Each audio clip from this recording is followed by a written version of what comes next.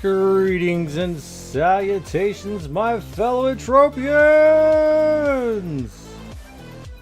It's time. It's time to go back to ARIS. That's right. It's time. It definitely is. Oh my. Alright, I've been cooking non-stop. Like non-stop. And it's been quite the situation. And ooh, man, I'm telling you, it's insanity. Do I have what I need? No. Ooh, Bruce with the 91 biddies. All right, let's see. We probably should just 25 versus 33. We'll just break this out. How about it? All right. Alright, I thought I was gonna die in the last couple of days, but I'm still here, so I guess I'm not meant to die. A little bit of medical issues, I suppose, but I'm still here, so I'm not dead. I haven't died yet. I didn't even go to the doctor. Haha. Get wrecked. We've been cooking like crazy. Alright, let's go. We're heading up to ARIS. We got a lot of work to do on ARIS. We managed to get for some reason every single time I check this I get disconnected, so but we sold the fish oil from Residue version 2 and we've just burned through all of our nutritional blueprints. We have a little bit of money. I'm like really upset. Provisioning is barely dropping anything in terms of blueprints, especially the unlimited blueprints. Maybe by design, I don't know. But everybody's like, I'll just wait till blueprints and stuff and all these cooking stoves just start to get cheaper and stuff. Like, okay, cool. If the blueprints aren't dropping, how's that gonna happen? Like, I don't know. I mean, I'm holding on to a bunch of them. Nobody wants to buy them because it's too expensive. I'm like, all right, cool. Well, I won't sell them then. How about that? It is a little frustrating. It's everybody wants everything for cheap, but at the same time, it's like maybe, I mean, some things will get cheaper over time. So I mean, the more patient you are, I guess, the better off you become. But I don't know, man.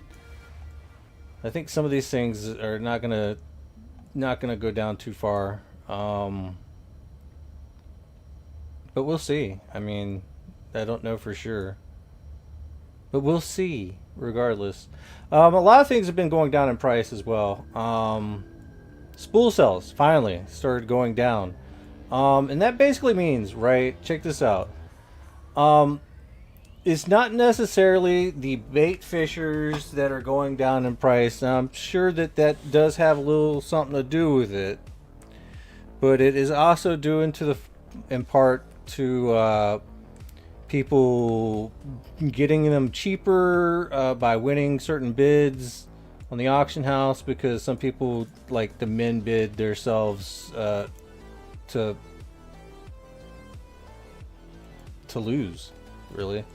And in some cases they go way too far down and it's not good. It's just not good.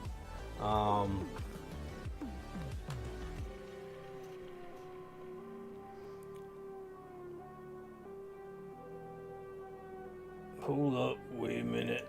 Let me pull this up. Must hit button. There we go. Alright, are we good? Are we good to go?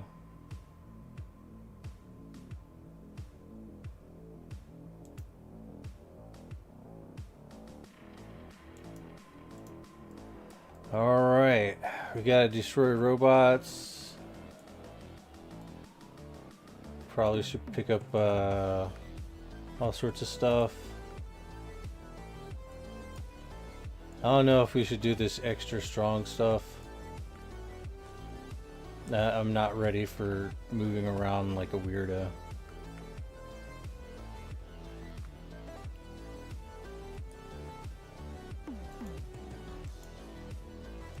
Defective drones and Thyroid elites. I can kill both, I suppose.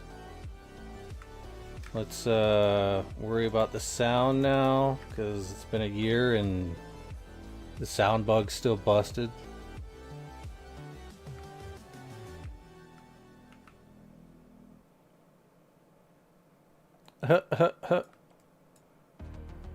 Of course, is Shilda.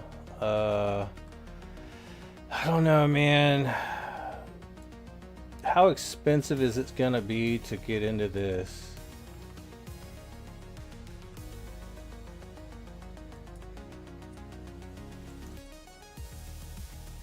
That's insanity. Those materials are insanity.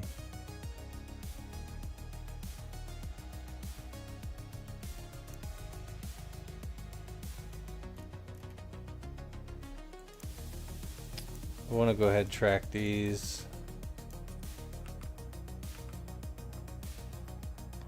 I'm like just a little bit brain dead right now. I was really expecting bad things, but I'm here. I'm finally here. Like I've been derping around just like auto crafting plastic mostly.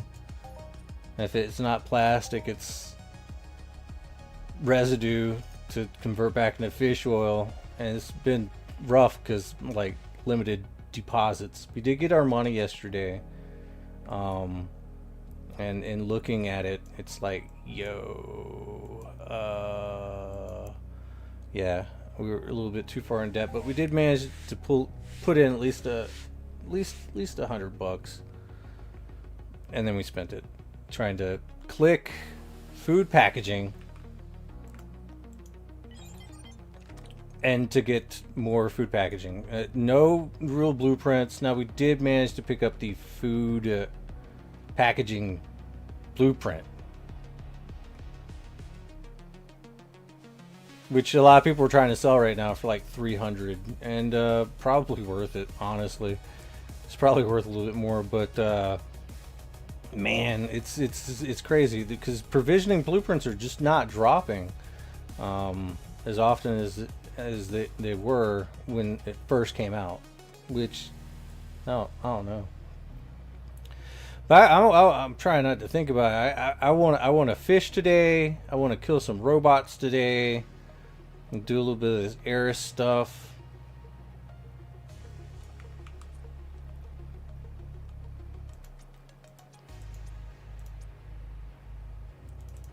On the plus side, we also have a lot of food now. We are trying to sell some in the shop. Now, we did bid only a lot of the food that expired yesterday. The bids ended yesterday, and it did not go very well. Super duper ultra lowball, and like, no. So either people don't know the value of the food or they don't care, which could be either or. I mean, a lot of people don't really post up on the auction house anyway to start bid wars or anything like that. They're more interested in what they can get right now.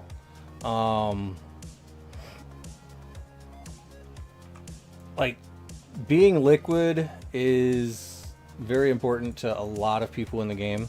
The moment they get something, they want money for it right then.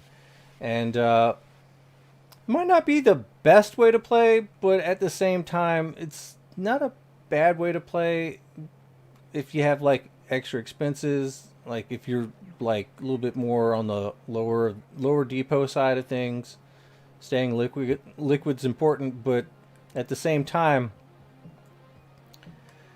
you know, kind of hurts because people should be holding on to some things for future investment instead of having a cash position all the time. What's up, Papa Howls, Ozzy Crocus, the Diggler? What's up, guys? Making Snow, Bruce, Doc, Quantum, hell yeah. I see you guys. I see you. But I don't know. I haven't really sold any materials for the most part. Just been keeping them. And out of just looking at what has transpired, we went on a little bounce. It looks like a lot of the stuff ended up coming back around.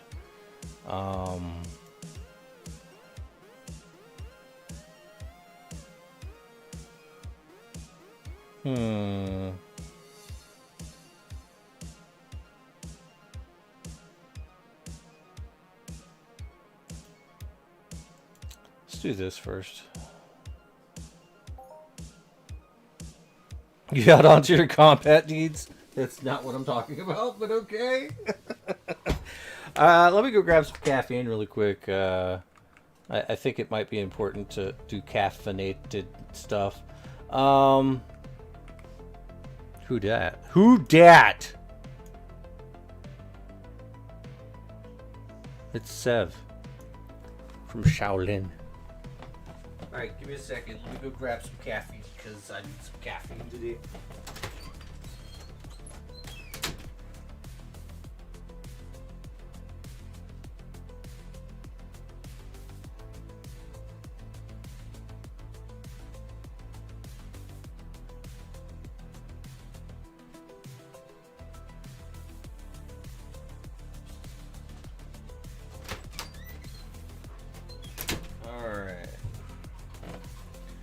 A nice cold Celsius. I think I got one of them caffeine headaches. All right.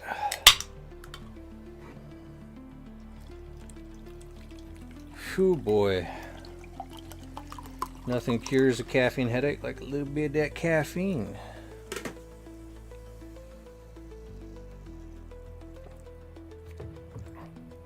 But most likely what I'm going to end up doing is going to buy some more moonleaf boards, long, nano cubes, oil, list. Maybe go cut some trees for the moonleaf boards and the short moonleaf boards. And cook up some more composite planks. And then make some more food packaging and hope that I get food packaging blueprint recycle. But as far as that goes, I don't know what drops what. But I could go with the copper route and copper and zinc and try to get some more antimicrobial, but that's kind of painful as well. I don't know what to do. I am feeling a lot better today.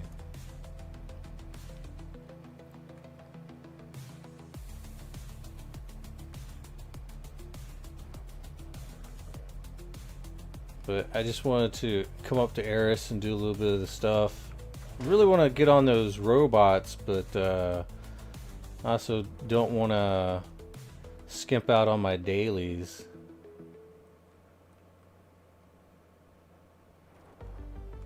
Alright. This is a pretty nice daily. Alright,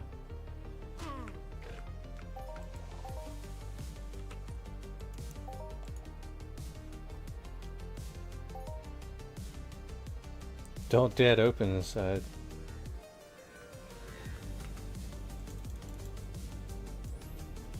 Alright.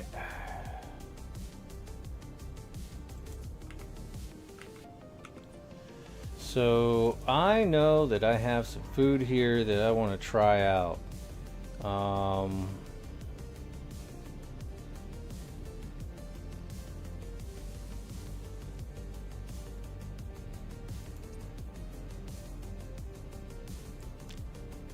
Oh my, I hate this. Alright, so I want to take the tasty carp.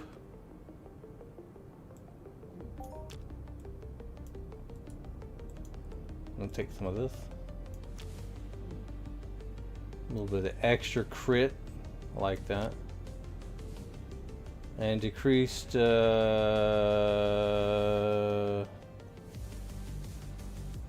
man, I don't think I have it on goodness.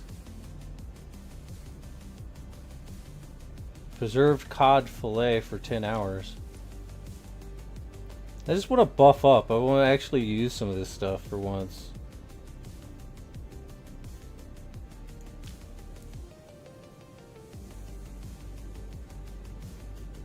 Alright, so it looks like we got 7%, and we'll just go ahead and take one of these just for good measure. There's still a lot of things that are not buffed.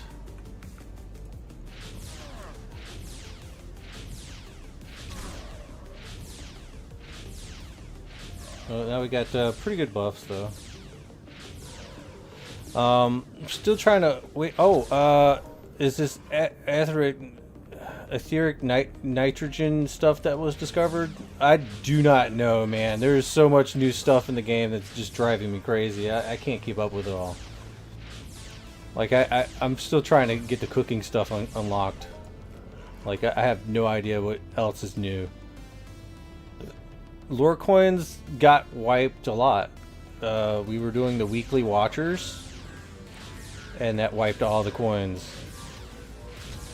But now we're not doing that anymore, so we're just going to build the coins back up. Speaking of which, good news, we do have 100 PED to give away today, thanks to Christian Bishop, aka Super from the Hardcore Society. I gave him a raid and he gave me 100 PED and he said use this in a giveaway, and I'm like, okay, sure. So we're gonna do a 100 PED foursome, so that means 4 people are going to win.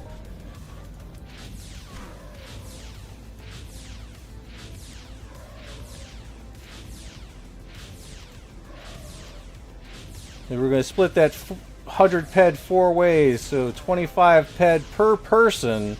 And just a friendly reminder, you can double dip. That's right, you can double dip into the YouTube algorithm, because on the YouTube side of things, we have right here, if you go over to the YouTube side, you can also collect lore coins over there.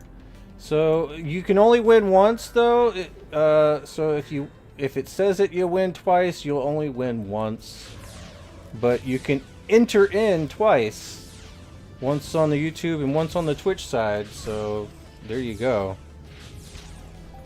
Because tickling the YouTube algorithm is important.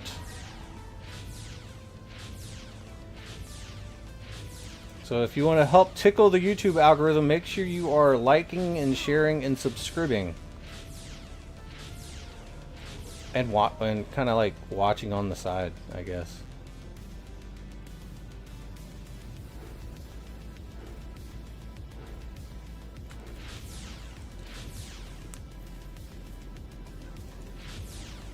But it's not cheating or anything like that, because it's allowed.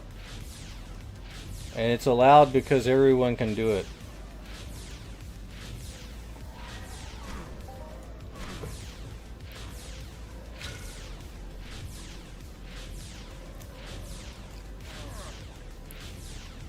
Which is nice.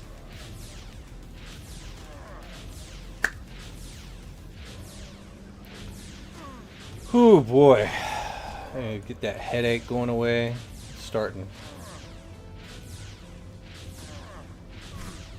But I think the best thing to do with baitfish, if you are kind of on the I'm not going to click this crafting recipe for spool, is to probably just not even sell the baitfish and just go ahead and convert it into spool and then fish with it and sell that.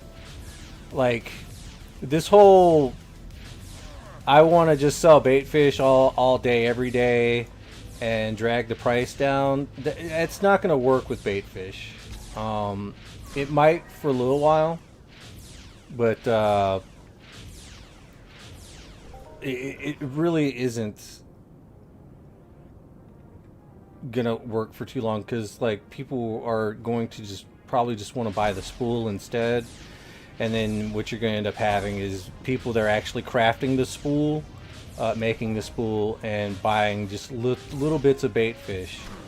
So you as a bait fisherman should probably just try to get as much money as you can and get an actual fishing pole, and then actually go fish and do that, and cycle a little bit, and still you can still make money if actually fishing. You might make a little bit more as opposed to someone else that is, you know, just buying the spool outright. But I don't know. I could be wrong. I mean, I'm not good at math, but I can tell you right now, if everyone keeps bait fishing and just selling the bait fish, and that's all they do, it's just a pure extraction. People see that, and they're probably not going to want to do anything. If you are actually cycling and stuff like that, you know, contributing to the game and stuff, then you'll probably see a little bit better results, because, you know, stuff like bait fish isn't in high demand as much as spool is, and actual fish scraps and fish oil and all the stuff used for cooking is in demand, while bait fish is not.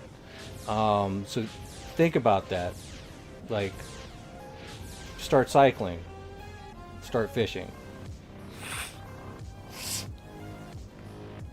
And of course, we're still going to have some lowballing people that just keep bait fishing and bait fishing and bait fishing and bait fishing and bait fishing, and they're going to get so frustrated they're going to drive the price all the way down. And, you know, I don't know. It's just going to be interesting to see how it goes. Like, I'm not saying that going free to play with the bait fish is a bad thing, but I'd love it. I'd love to see a cycle. I think cycling would be important. So take your bait fish, turn it into spool, you know, get a little bit of money for it if somebody's going to offer a little bit, and then just start trying to just participate in the fishing economy on the lowest end. Starter poles are really cheap. Like, there's not much markup involved in the starter poles, like the angler, the level 1 angler, and, you know, all that other stuff. Like, the lures are pretty cheap. You can potentially make a little bit of money, especially if you're like really smart and you just end up selling fish. Some of those fish will get you a little bit of money, because they're dailies. But of course, we also probably seeing. I do think that a lot of people are a little bit tired of fishing, and are dipping out. They liquidated all that they could, and then they walked away. And, you know, that's fine. They're going back to hunting and stuff like that. I would have waited. I'd keep fishing right now. Honestly, I'd keep fishing until the next big thing comes out. Because right now, I don't think. I honestly think, okay, not often and not very correctly, but I honestly think that they will be putting cooking into hunting, and I think that is the natural progression. They want to make sure that people are started off on cooking so far, and we're still in the first stages of everyone getting ready to cook. There's a lot of price discovery that's going on, especially for the blueprints, and the blueprints have stalled. So the blueprints that are on the market, people are holding on to, like, that's it, man. Like a price has to be discovered for those, and, you know, in some cases, if you're like looking out to try to get your own, good luck. I mean, it's really hard. The provisioning, especially, is not dropping is enough to supply the demand, and the demand is really, you probably fall into this, like, the demand is wanting to buy it for cheap, or wanting to wait until everything's cheaper in order to get in, And you know that means cooking stoves. They want them for cheap. They want cheap blueprints. They want it all to be cheap, and they want the cheap cooking materials. So some people are just waiting, and that might be the play. And then it might not be the play, because honestly, you got to remember, like, the cooking is supposed to be a high markup profession, and even at we're still like at 250%, pretty much, for the spool and all this other like fish oils and stuff like that. It's still around that, so I don't know. Motan Scoit says, I don't know what other recipe is to transform baitfish into spool, then refine it in a refiner with universal ammo. It could be any ammo, by the way, but that one is kind of losing money unless there is a good refiner, and I use the NI one. And yeah, the thing is, like, you got the spool blueprints, and these are the expensive. Okay, like, you're looking at 50 baitfish. You get 50 baitfish and a Transgen Bombardo or any of the Transgen fruits in 100 nanocubes. This right here is the wild card, the trump card for spool. All right, so basically they can take 50 baitfish and potentially turn one click, which is, this is 10 PED worth of a click, actually 11 PED. Because the Transgen fruits are 1 PED a piece, and this is kind of what makes it to where it's not going to be feasible to always count on selling baitfish. Right? This right here is the wild card that makes bait fishing not a viable profession. Right? It is because of this blueprint right here that spool prices can go under the stated what you would love to get for bait fishing, right? So everybody wanted to stop and think and look at 3 PED per 100, right? Well, not 3 PED, but 2 PED per 100, which puts spool up at 300%. At 2 PED per 100, but that's just for that conversion. Okay, it's this right here, this spool cell blueprint, which there's 4 of them to match all the Transgen fruits. If Transgen goes down in price, you're going to look at cheaper spool cells. And bait fishing as a profession, like full time, like a sweater would sweat, is just not feasible. We cannot do that. And the reason being is because someone's going to take 50 baitfish and they're going to do a click of this. I mean, I know that there are failures and stuff like that. That's true. And near successes. That's also true. But still yet, the risk kind of does outweigh the reward. Especially if you can get this blueprint up in quality rating over time, and you're looking at cheaper spool over time. So this is why I keep reiterating: if you are thinking about doing the free-to-play bait fishing, get yourself a fishing pole and participate in that side of the economics. The free-to-play aspect of bait fishing is there. It is definitely there. But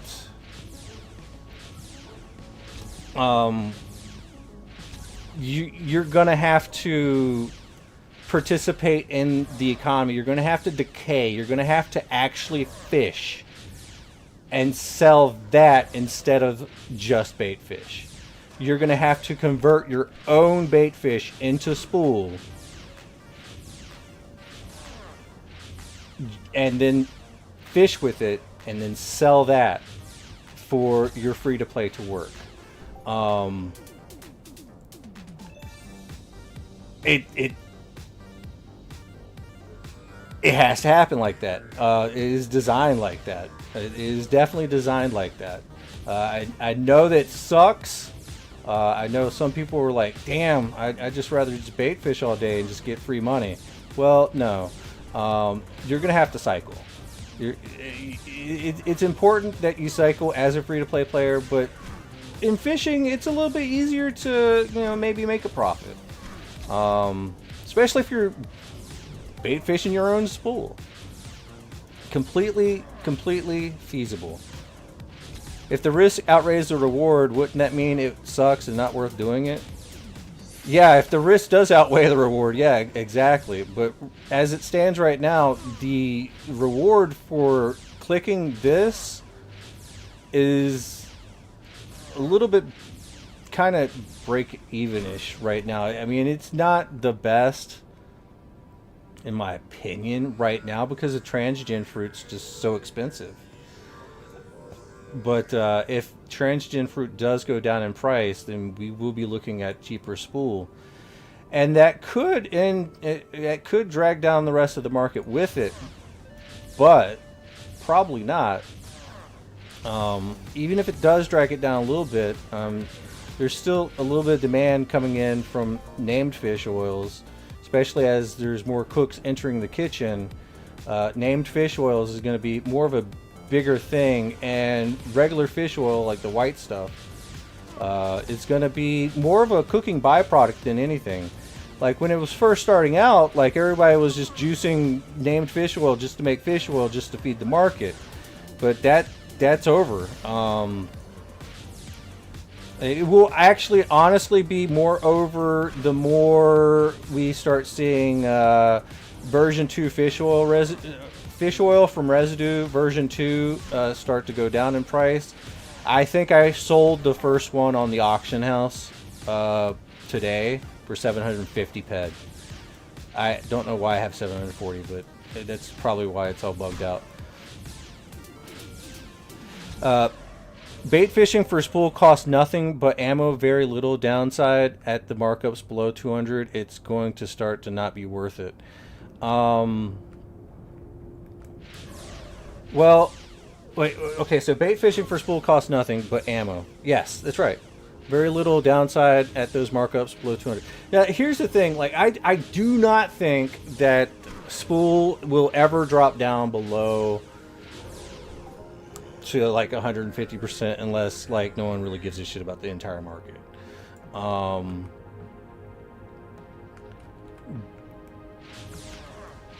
But it does cost time. Time is money, friend.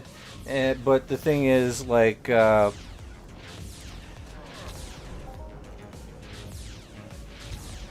competition to sell bait fish needs to stop. Like, people need to just hold on to that shit or just convert it into spool. I don't know. I just know that, like, the paradigm does need to shift a little bit from free-to-play to free-to-play cycling. Because fishing's really cheap. It really is.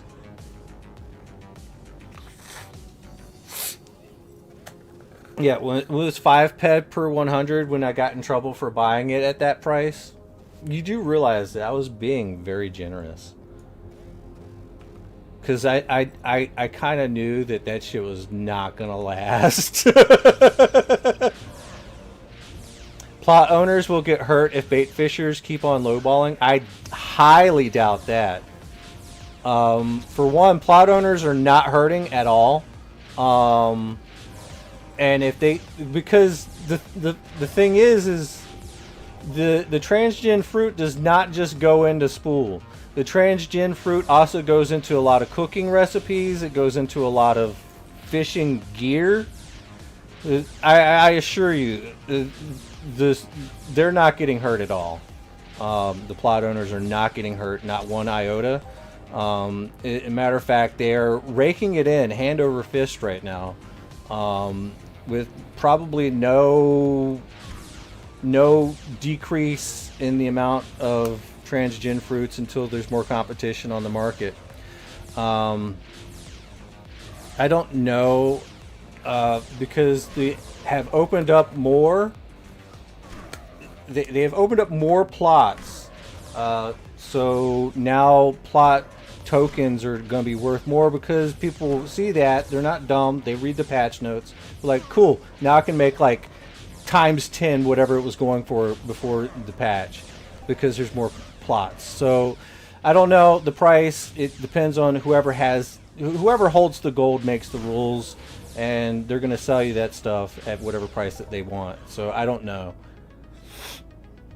I kind of wish that I had my own plot, but I'm not spending like thousands of dollars just to compete in a market that it's gonna suck. And just FYI, unless you got the money to invest like crazy, like seriously, like getting a plot, you're going to have to build that thing from scratch, and that's going to cost resources too. It's not like you're going to get a plot and like automatically start like producing transgen fruit, right? You're going to have to build the plot up first.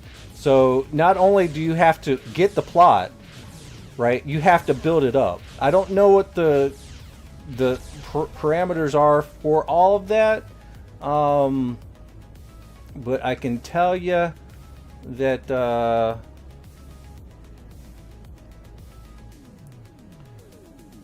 it's not going to be cheap, especially considering I think that composite planks actually do go into building your plot.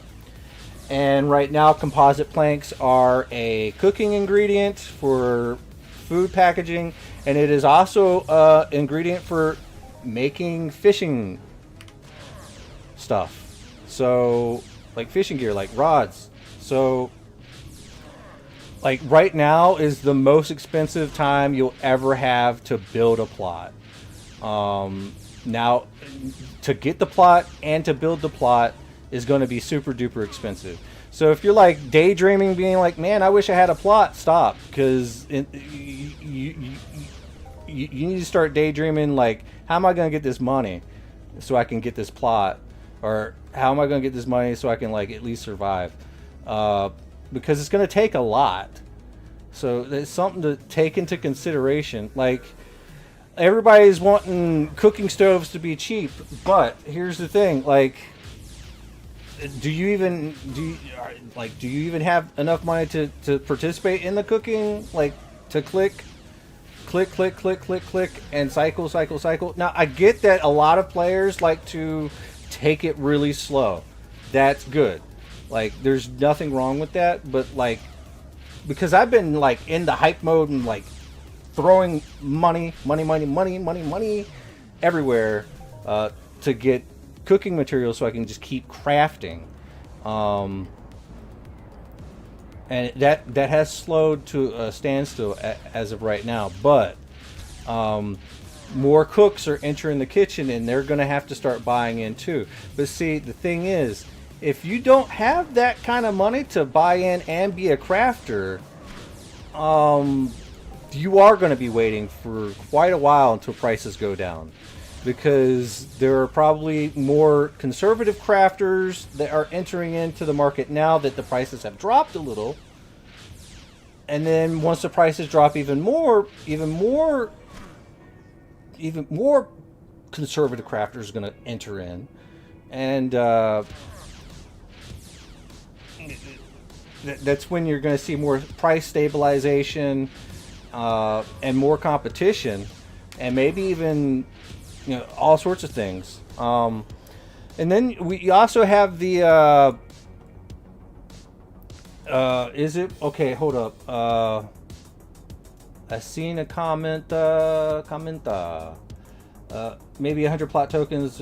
I think you only need like 27 or something, or 30 or something like that. I don't know. Loris, is it worth it Lanty and Sturgeon give for the daily, or is it worth it to craft the Sturgeon oil at 500%? It depends. Is the daily for the fishing gear or the cooking recipe? If it's for the cooking recipe, it might behoove you to go ahead and skip on that one. But if it's for the fishing gear, you might come out on top on that. But you're still gonna have to put the scrap in, the fish scrap in, and the fish scrap's pretty cheap right now, which is pretty nice. Listen, when I was saying the market was tanking, right? It's not necessarily a bad deal that it is, because, you know, if you can pick up that fish scrap for really cheap, and then you can start converting regular fish into oil to make a profit that way, then yeah. I do understand that the Sturgeon is at like 500%, and that's pretty nice. It's pretty decent. Swordfish is still pretty high too. And I can tell you, it's high mostly because, you know, some dumbass in the market just kept buying it at 1,000%. I don't know. That was me, by the way. But it's probably worth that. But it could stand to go down in price just a little bit more. But to be completely fair, I mean, Sturgeon is probably the second best. The only thing is like, when it comes down to the Sturgeon and the Swordfish, it's mostly used for like Swordfish. The reason it's been kind of high for a quick minute is because your boy decided he wanted to go ahead and get his quality rating up to near almost 100% on the fish sauce recipe. So I'm at like 99.1, and that requires every last fish oil, named fish oil. So I've been buying Swordfish oil nonstop, Sturgeon. Some of these other oils I have in back stock due to buying it from the sock mates for Spool, and in other respects, like keeping the Sturgeon and the Swordfish up. So, like, I don't know what they're doing with all that, but if they're like selling it to a reseller, but I'm giving money to their reseller and stuff like that, and somebody's getting paid. But I mean, the Sturgeon being up to 500% kind of makes sense. Catfish, eel. Catfish is kind of an interesting situation. It is a little bit not so common on the drop, but common enough if you're fishing in the right place. But eel isn't so common on the drop, but eel, carp, Sturgeon, and Swordfish definitely, and pike, they're definitely used in some of these blueprints. But we're not really seeing a lot of people cooking those blueprints yet.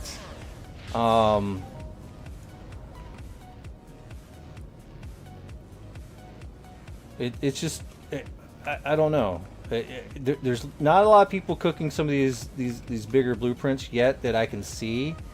So once that actually happens, you're gonna see prices for named fish oils start to go up and dance around a little bit. Especially if somebody else is trying to do a fish sauce recipe. Of course, a lot of player-to-player trades are happening and whatnot, so you're going to see lots of different things. But let me go ahead and start reading some chat. Swordfish really rare? I think so. But it's not worth it to get a 130 PED fishing rod with all of attachments just to get fish right now. Listen, you don't need it. I mean, you kind of really don't, especially if you're going to go a cheaper free-to-play route. Like, you can farm up most of the fish that I was just mentioning with the regular fishing pole. You don't need to go up too much. Hell, just, like, I'm not going to go up in my fishing pole until, like, I actually am the level of. And then I might go up. But as far as attachments goes, most of those attachments can fit on anything, level-wise. So it's more of a quality of life. It allows you to fish faster, which comes at the cost of the decay. But if you just work on the standard starter fishing stuff, your decay doesn't really matter too much. You can replace that easily. You can probably replace it with a little bit of your profits over time, especially if you're bait fishing or in Spool. But I have not actually experimented on this at all, so I could be bullshitting you, but I just by estimating the numbers, I think that it's completely feasible to bait fish your own stuff with a starter fishing pole, go out and actually fish, then try to sell your stuff, and get the skill, because you're going to need the skill.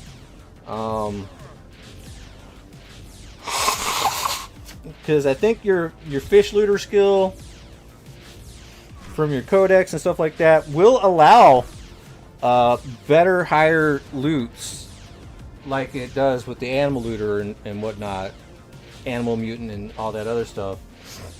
I think it will allow you to get better loot, but don't quote me on that. I do not know, but let's assume that it does. So you being a bait fisher, free-to-play, regular fisher, would probably be the best play. But then, you know, all of the big fish hunters, like people that are willing to go deep into buying the big gear, the best gear, and take the biggest risk, those guys are going to want to buy their spool as cheap as possible, aka buy the spool from the crafting, because it's going to be a little bit cheaper. And they're not going to want to bait fish their own spool. It's just not going to happen. Because they want to go out and actually try to see if they can't get that first fishing globe or whatnot, or find the next rare fish that hasn't been discovered yet. So it's just like crap-tastic. Cool. Should I ice shield chipped? Come on, baby.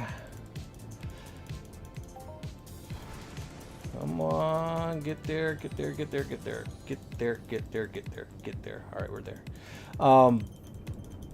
So you gotta know that there are going to be like big time fishers, and they're gonna want to go ahead and get their spool straight off the market as cheap as they can, and then they're just gonna go off and fish with it, and they're buying the best gear and all this other stuff so they can fish for the best fish.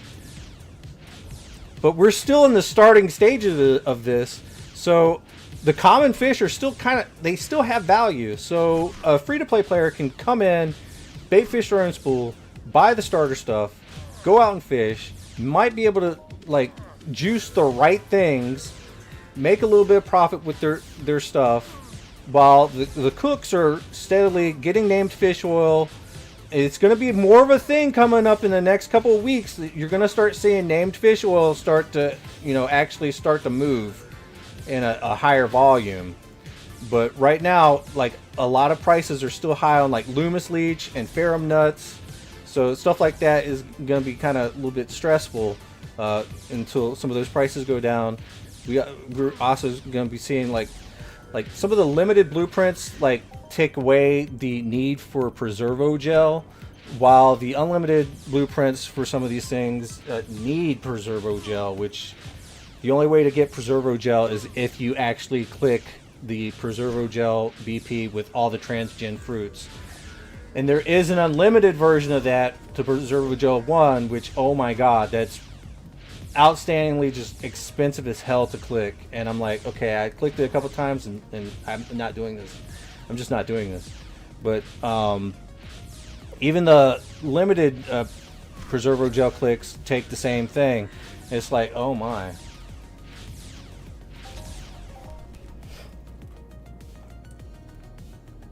You say you got 11 PED worth of pike oil. Is that decent for the... Yeah.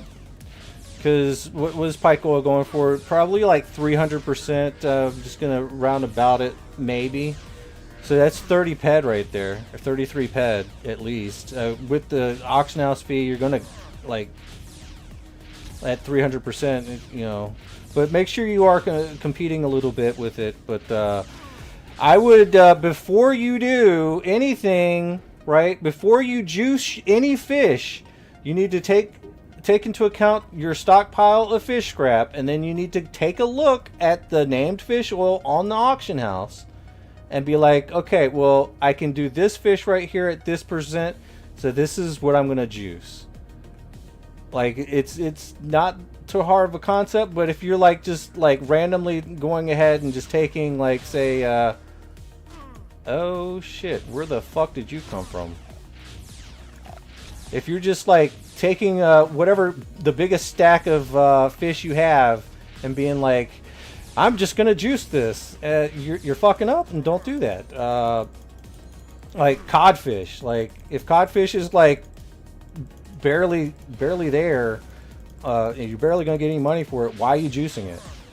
Hold on to your codfish, because let me tell you, the codfish, it's one of those fish that doesn't seem like it's worth it, but it will be worth it a little bit later. I'm pretty sure that there's going to be some more recipes with cod fish oil later on down the road. I haven't gotten them yet, but there might just be. I don't know though.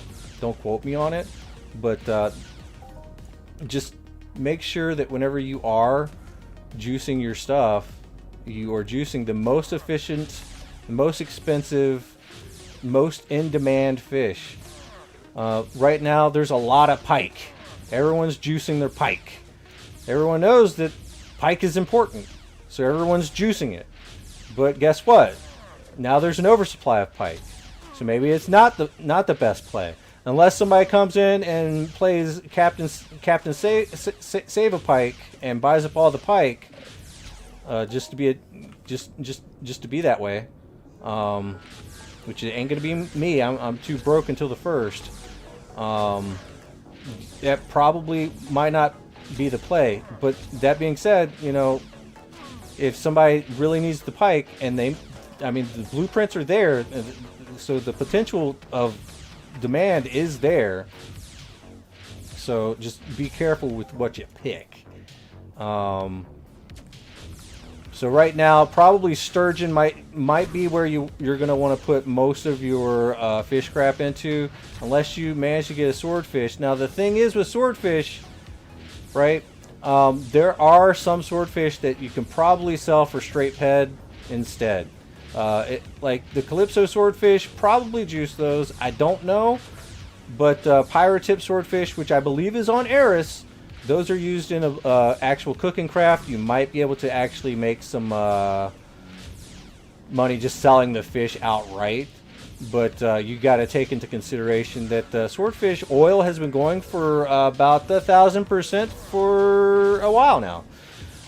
So take that into consideration when selling your swordfish, because if somebody gets swordfish cheap enough, they're just going to juice it anyway.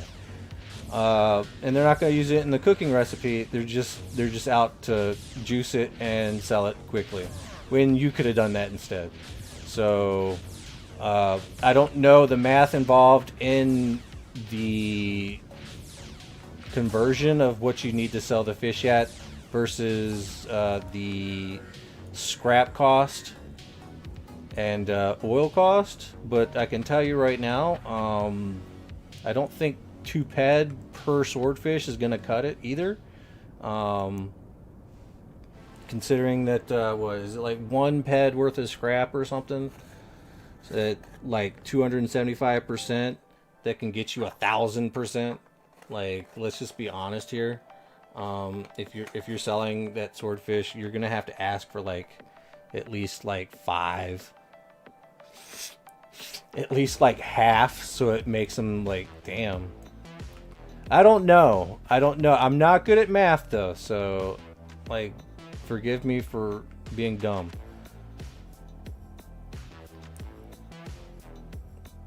But also, I mean, people are still trying to, like, one thing when it comes down to investing, sometimes investing is getting whatever you're looking for the cheapest amount possible, and then trying to resell it for the highest amount. But I'm more of a, let's just try to be as fair as you possibly can. Everybody takes a little bit of profit, and instead of just a vast majority of people just taking all the profit. So try to educate yourself to where you're more apt to take more of your own profit. And if you want to share that with somebody else, you know, like, that's fine too.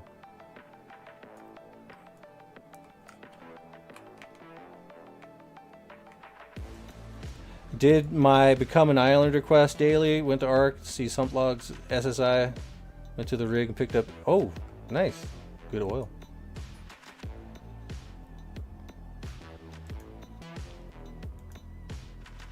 Alright, we're gonna go ahead and can throw this in. Alright, we got decent. Some of that's gonna end up being like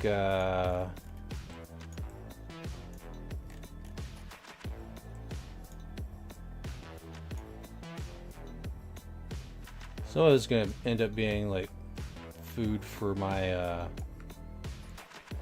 my crafting. Alright, let's head over to the next spot.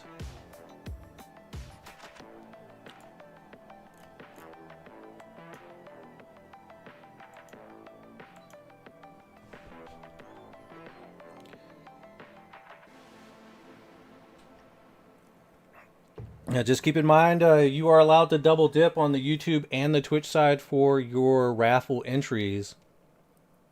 4 people will win 25 PED. This is courtesies of Christian Bishop.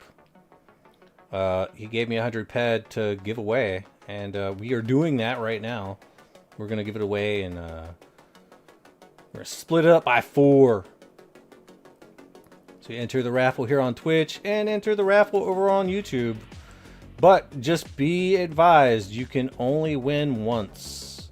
So if you win on the YouTube and the Twitch side, you only one's going to apply.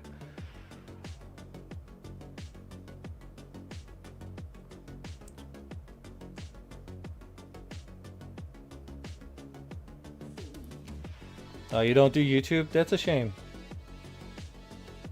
Because we're still trying to raise money on the YouTube side. Ooh. Yeah, most of my stuff is still on YouTube.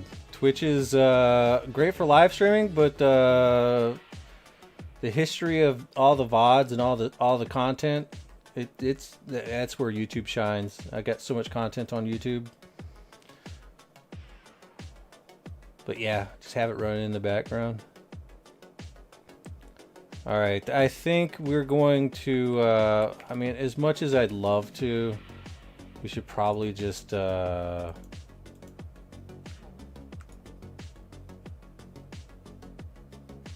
gonna save these up again. Oh my god, why is this mouse bug thing?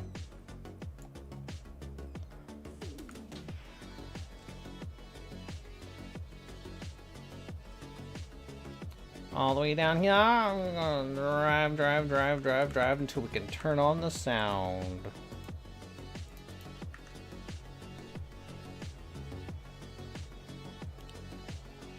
You went to YouTube only when my account was blocked? Ah, well, yeah. Yeah, when I got suspended from Twitch for saying something stupid. And they suspended me for it. Yeah. That really sucks, cause like I was giving Twitch a lot of money, and I'm just not gonna do that now.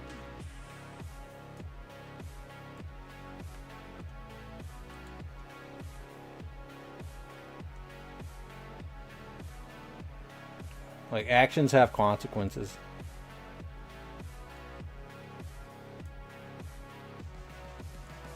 Not that I want to be free from consequences, but at the same time, like, if I say something like really kind of silly, and somebody takes massive offense to it, you know, like, that's one out of like hundreds of people that didn't really give a shit, right? Like, dude.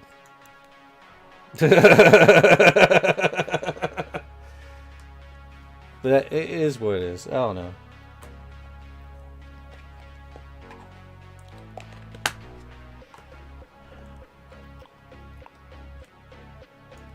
Alright, where are we? What are we doing? Okay, I get it. I understand now. It's pinned. You can have up to 10,000 tickets. There's no way anybody has 10,000 tickets, but you can have up to 10,000 tickets.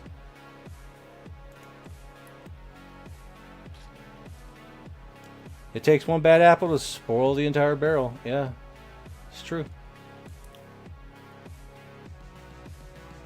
And listen, I don't stream for like, I don't want to be the next Asmongold, okay? I don't want to be the next fucking PewDiePie.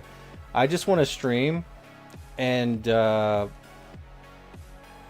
a running record of what I've done with my life, right? And most of my life is playing video games, so to have a running record of that is good, you know, in my opinion. And I appreciate you guys hanging out, you know, for real.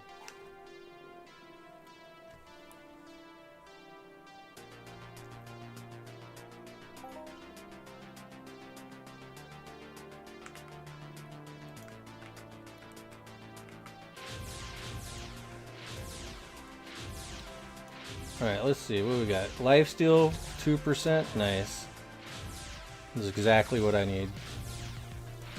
Now we got some other food. I don't know if we got the Lifesteal food. I really wish I could get the Lifesteal food. Oh, there it is. I'm going to consume it. So now we got even more Lifesteal. Got 5%.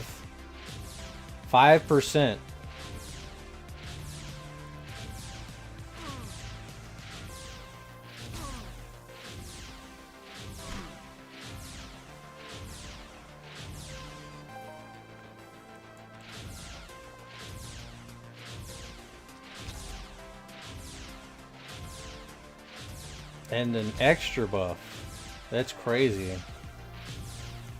I'm eating my profits. I know.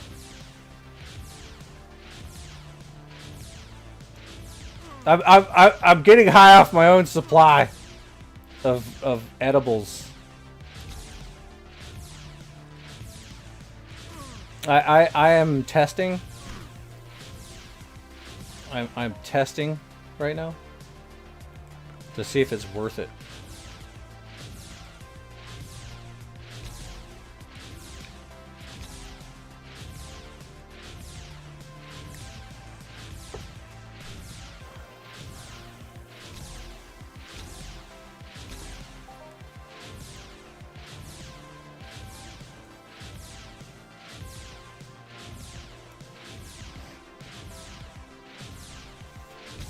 But I still think that there is, like with the fishing, even though it might look scary whenever prices drop, like this fish scrappers or whatever, it looks scary on paper, but in actuality, like the named fish oils didn't really drip down as far.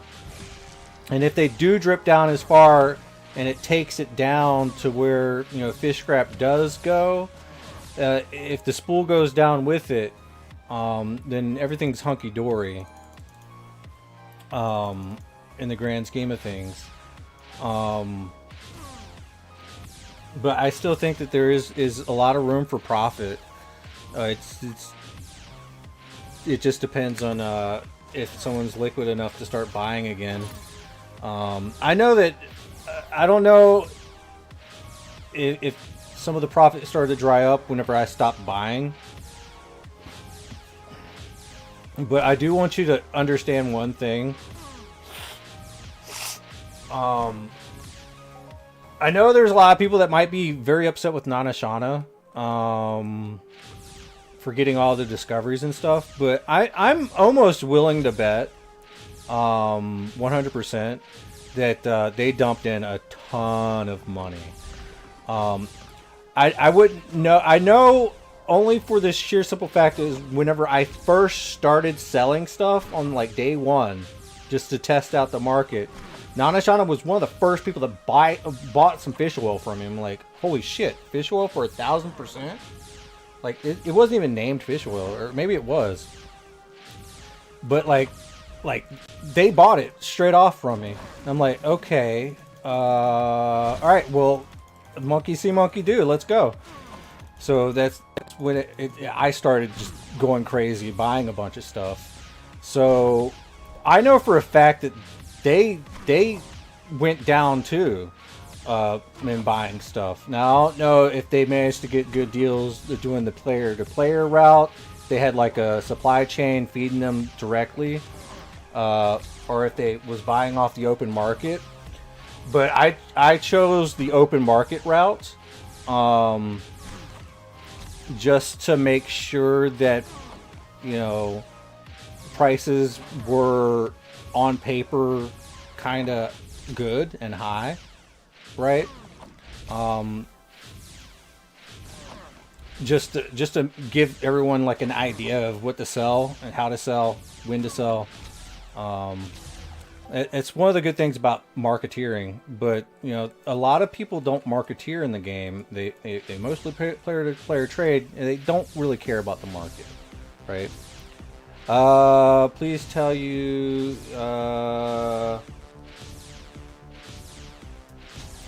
Oh, I want to cycle around 5 PED of ammo on hunting. Should I do level 0 and level 3 mobs? Yeah, you should probably start as small as you can. Yeah, start as small as you can for now.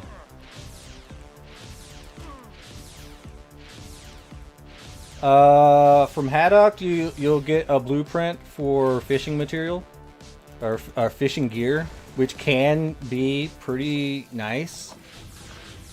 Some fishing gear blueprints. People will pay a pretty good amount.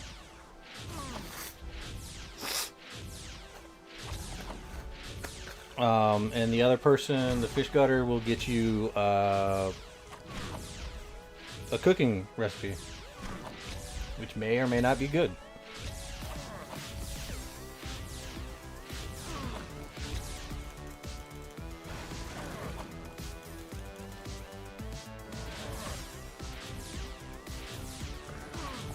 Most of your daily BPs have been selling for at least 5 PED. And is that for the fishing gear? Because the fishing gear only drops 1 click. So if you're getting like 5 for it, then yeah.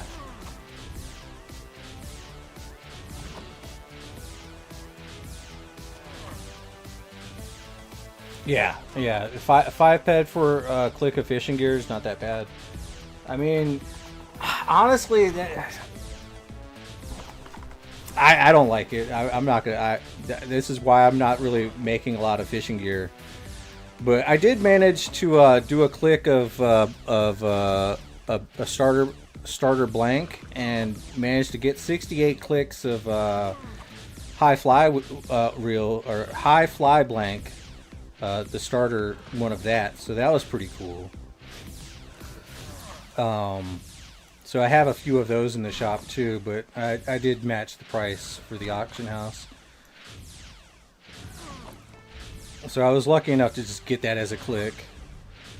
I'm out of sweat ball bait. Yeah, I'm going to need to make some more stuff. Sorry.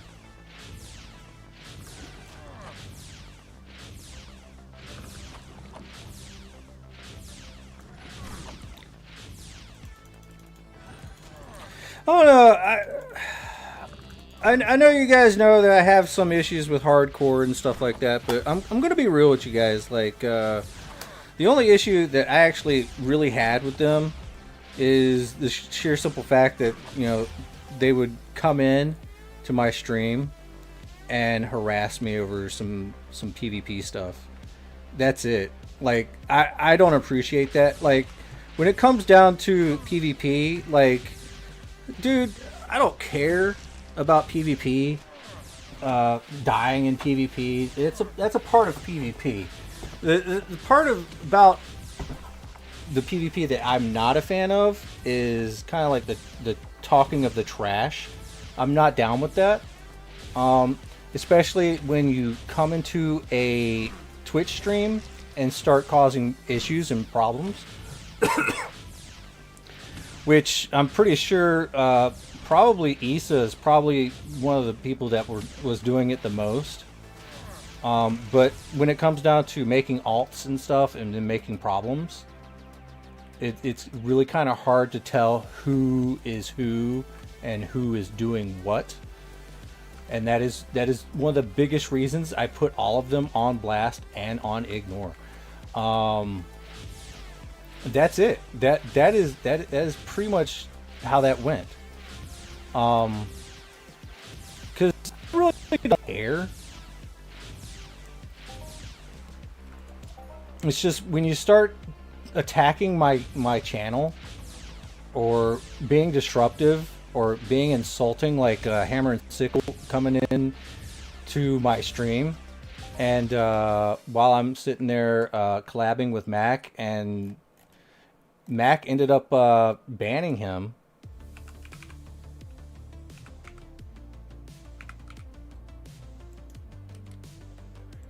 Because he just kept insulting Mac. And, you know, I don't appreciate that at all, honestly. What do you mean wrong password? You're tripping. Yeah, there you go.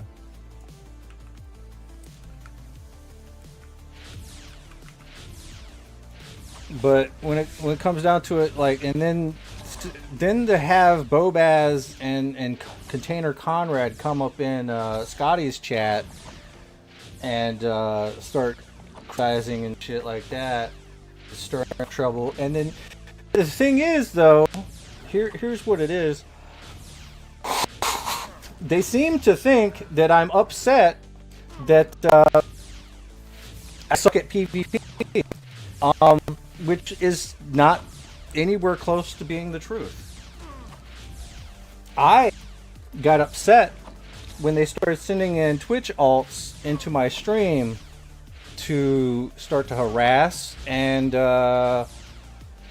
just insult and stuff like that.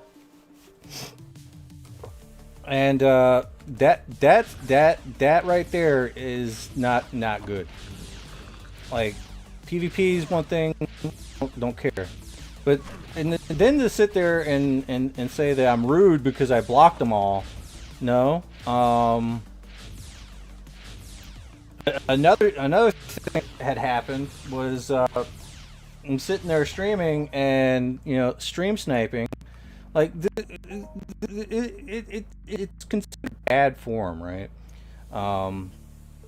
Even though, like, I guess, like, I guess Ukraine did some stream sniping on Russia and stuff like that, and ended up, like, devastating them, right? So in a real world scenario, if you're like compromising your security, yeah, I can see how that would be really dumb. But you know, have some decorum when we're gaming. Don't be a stream sniper. Even though, like, they don't really need to stream snipe to win, because they're really powerful, right? Like, I don't know, and to just be like, you suck at PvP. Like, dude, it's not about that. It is about your actions as hardcore. Like, the actions that they portrayed, very unsportsmanlike, especially with the stream sniping, but also with the insults and the coming into the stream and acting the fool. Which, unfortunately, because of the use of alts and stuff like that, it's really hard to tell who is guilty. So I just thought a blanket ban would be the answer.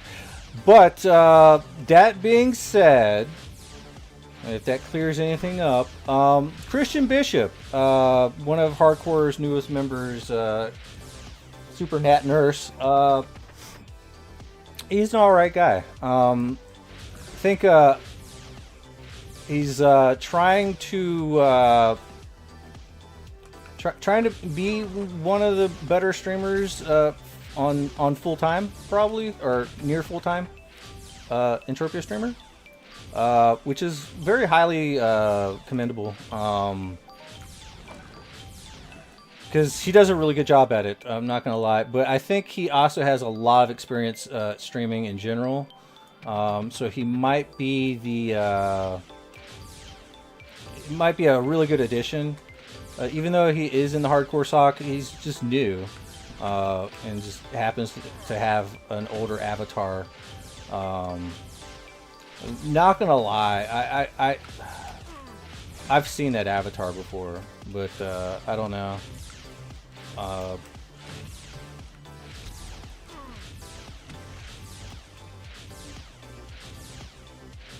That's neither here nor there.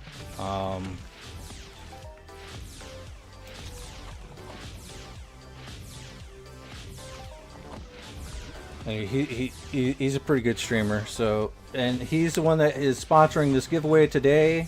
As I am like tapped the fuck out, honestly. So this is kind of hard for me to really consider doing giveaways at this moment, but I think he has like a lot of stuff that he's trying to do, like sweat buys, bait fish buying, etc., etc., etc., etc., and giveaways and stuff like that. I just want to, as a cautionary tale, let you guys know that in such a small community of what we have right now, like. Doing giveaways like that is a little bit rough on the bankroll, and in some respects, like if you're thinking about trying to do giveaways at a large scale, it will be coming out of pocket for the most part, or you know it's going to suck up almost all your Twitch revenue. So anybody that is offering good giveaways, just understand that that's mostly coming out of pocket.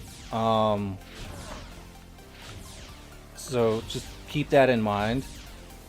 It is a good way to get butts in the seats, but at the same time, it's there's a lot of players that do like to just stick around for the giveaways, but there are also a lot of players that don't really care if you're doing giveaways or not. So it really does depend on your personality and stuff like that. So, as a content creator, you should probably just find out what works for you the best. Don't worry about doing giveaways if you do not have the bankroll for it. At the same time, they are nice to do. It does show that you are trying to help out the community as a whole. But just know that some of that's probably going to come out of your pocket. So don't be discouraged if it does. But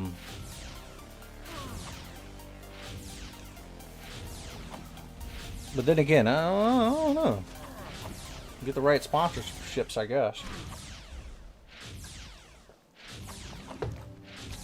But yeah, Super Nat Nurse, Christian Bishop, he's alright with me. I don't have any real issues with him. I did explain to him what happened, and he's just offering some apologies. But honestly, it would actually be kind of nice if I was to get back on neutral speaking terms with some members of Hardcore.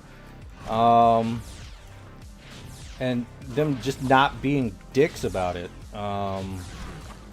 Because PvP is one thing, but like, I think a lot of us have the same goal in mind, is to try to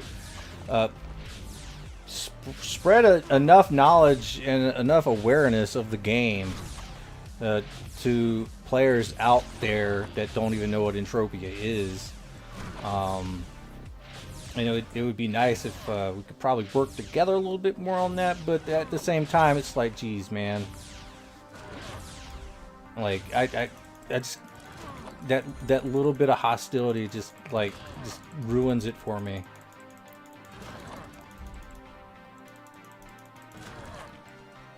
It's akin to like bullying, and I'm just like, no, I don't think so. But I think some of the issue comes from the non-content creator side. So I don't know, but 'tis what it is, I guess. I don't know. It'd be nice. So I might just blanket amnesty at some point. But that being said, like, I'm still not gonna put up with like trolls and shit. Like, it's still not okay. I still think that because I basically pointed it out in Scotty's stream that no, the reason you got banned was because you kept sending people into my stream to troll, and then next thing you know, we get somebody coming into my stream to find every little last bit of details to try to get me off platform, get me canceled. And that's why I'm like, okay, well, did these boys get this guy to do this or what? I don't know. Because it just seems kind of weird that they just send somebody random being like, ah, Lorespade's a liar. Like, dude, like, I'm literally like spending a lot of my own money trying to help out the community.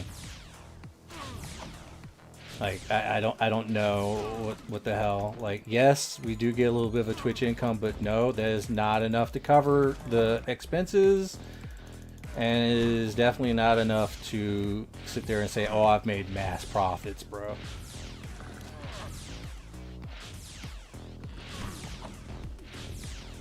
Do I know where to get free outfits in the game? Or free armors for cosmetic? You're gonna have to. There's a lot of information everywhere. Just because it's free doesn't mean you're gonna make money off of it. Sometimes it's not really free. There's like strings attached.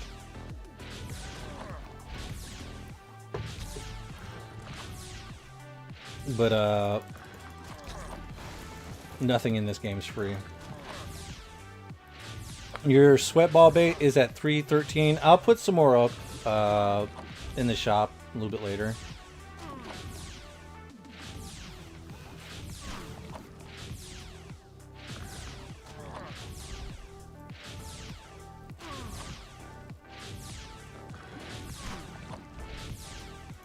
Oh, son of a gun. Why can't I pay attention? I can't pay attention! Too busy looking at stuff. Alright, revive.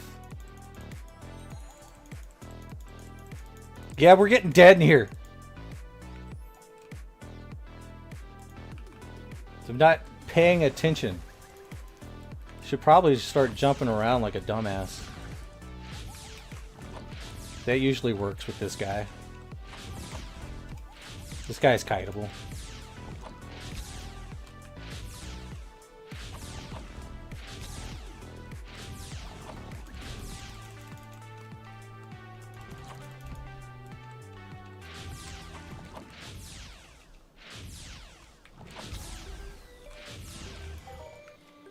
$47 PED. Let's freaking go. Alright, let's throw this back in. I really want to get some more tasty swordfish broth, but I need more good stuff for that.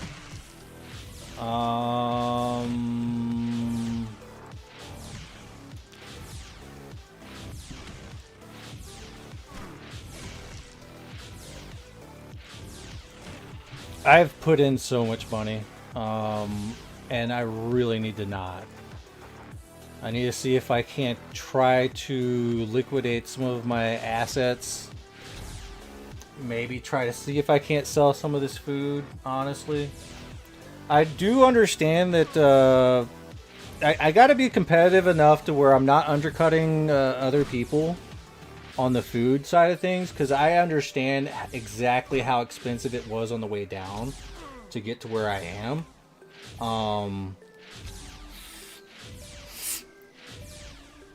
And some of the food, a lot of people want to get it really cheap, but it's not really cheap. It's just not.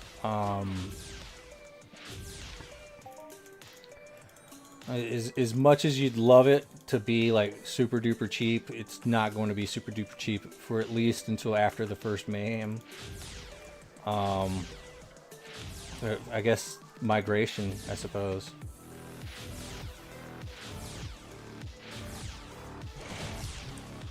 So I kind of want to like not kind of slow roll it, but there's like a lot of those cooking blueprints are coming out of the quest, right? A lot of those are kind of higher level BPs, but even buying it cheap, it's still, you gotta like price it kind of high because of the food cost, the food container cost. And just the sheer fact of all the investment that went into it to get there, you have to get that repaid somehow.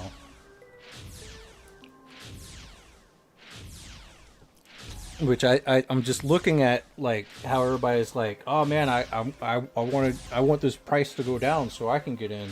Like, yeah, I don't think it's gonna work like that. Like even if it is a bottleneck from maybe NanaShana holding on to a whole bunch of blueprints and not letting them go, and they have a built-up supply and it's like keeping them from dropping. At the same time, it's like a lot of that is like, damn, like the cost that went into the provisioning side of things, with the copper being so high for the antimicrobial blueprint, which is where a lot of stoves were coming from what I've seen. The fact that the stoves aren't really dropping, he's bidding on the daily BP still, good. Yeah, I should probably follow suit in doing that as well.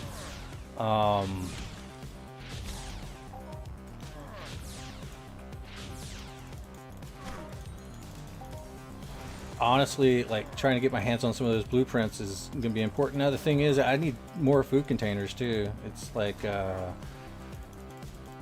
right, come on, buddy.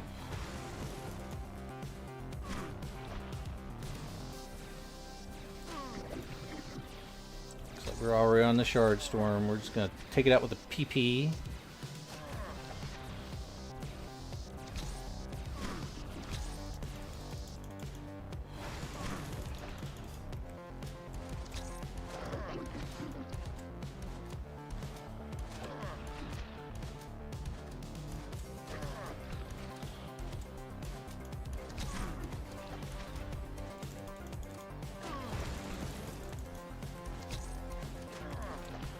That cryo blight, once you start getting the stacks on it, it just really helps with that regeneration.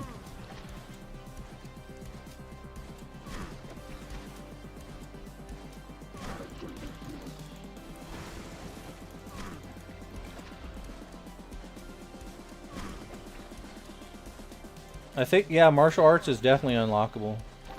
I think that's the one that gets unlocked, right?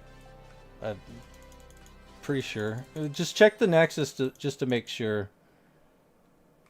Don't forget to check the Nexus. I think that's one of the first unlocks for melee. It's a huge one too. Martial arts is like high HP.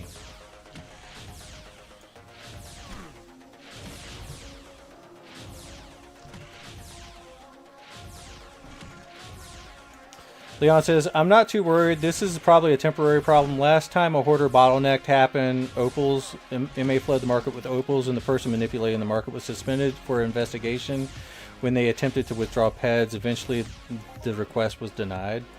Ah. The thing is, though, one of the reasons I'm like kind of hoarding off the stoves is kind of a two-pronged thing. No one wants to buy it for the price that I need it to sell at, which is the high price. And then the other half of it is what it says. It literally says you can get a fee in the future from people using your stoves. So I kind of figured the more stoves I have, the better for that. But at the same token, it's like I have sold stoves. And I did it bid only, and I guess the first time I sold a stove was not a bad price of like 700 and something. But the second time I sold a stove, it sold to Black. Black bought it for 500. I'm like, okay, cool. I'm not selling anymore. because Black didn't need it. He was just trying to lowball it, but you know, at the same time get it for the highest price he could. But he's still going to probably resell that thing.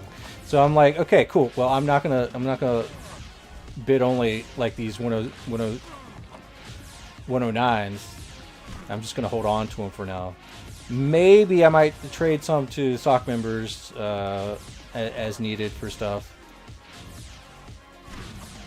Yeah, rings still say in the future they can deteriorate. Yeah, that's true. But at the same time, like this is a new system, and I think depending on how things go down with the stoves and stuff, like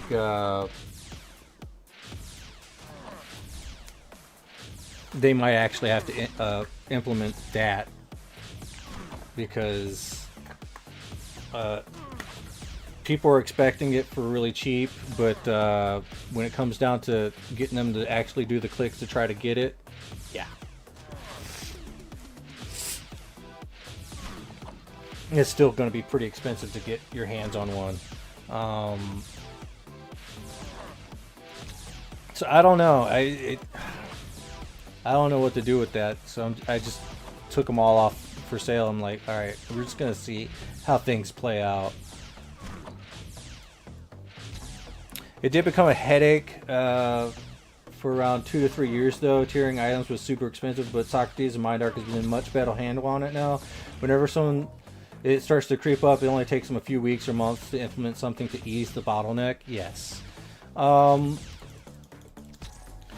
Like whenever I get a food container, I'm usually the first to just go ahead and click it and get it where it needs to be. The only issue is right now I have food containers that I can't even use due to not having enough blueprints for making food, and they're too high level. It's like, oh shit, well I'm bottlenecking some of the higher level food containers, but no one needs them yet.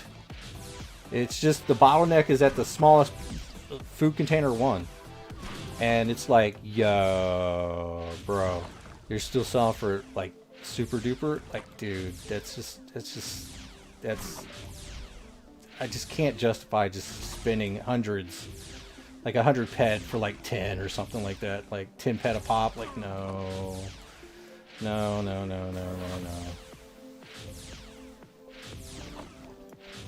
just can't justify that.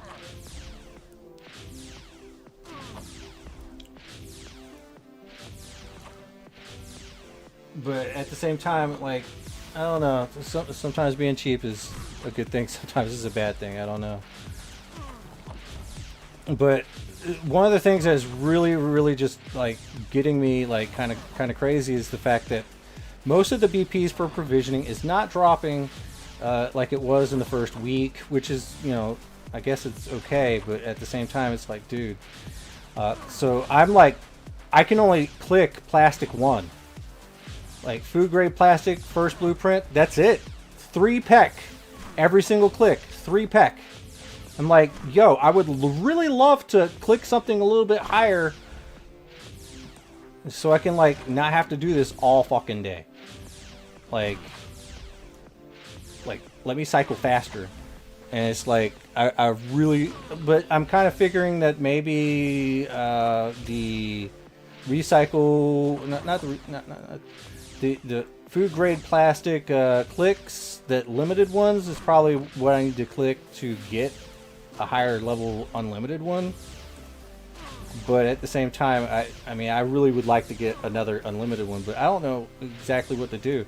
And I keep going into the planks, I keep going into antimicrobial and locking up all my fucking PED out of that. I'm like, dude, okay, fuck.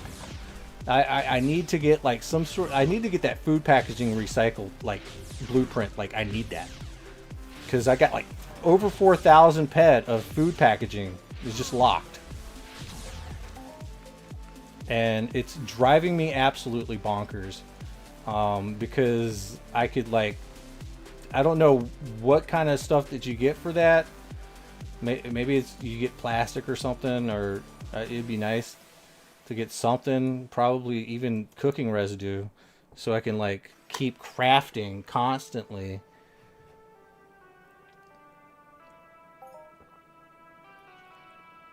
Because I know you guys know this, I have like 7 million sweat still. 8 million probably. And it's just... I can just keep clicking plastic. And I do. To try to get rid of that stockpile that I have. Which honestly, it's very huge.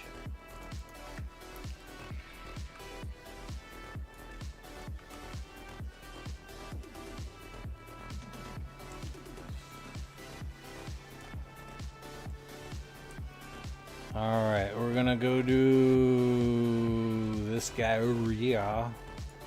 We'll probably go do the Verteron after this.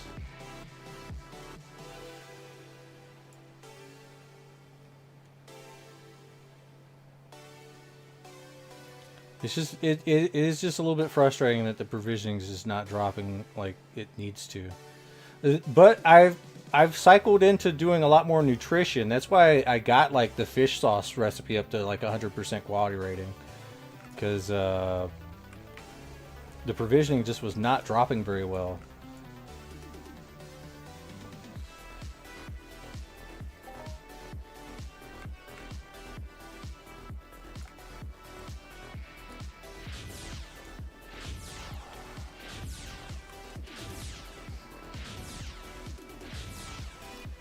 So, we're doing all right though. We're at 26 provisioner. Nutritionist is at 23. Gastronomer is bottlenecked at 15 because of no food containers. Because we just need the smaller food containers to be able to just grind it out. Is what's really the big cause. Now, whenever I do get them, like I immediately craft with them, immediately see what I can make, and we just see where we go from there.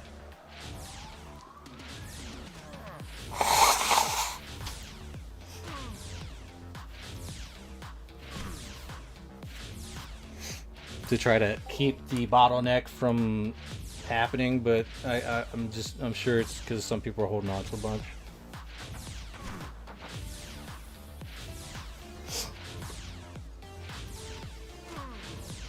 But yeah, hopefully they can fix it. Like, it's food containers, you know, like they should be dropping a little bit more.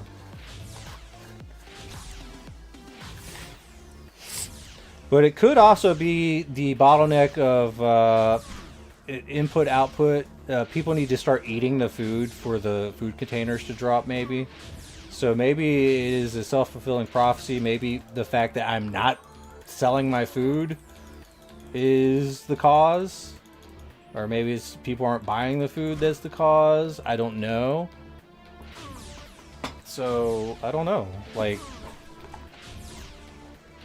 either or, I suppose.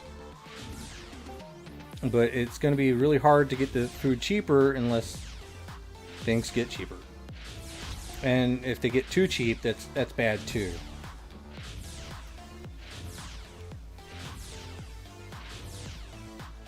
But it's safe to say NanaShana is like the top.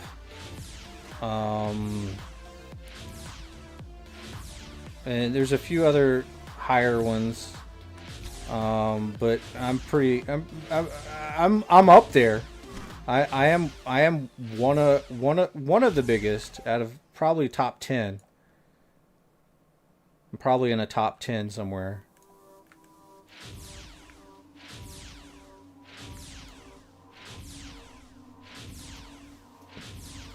Potentially. I don't know. Some people are...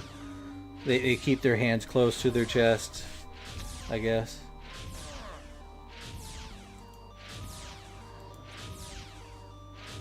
Ah, Bruce with the PR30. Thank you, man.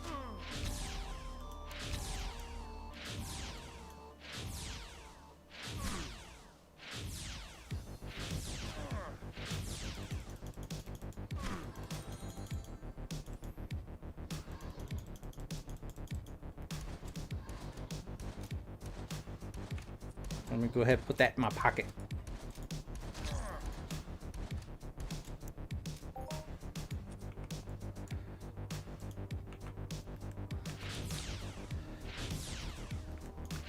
But I have, oh my god, mouse. I don't know what your fucking problem is, but you need to chill. What is the problem with my mouse? It just keeps fucking up.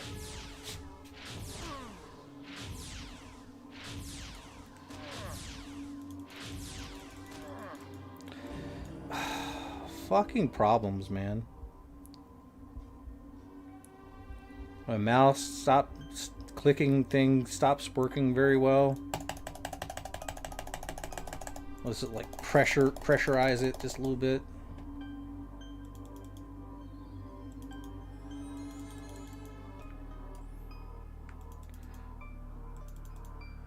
Maybe a DI chip. Getting frustrated as hell.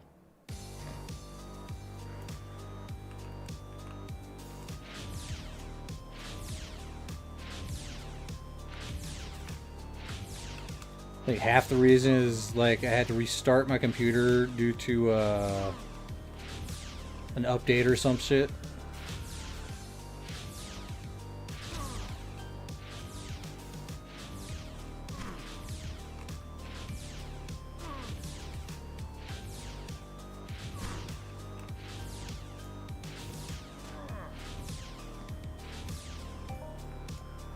Congrats on your Phefoid Warlord.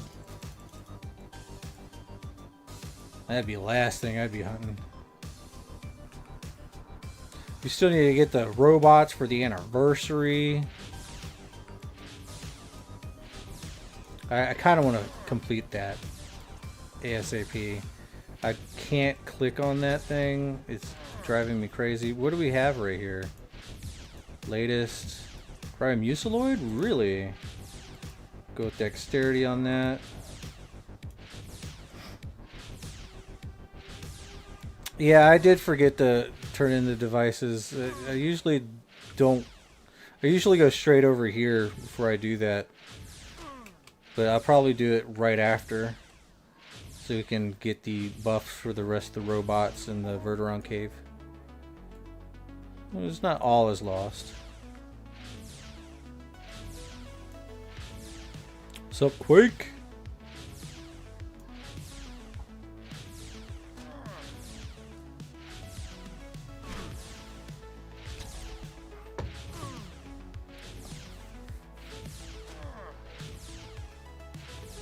The Fort Medusa daily?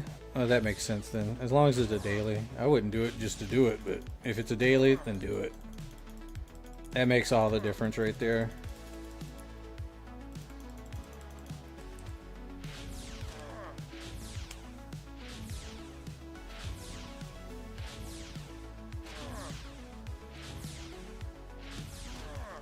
It would be really nice.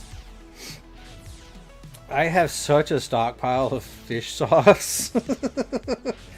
Probably not going to be clicking that anymore for a while. But it's really weird because, like, most of these blueprints, man, they don't require much. And the stockpiles of stuff that you get is, like, insane.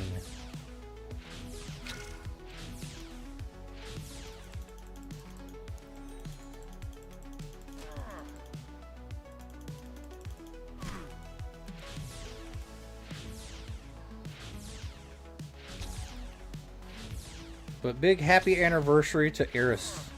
It's huge. It's been around for a year now.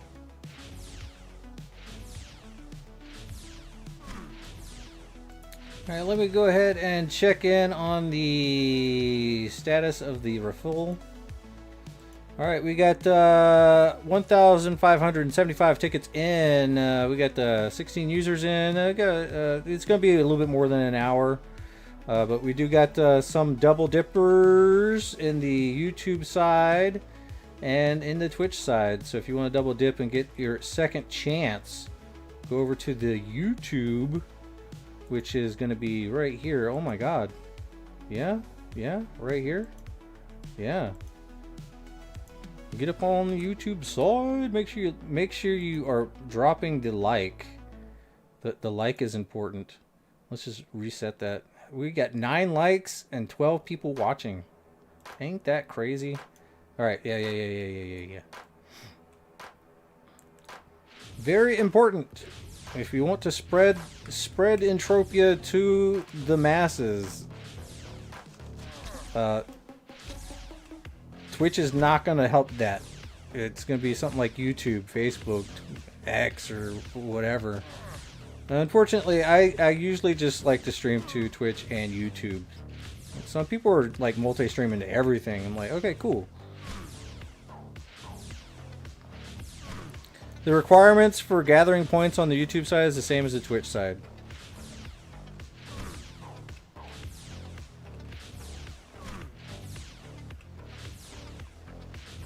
But you can't like Alt-Tab out or whatever.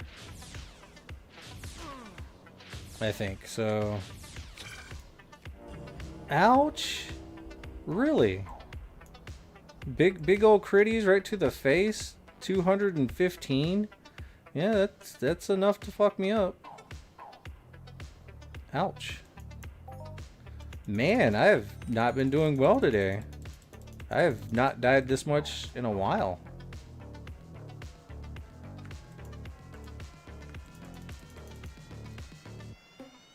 Like, I have not died this much at all. But then again, I'm using a Krigum.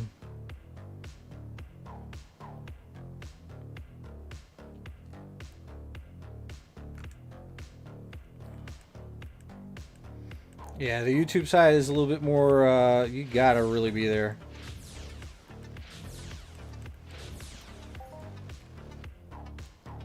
Because it stops. If you're tabbed out, it just stops. It seems.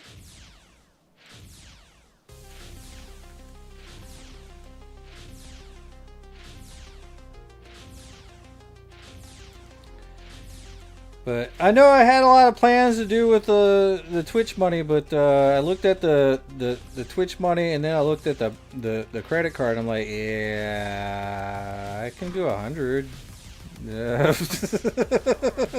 So we're gonna have to wait until the 1st, honestly. Even with the YouTube side paying out about $200, it's still gonna be like, yeah, I gotta get back in the black. Like, we have dumped quite a lot of money on the way down. It'd be really interesting if Mindark could be like, yeah, most of the money that you sent into the market, a lot of it went to fishing gear. So now they have your money.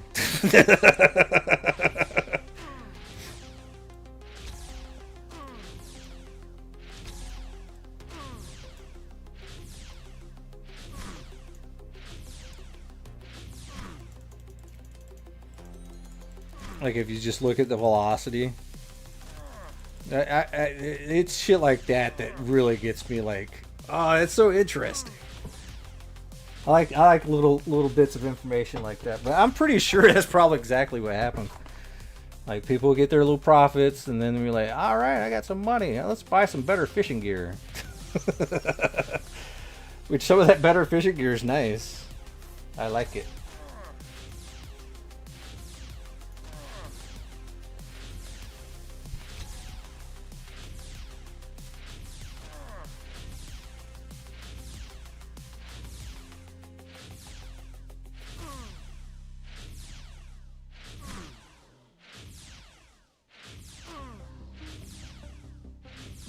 Say honestly, until the next levels of fishing gear goes down, you're gonna, yeah, that makes a lot of sense, honestly, because it is pretty expensive, and the only way to really make it go down is to,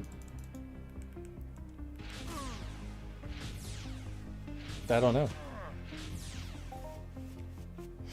like the blueprint costs need to go down. which sucks because everybody's getting the blueprints and then selling the blueprints, right?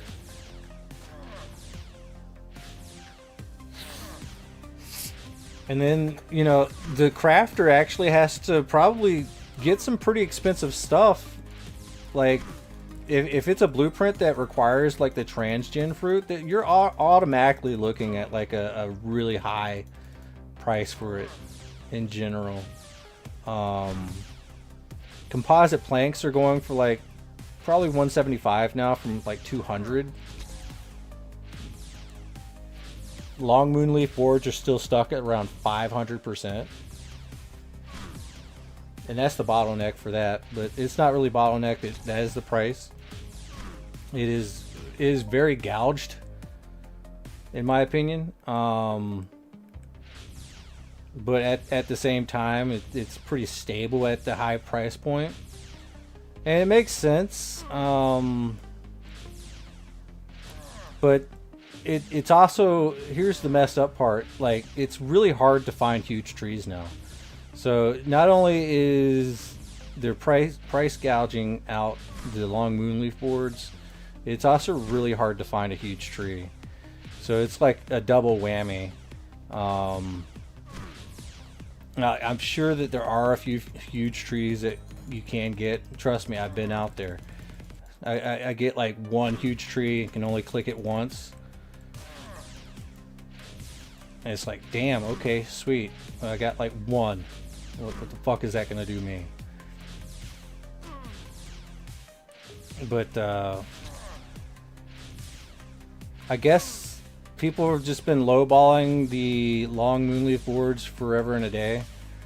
I remember when I was buying them at 140, and I bought at 140 and shipped it all to Toulon to do my daily butt joint mission. And you know, it's funny, you think, man, that's pretty expensive, and then you look at it 500% and you're like, damn, it was pretty expensive. Now it's like, what the fuck is this? And then you still buy it anyway because you need it.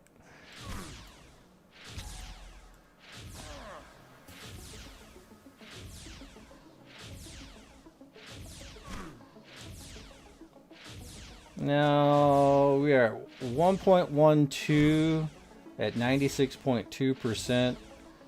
We're just rolling slow with this Krigum for now. It's gonna take a while to tier it up to 2. So I might as well just shoot things with it. We got the against better judgment, we got the L amplifier on it just because. So we got all that. We got the Mayhem Extender P30 on it. Some long reaches and some bullseyes. But yeah, it's down to 86% efficiency. I just need it to kick out some damage.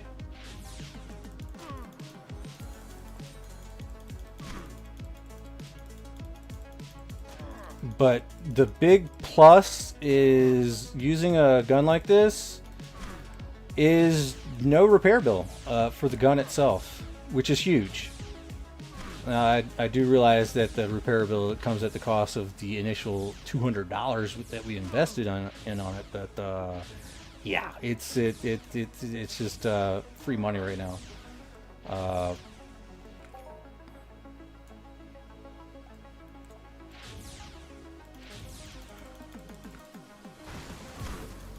Because the way I like to think of it is not in terms of replacement cost. We already paid the cost up front.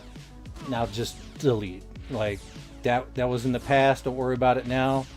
That's the way I see it. Like it's done. It's over. We're good.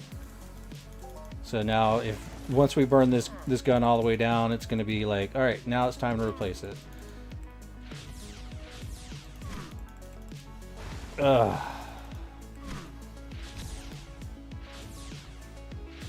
Yeah, it's gonna last a long time, and being at 1,000 tier rate, it's probably gonna be a pretty rock solid gun in the future, which is gonna be really nice.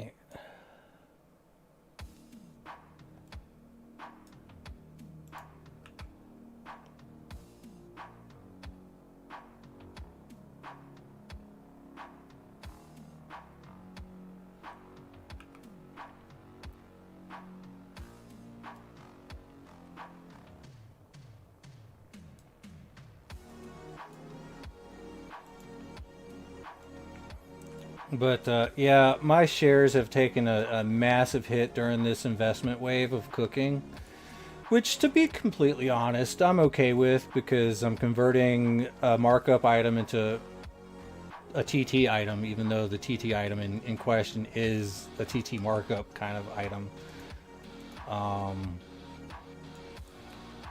Good investment? I don't know. We'll see.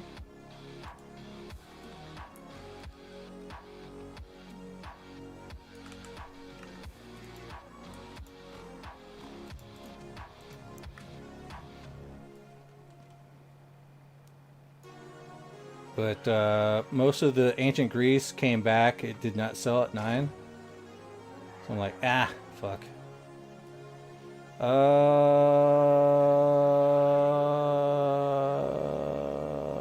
know that we said that we're gonna go do the thing, but we might as well just, while we're here, fly it up over to do the volcano.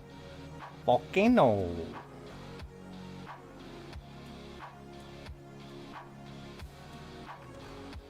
Oh, come on, tree. Get out of my way. Volcano.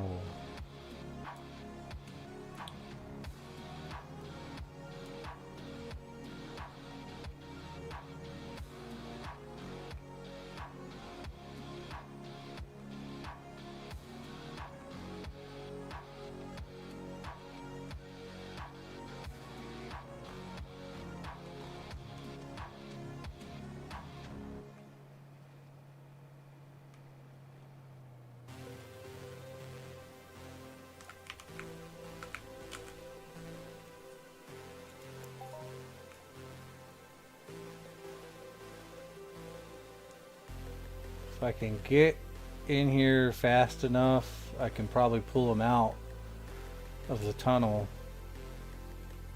when I come back through.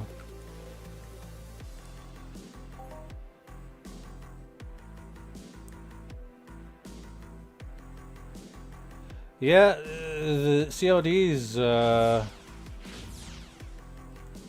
CLDs have gone a wild ride, honestly. They're at 20. Oh, nice. It's priming up to be a buyback at some point. If I can make some money, I can buy them back and not have to worry. Because I sold most of them at like 22. So at this price, if it keeps going down, I'll definitely think about buying some more. But it seems like other people are like, yeah, I want to get into cooking now too. So I don't really have money, but I have these shares. Let's sell the shares and buy some cooking. And that I've already been there. It might be a good thing. The thing is, you gotta understand, guys, like, from that bounce, I think it's a bounce is what just happened. It bounced, it went down and kind of bounced a little bit back up, but then the spool started to go down too, which is good. And then it's gonna like restabilize at a little lower of a price point, but there will come a point where it's gonna be like people are not gonna let go of the spool for a certain amount of price, and it's gonna stabilize the market completely. There's gonna be like a parity between the bait fishers and the bait crafters for the spool crafting. There's gonna be like equilibrium between the two.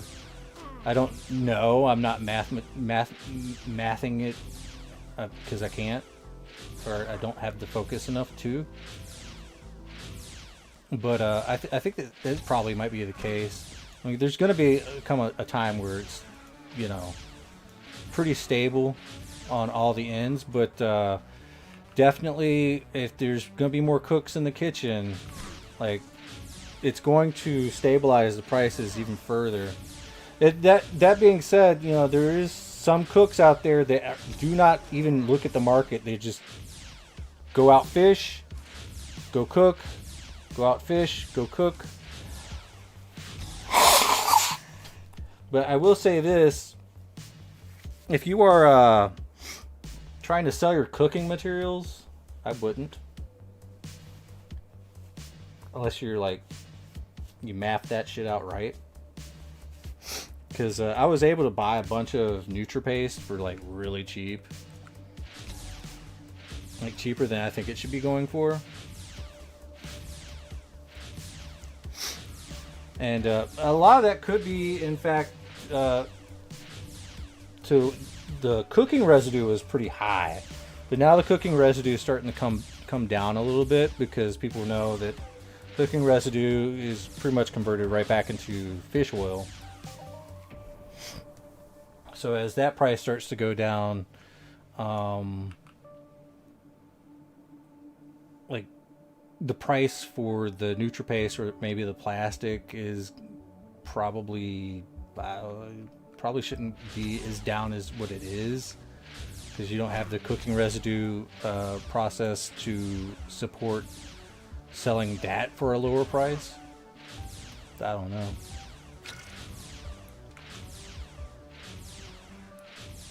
Because like it takes the Nutrio bars, which were going for like 200, and even if it does drop down to like 175 to where it was,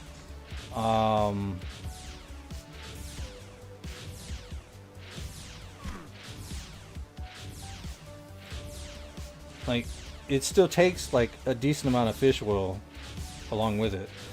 Is it like one and one? So even if fish oil is like 250, let's just say it drops down to 200, you're still looking at like a 400, maybe a 375 markup for it. And it's going for like 150%. I'm like, no, that doesn't even look right. But I'll buy it, because fuck it. Because I go through a lot of NutriPaste just making more fish oil from the residue. My residue to fish oil is about 100%. Both of them are. I have two of them. Both of them are almost 100%. So it's like, yo, I'm putting in the clicks. I really should pray for version 3, but I don't know if that's coming anytime soon.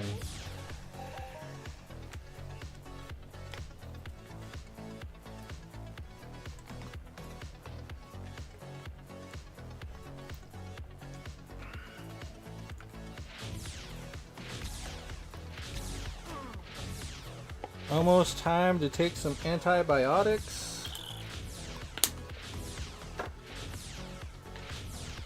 I'm back on those for now.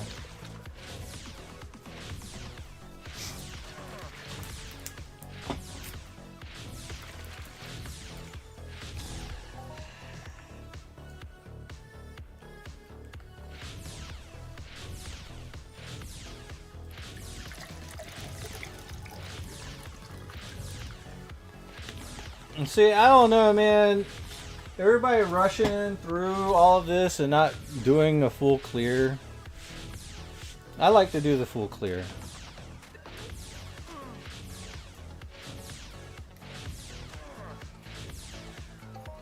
To get every last little bit of whatever.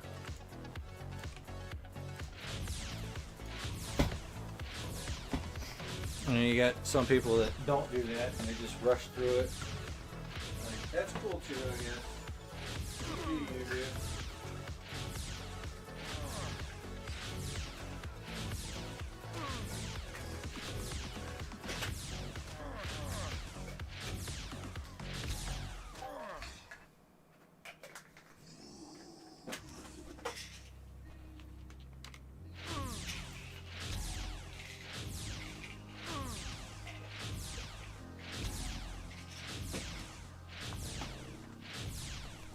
All right.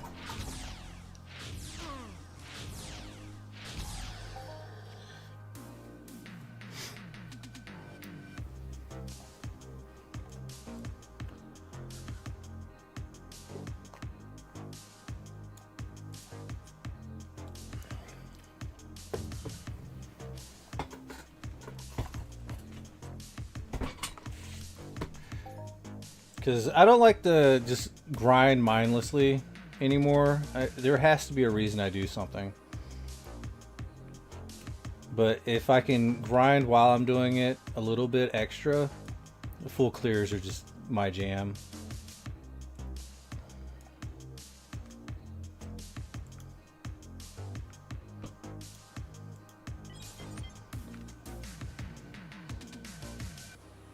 Because unfortunately, I have to like use what little bit of money that I have that's in the game right now via ammo mostly.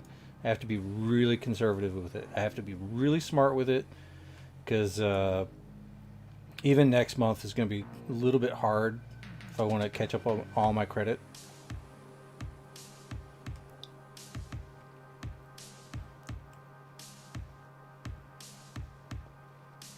Which I need to. Because that's the one cool thing about this game is you gotta tie in real life because it's real cash. So you gotta like think about multiple different things, and you have to be really smart about it, or you will go broke. Now, the thing is, like, I would highly recommend that you guys, you know, I built my credit right using this game. Like, I'd buy it on credit, pay it off, and then play with credit and pay it off, etc., over and over and over until my credit score was looking fucking great.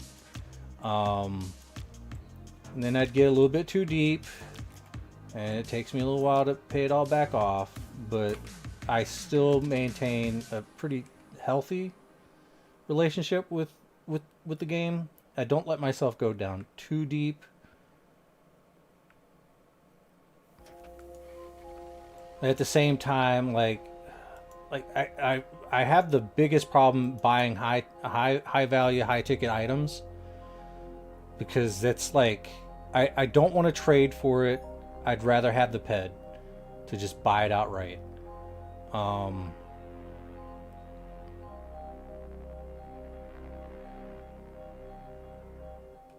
Because some of the items that I have, I don't want to get rid of. Like my BC30, I'm never selling this, right? I'm not going to. It is such a great gun, and it's easy and cheap enough for me to play with for long term. Robot time.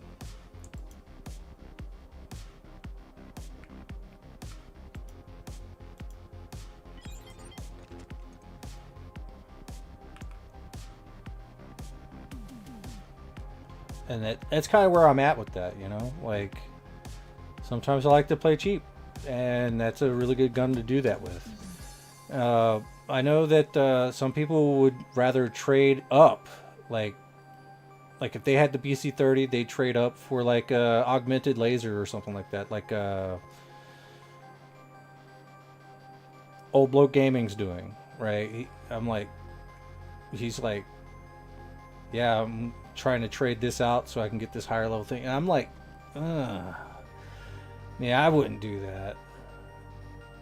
To be completely fair, I mean, that is the right play if you want to upgrade, but at the same time, it's like, damn. Like, in some respects, you gotta sell everything just to get that. But you have to make sure you're able to actually run it. And that's one of my biggest fears, like, because I borrowed Will's LR60 augmented, and it kicked my ass. Like, I don't have the bankroll to run something like that. Making snow. Like, not long term. Unless I, like, actually do get some pretty good hits. And I was not getting any pretty good hits.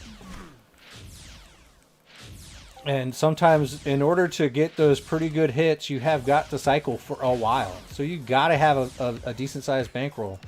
And usually my bankroll does not extend to that high. Even though, you know...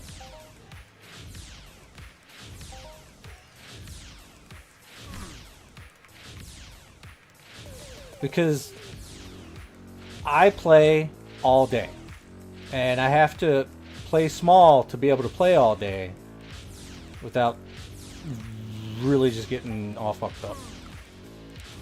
I don't think Drokas are up here, but they might be somewhere else. I don't know. Not this. Oh, I got a TC1 improved.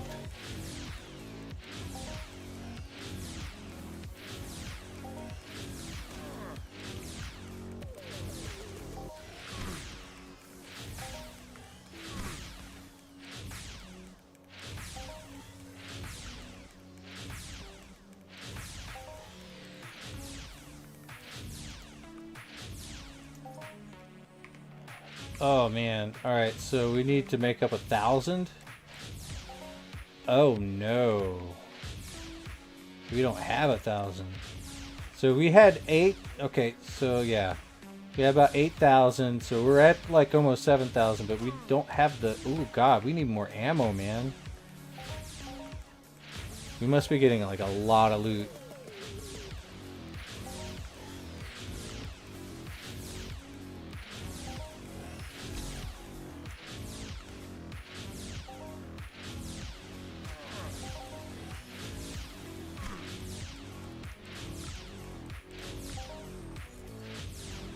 Alright.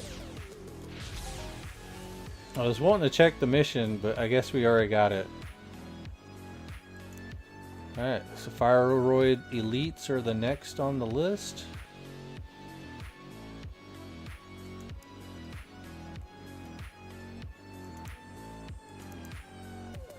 Double double.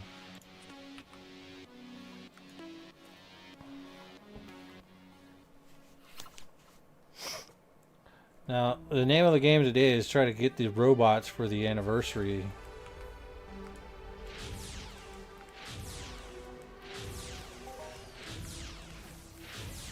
Yeah, the synthetic avatars. Yeah, I don't know what they're going to be doing with that, but I'm pretty sure some people are just tripping about it.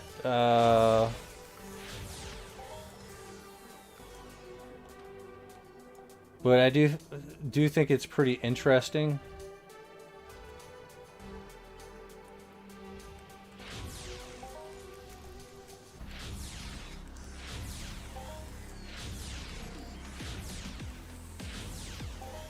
I don't know much about it.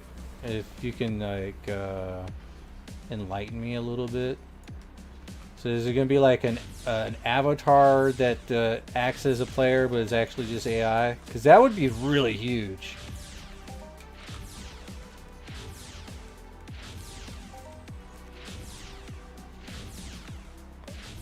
I mean, because here's the thing. Like, everybody knows that this game is pretty much zero sum, right?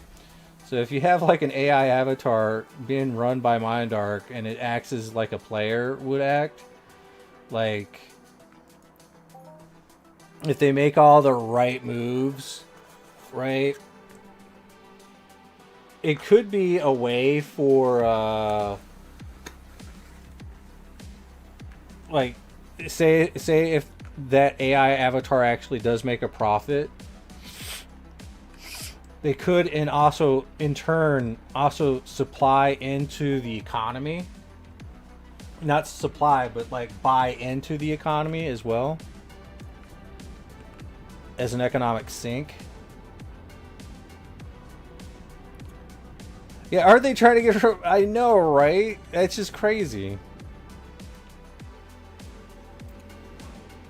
I don't know what they're gonna do, but I'm pretty sure people are just tripping out about it, really. But it might be interesting, to say the least, to see what they're gonna do and how they're doing it. But at the same time, like, yeah, if they're just making bots for the game, like, yo, bro, like, let's not do that.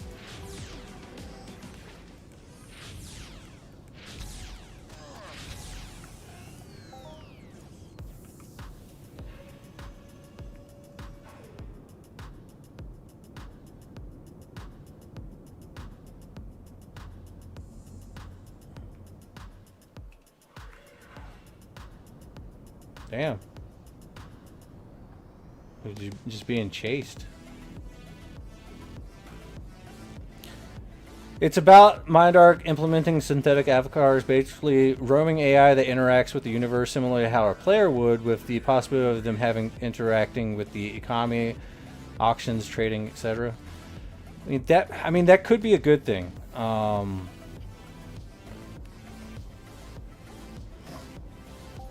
Like it could be a good thing in a way, because like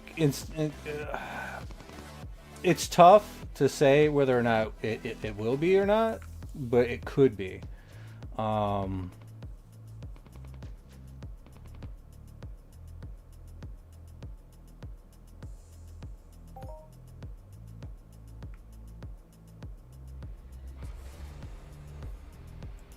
Because you gotta take into consideration, like whenever Socrates has done events and stuff like that, he's basically like bought things like the one event that Rusty Thaddeus or whatever kind of did his market orders above Socrates so it could turn into Socrates to win. Yeah. Stuff like that. Like if you have a synthetic avatar doing kind of roughly the same thing, that'd be kind of nice.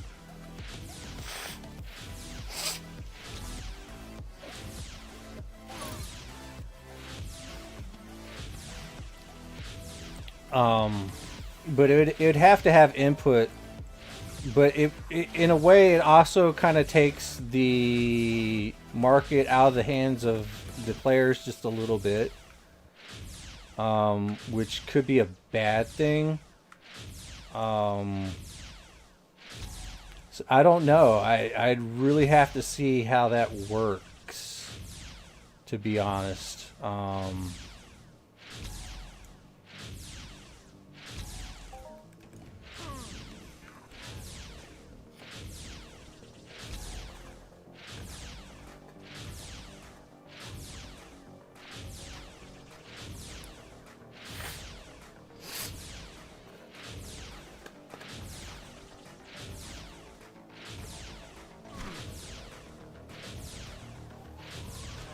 So I don't know. I don't know.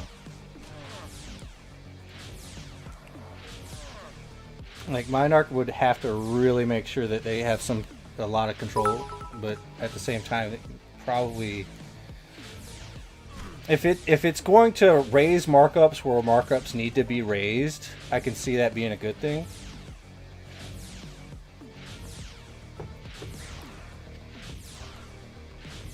As long as it's not like price gougery raising.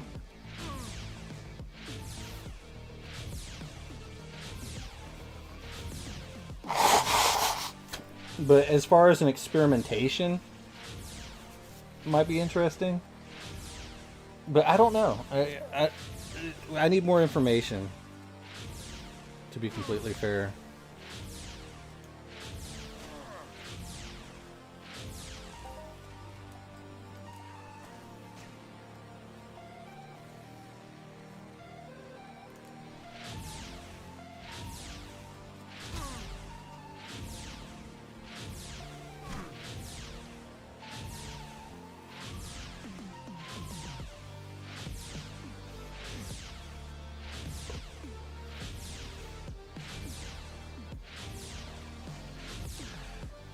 I imagine it could be a way to produce demand for economic goods similar to Nora. Her goal was to travel and explore lands and eventually settle down and make her house. On her journey, she needed resources.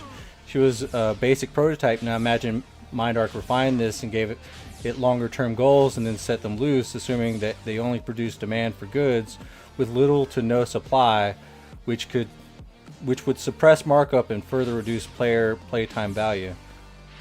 Assuming they only produce demand for goods with little to no supply, which would suppress markup.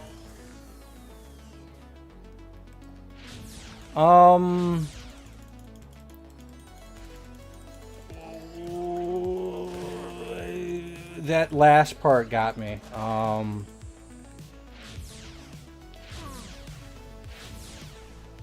I mean, if it's going to demand resources, right, like Nora was, then it would create demand for stuff which would raise markups in a way for a limited time, I guess. Yeah, meaning they only buy stuff to achieve some. Yeah, exactly. But that would, I mean, it would have to be a full-on sync. Like once MindArcs gets their hands on said resources, that's it. It's gone. It's out of the loot pool. Like that's how it would have to work. If that is the truth. To actually farm and flood the market with supply, then that would push a normal player out. No, yeah, exactly.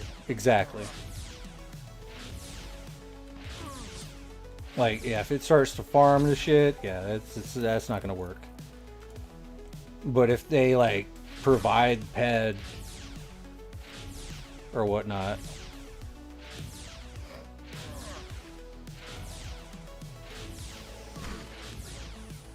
they provide PED for items or some sort of reward for items, that's one thing. But if they actually farm the items itself, then that's absolutely not good. But it could be a way to automate regular economic stimulation instead of having a dev need to make a Nora-like event every couple of weeks. Yeah. That makes perfect sense. And that's probably something that's actually going to be needed in a way. Because that little experiment with Nora, I think that really did really well. Now, they also got the...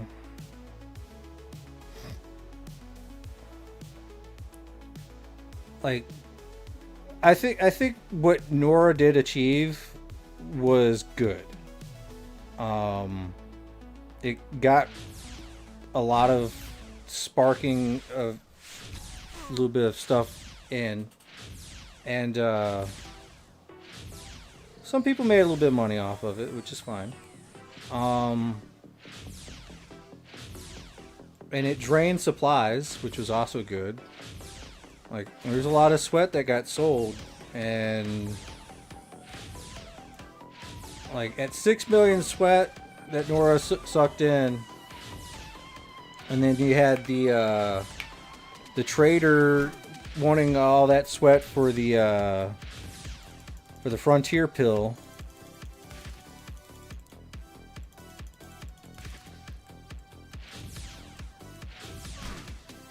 I mean, I tried to like put in a lot of sweat to get that too. Yeah, the sweat thing was an absolute win. There would be no brainer for a MindArc to do that in the future. With whatever is oversaturated. Yeah.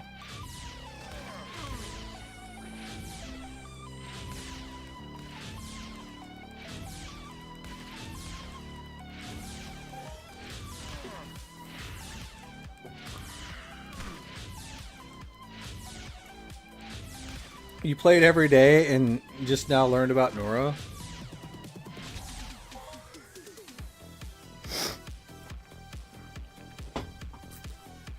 Were you not here for Nora? We was literally streaming all of that. We was going hardcore streaming during that time.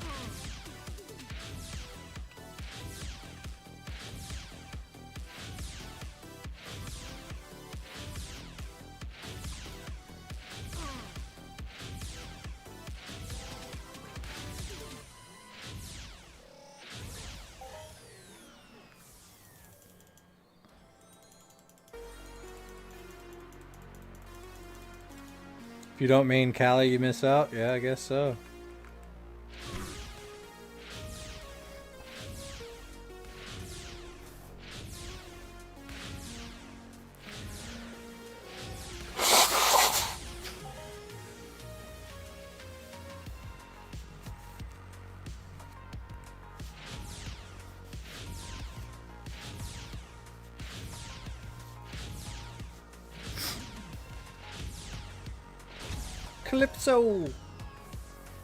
Calypso for life.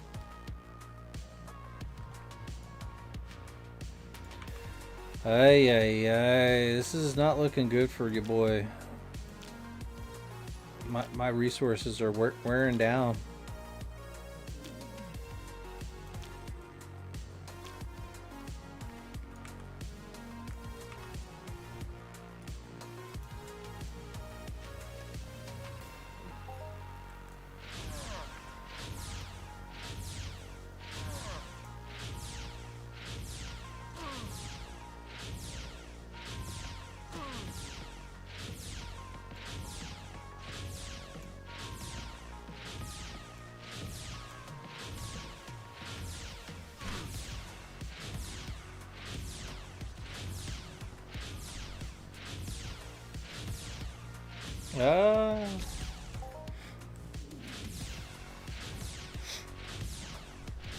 Got them sirens.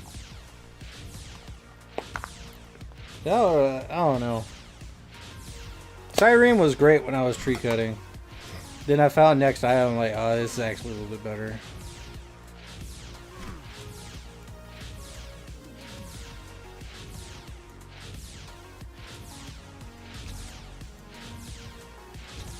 Like, there's a lot on next island to do as well.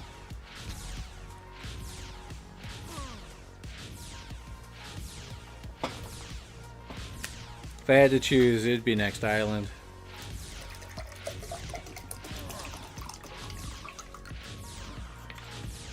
But eventually, I'm gonna have to go show some Entropia some love. Honestly, I still haven't done that.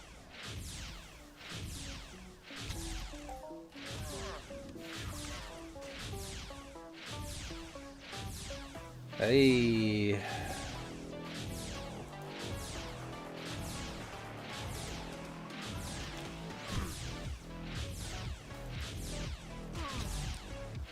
Well, I don't know how we're doing.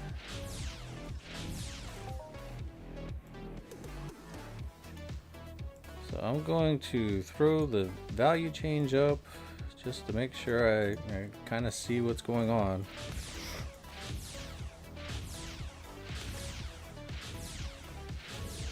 You want me to stream while I'm there? I probably will.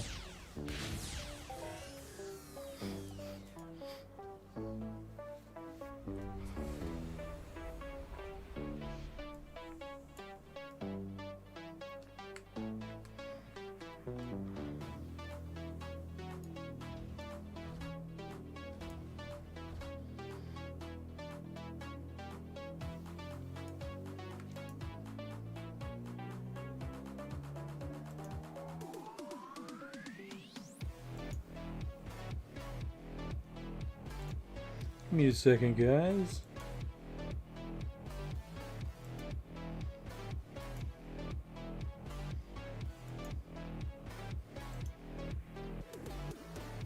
Alright, we got a little while longer for the Raphael, the four-person giveaway. We're going to give away 100 PED to 4 people. Where did my money go?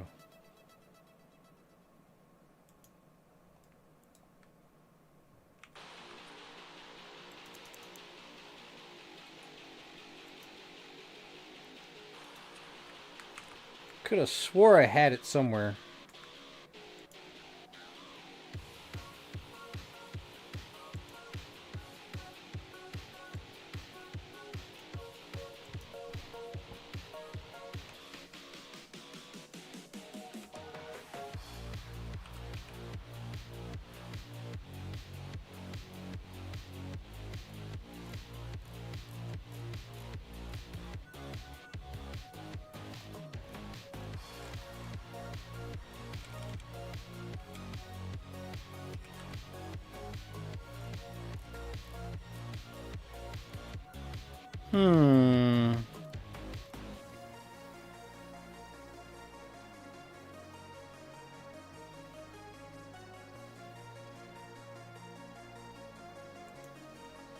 That's weird.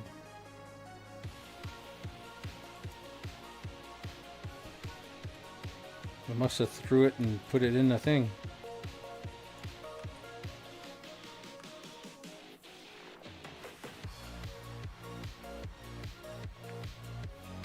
Alright.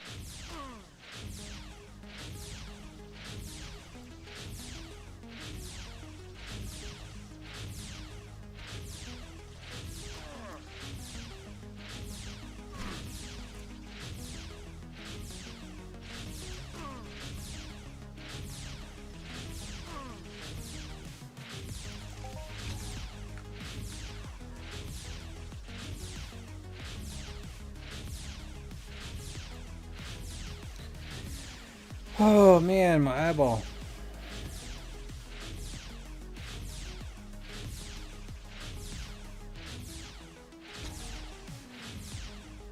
The lowest HP mobs are probably going to be found on the first island.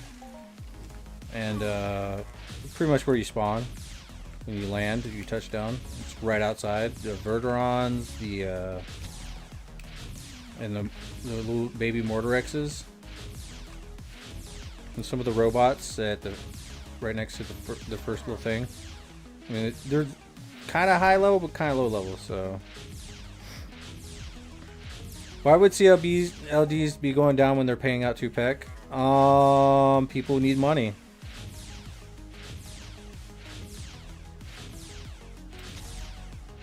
Like, people want to trade their money in for playing in the game.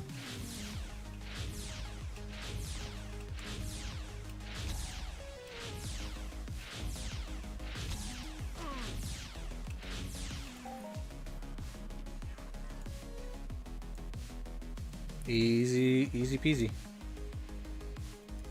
That's how it be.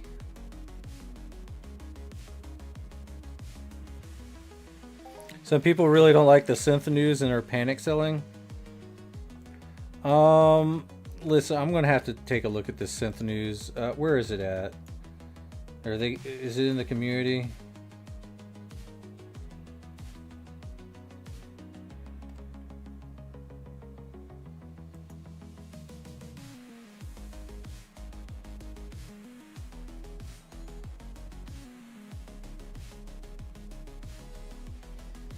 Where can I get this information?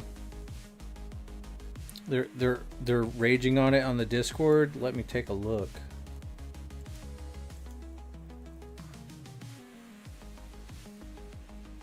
Because people like to complain about a lot of things that they don't understand.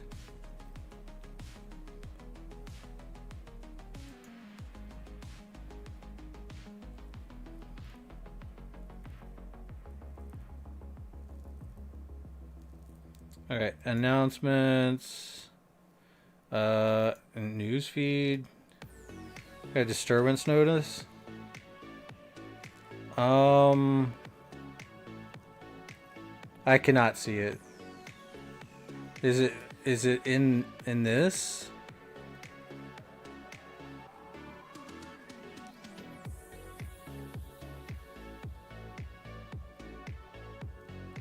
Is it anywhere in here?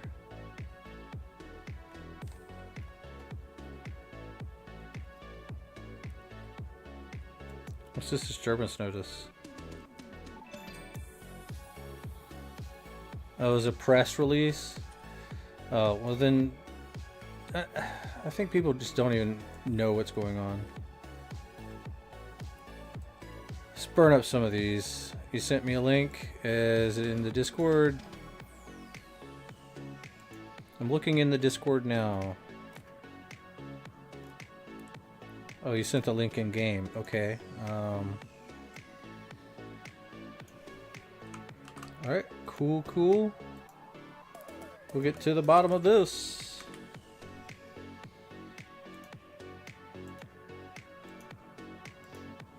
Alright, the first synth enter Entropia universe on May 19th. It is the 15th. Alright, the first synth will appear in Entropia Universe. This is a new chapter for Mind Arc and for the universe our players have been building for well over 20 years. Entropia is always shaped by consequence. A hunt consumes ammunition, a tool decays, a crafted item enters a market, a trader builds trust one agreement at a time, a player becomes known because of someone remembers being helped, society becomes more than a name because people keep showing up for one another. Yeah. This is the world the synths are entering. Synths are autonomous synthetic avatars with goals, memory, preferences, and behaviors that can develop through experience. They can move through Entropia, use its systems, meet its players, respond to what happens, and form relationships. For us, this is a first public step towards persistent virtual life inside Entropia Universe. Oh god, they're like NPCs, man. By persistent virtual life, we mean something specific, synthetic inhabitants whose behavior can be shaped by time, memory, interaction, economy, and consequence. A synth can learn from a conversation, but can also learn from a repair bill. It can learn from being helped, ignored, followed, interrupted, outpriced, or welcomed. It can learn that a place is dangerous, that a player is generous, and a route is wasteful, or that choice had a cost. Inside Entropia, value has gravity. This is what makes this moment important. Synths are not entering an empty stage. They're entering a real cash universe with markets, profession, scarcity, risk, reputation, and history already in motion. Okay, what we are initially rolling out with a small scooped group of synths. The scale is intentional. The first release is about introducing them to the world, watching how they behave, and learning how players respond, with synthetic inhabitants beginning to appear in everyday life. Their first appearance, synths will engage in many activities, traversing city streets, observing, or showing interest in specific individuals. They might heal after combat, seek out repairs, or offload items at a terminal. Whether participating in local dialogue or wandering for extended periods, they will refine their actions by repeating successes or steering clear of past failures. At launch, synths will be able to explore and learn their environment, socialize with and chat with players, hunt, heal themselves and others, use trade and repair terminals, receive gifts, follow or tag along with players, emote, read and participate in local chat, participate in the economy through limited initial systems. Okay. The first economic activity will begin with terminals and core gameplay loops where cost, repair, movement, risk, and cooperation can be observed in a controlled way. Okay. So there eventually bots.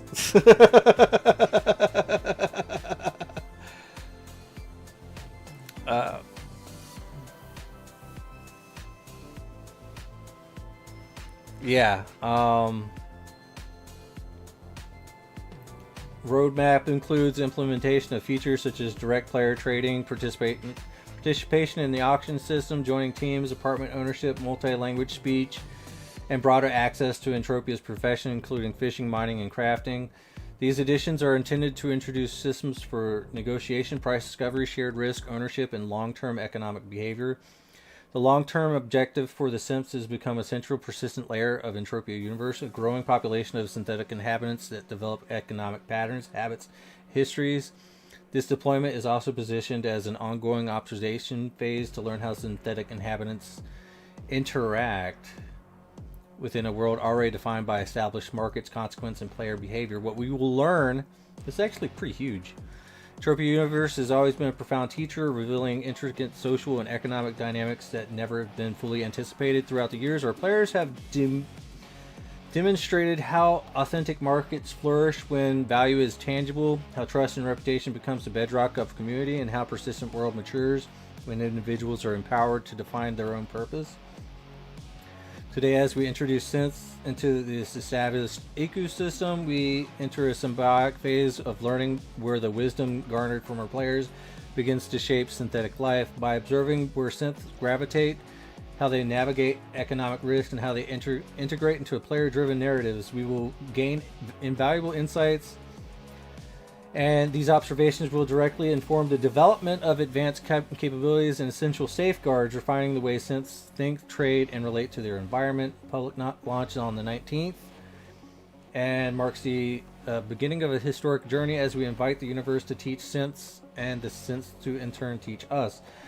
All right.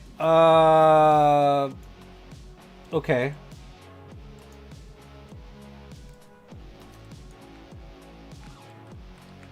Give me a second. I'm gonna go urinate and think about this. This is crazy. This is actually huge, though, if you think about it. But at the same time, I can understand why people are pissed.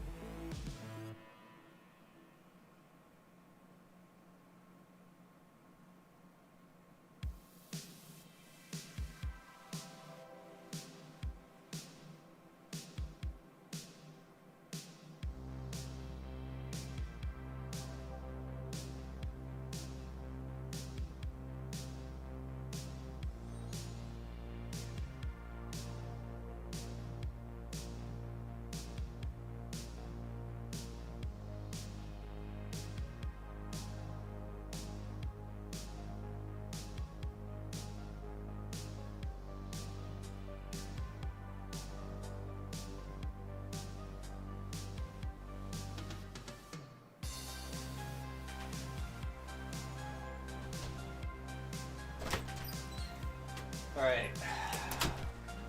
This is crazy. One, gonna be honest with you. There's a huge chance that this ain't gonna work out the way they think it's gonna work out.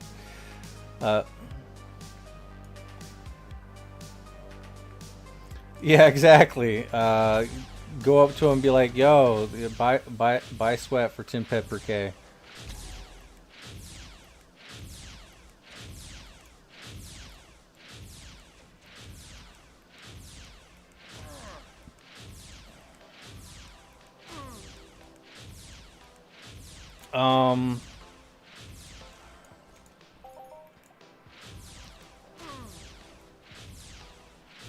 This concept actually is very fascinating to me because they will be nothing more than NPCs that can actually do something in the game.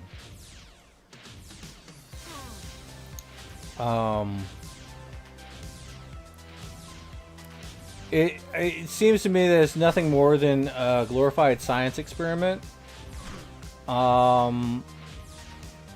Because if you think about it, no other game really has that. There is no game in the world that has wandering AI playing the game. This isn't going to be like a player-run AI bot. Okay, this is going to be a Mind Arc.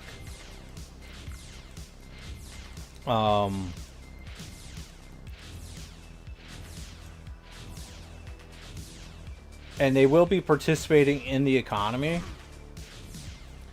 and that's gonna be kind of wild because, you know, a lot of people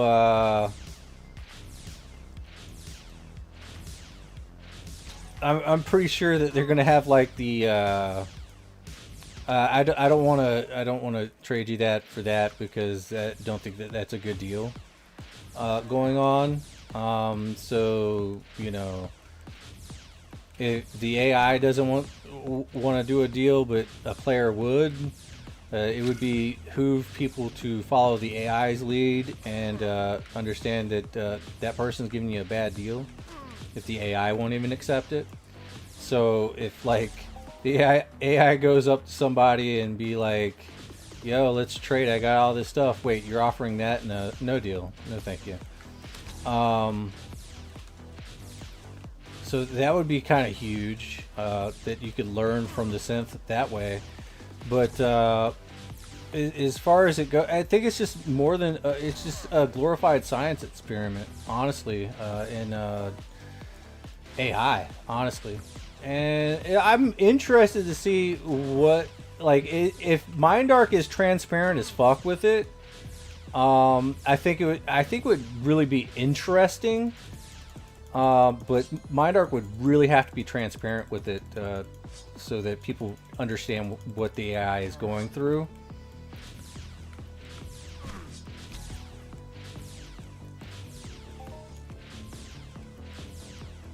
You have played games where the entire player base became bots. It's not a fun experience. Yeah, I don't think that they're going to overload the game with them.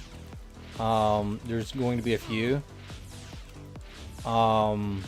But I think it would be actually fascinating, because I mean it's going to be it's going to be MindArk doing it. Now I would see a problem if like a player did that and made a bot, but this is going to be a MindArk science experiment. I think it's actually kind of huge, because if you look, I'm a big fan of the anime, right? And you have like persistent worlds inside the animes, especially the isekai versions, where like you get sucked into a video game and you know you're playing, but you find out that the NPCs all have like perfect lives and stuff like that, and they're like kind of real. I think that it's kind of they want to see if it can be done. I don't think it's going to work out for MindArk in the terms that they're thinking, because like this game is pretty cutthroat. They're going to end up with scammed out AI. Somebody's going to find a way to scam the shit out of them, and it's just not going to work out very well.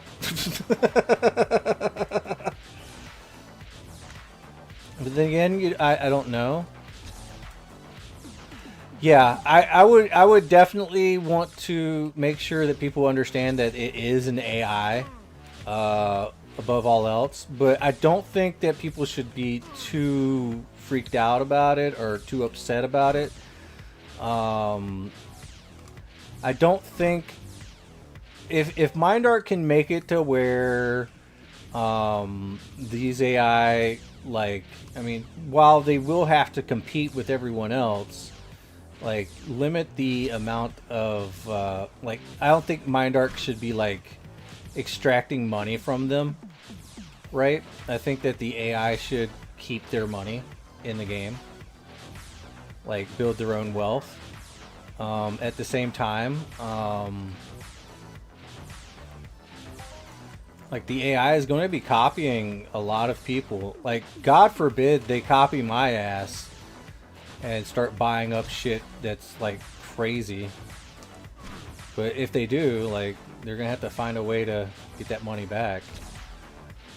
Should be interesting. If the funds come from MindArk themselves, and they then it would be an interesting experiment, especially if it fails to produce sustainable gameplay. That will be very valuable lessons for MindArk, which might be their goal. When they let Socrates play the game, things started to improve drastically. Yes, and that's the thing. Like, a lot of people are like, yeah, just go out for a hunt, you'll do just fine. No, the fuck you won't. Like, who the fuck are you trying to lie to right now? Like, you go out for a hunt, you're like getting 70-80% back, and the markups are trash. Like, stop lying.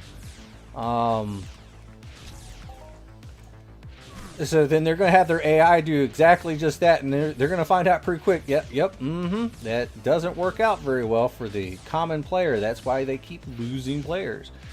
And they got to fix that shit. And so having like AI that they have play the game, I guess, would help them to fine-tune things a lot more. Yeah, I don't think that it's going to be hundreds of cents bait fishing and sweating for PED. I don't think that that's going to be a thing. Like, I don't think that is going to be a thing at all. Like, let's just be real. Let's just be honest.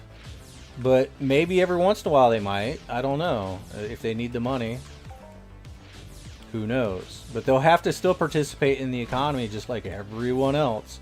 So it'd be interesting to see if these bots will have an allowance or whatnot. And you know, I mean, if they are going to be going out cycling and stuff like that, like, it's going to be an interesting thing for Mindark, because they're not always going to be hitting good stuff, and then it's going to be like, yo, I don't know. I mean, it's going to be. I think people should let this happen, and I think Mindark will learn from this. Socrates isn't allowed to withdraw. I suspect the Synths will have similar restrictions. Yeah, exactly.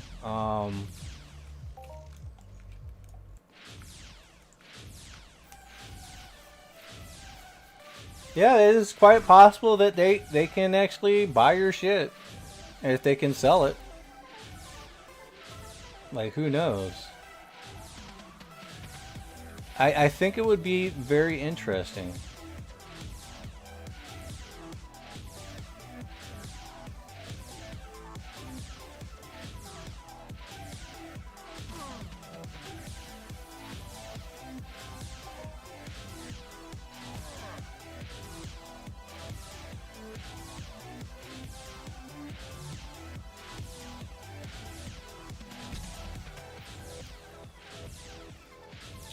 I don't know. I think it's going to be really interesting. I want to see where this goes. As a science experiment, I do want Mindark to kind of be a little bit transparent as they can with the journey of the synth. I think that they should like share a little bit of that information so we know, like a blog or something of the synth's journey, expenditure, finances, and all this other stuff. I think that'd be fascinating to see. But I'm pretty sure that Mindark's going to end up learning from it too, which is good. In a way to make it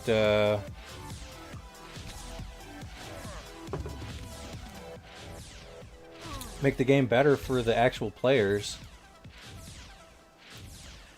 Talking about actual synths. Oh my god. So we got this right here. Damn.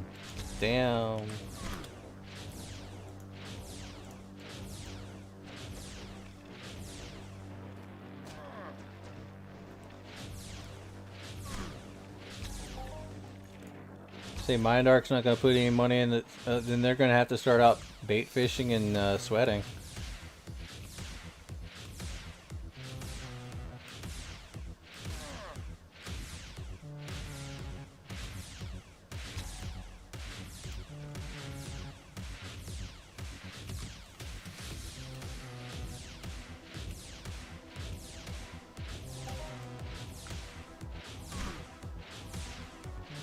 Imagine after a while they turn evil and become a new mob to farm. That'd be cool.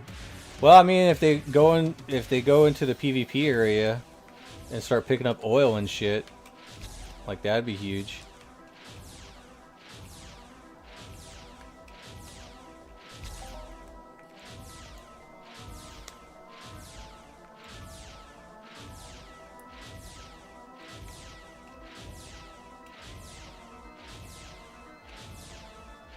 Yeah, if they go into lootable PvP, yeah, it can definitely take its loot.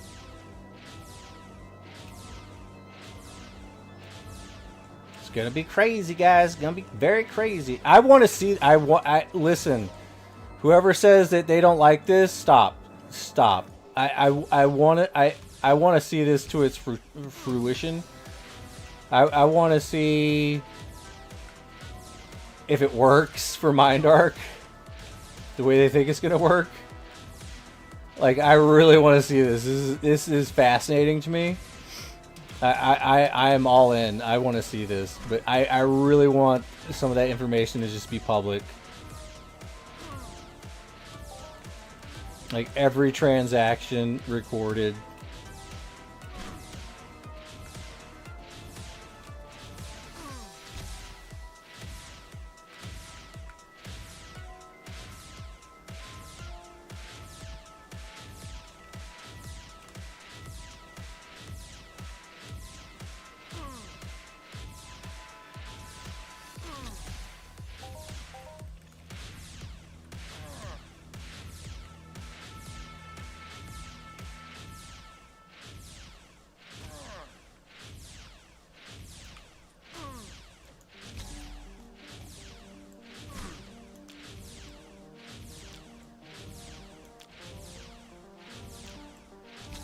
But I mean, I find this a little bit fascinating. Like, I really do.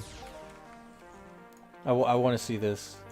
I know that some people are like, oh, Monarch's going to get rich off. No. No. I highly doubt that. I mean, the bot's going to have to, like, maneuver and play the game like the rest of us. But I don't think this is going to be like a bot, you know?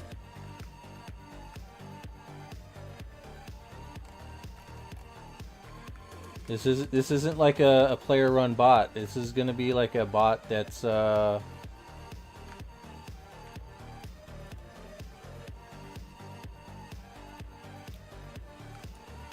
just for experimentation purposes only, really.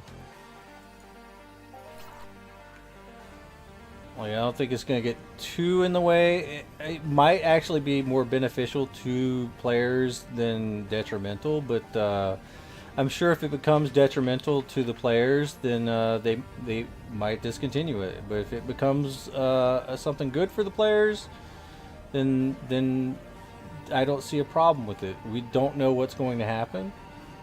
I think that I want to see. I want to see what happens. Honestly, I think it's fascinating.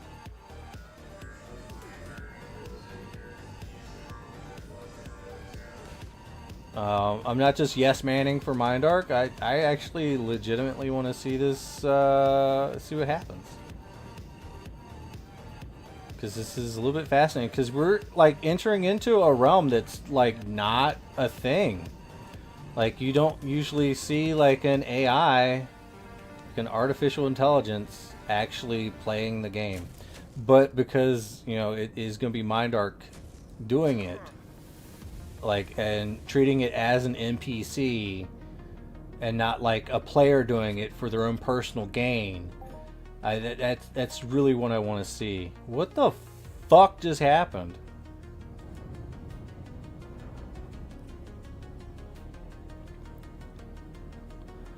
I mean, of course, I mean, you got like AI that, you know, for like mobs and stuff that you kill and whatnot, but like acting as a player, especially in a game like Entropia, like, this is actually really a big deal.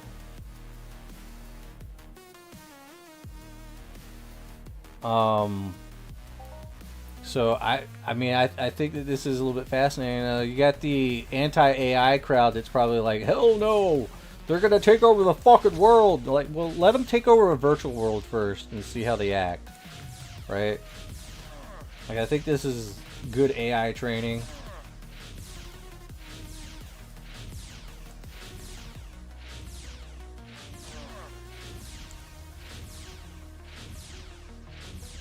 But yeah, I mean, Mindark will be leading the way. And this is, I mean, if it works, it works. It's going to be a huge thing. Like, it's going to accelerate gaming in general. But thing is, I don't know, man. It's a rough one. It's a rough one. Very interesting, though. I am here for it.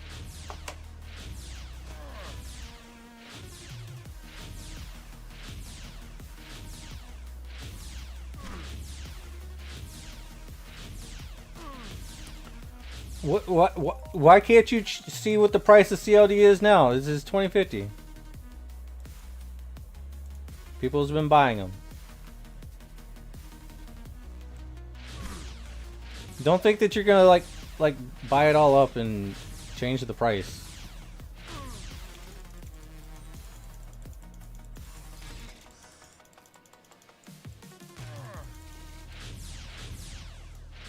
There's still a good chance it might go down more.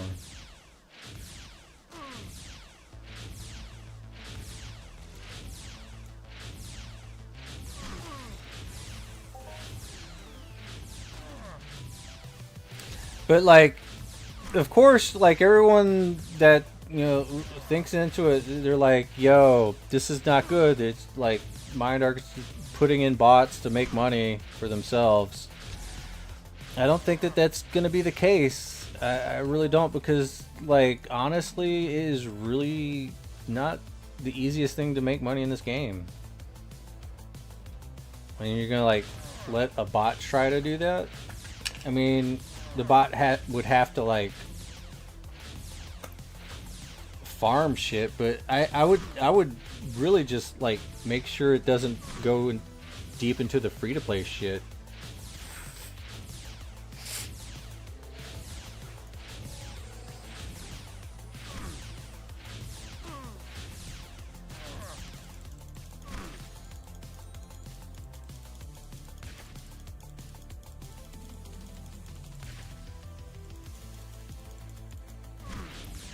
When I played, there was 2K PED for CLD, and what it is now, they change it. I mean, I could do that, but I think that we've hit I don't think we've hit the floor yet. The normies are barely hearing the news. Lots more panic selling to come.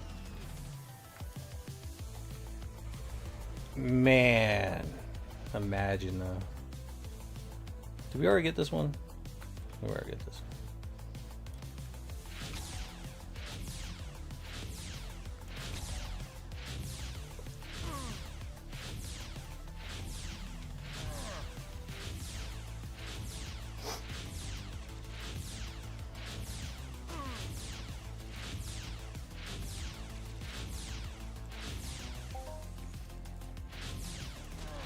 Yeah, that is the old CLD, but you gotta understand that the old CLD and the new CLDT is essentially the same thing. One CLD was 100, and now you can still come up with the same price as an actual CLD if you just take 100 shares. Be like, yo.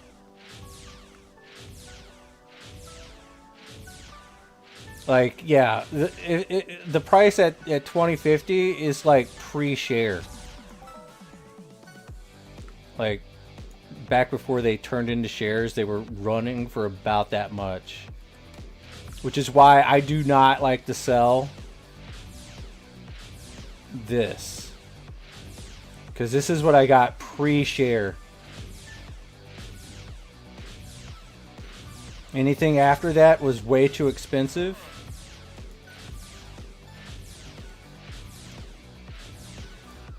Yeah, most normie reactions can be AI bad, sell, sell, sell. Exactly.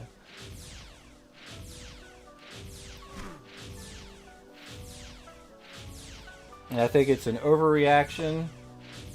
I don't think it's a smart one. But if it makes CLDs cheaper, I'm for it. Because I got a lot of money to make back and a lot of shares to buy back. And the cheaper the shares are, the better.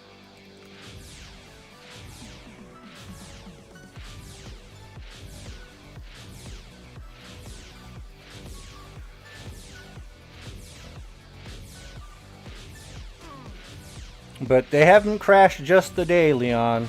Remember a couple weeks back, maybe a couple months back. Like, it's just bouncing. I don't think they're going to go for 10 PET. That's 1,000. That would be the initial public cost. I'd like to see them at 17, honestly. Or 1,500. Or which is 15.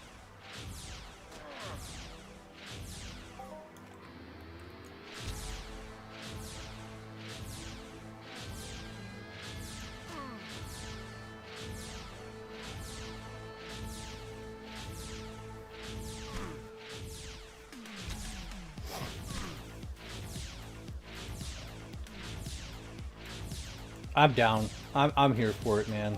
I think it's gonna be great.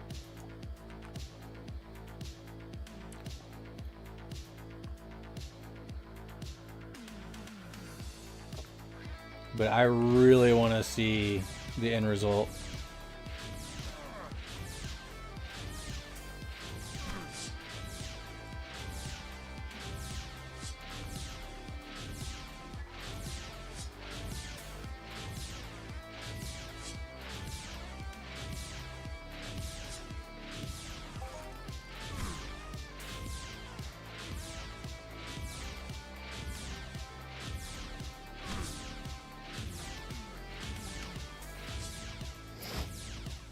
Yeah, fishing, yeah, definitely got that ROI up on that plot system.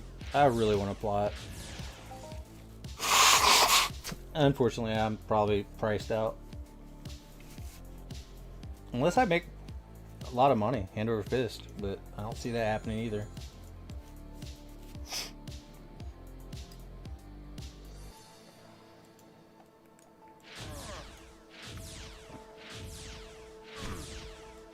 But I need to start building up a bankroll because I really think they're going to put hunting on that cooking list.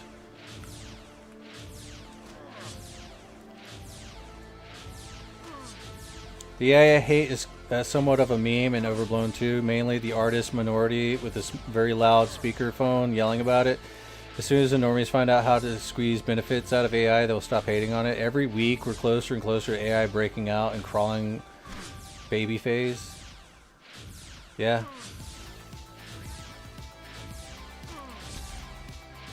As long as the AI doesn't take over and either kill us or enslave us, everything's gonna be fine.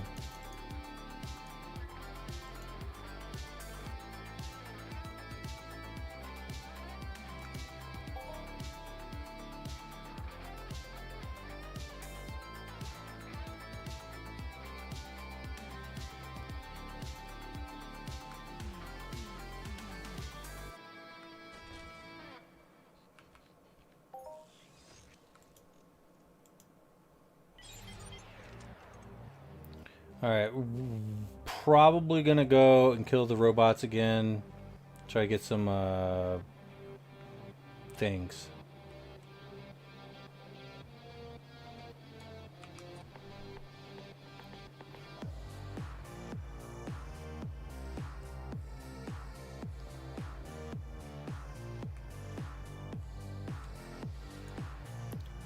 We will be extending the raffle until I'm ready, because we only got one giveaway today, and that's that 100 PED.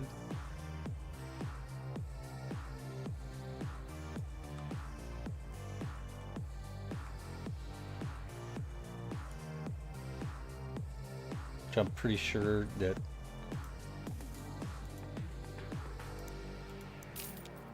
I put it in there like a dumbass, so we're gonna take it out.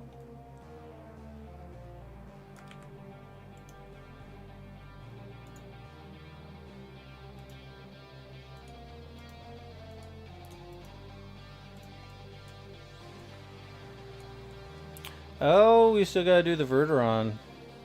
We didn't do that yet. We'll go do that now.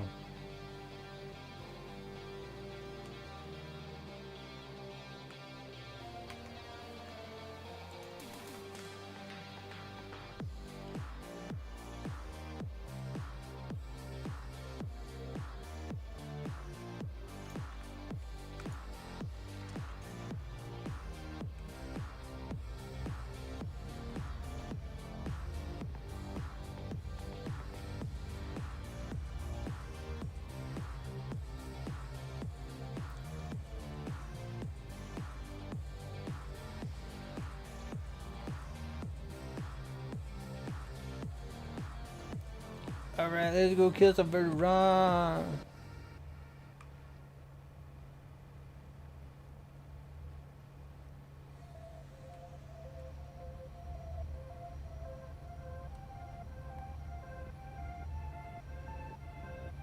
Oh, that's a Mark III. Yeah, those things are fast.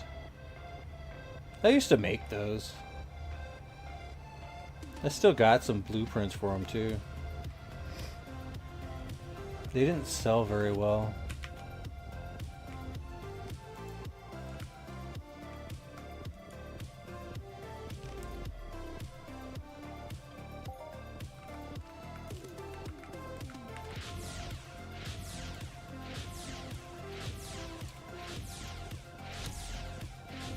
Probably sell better now though.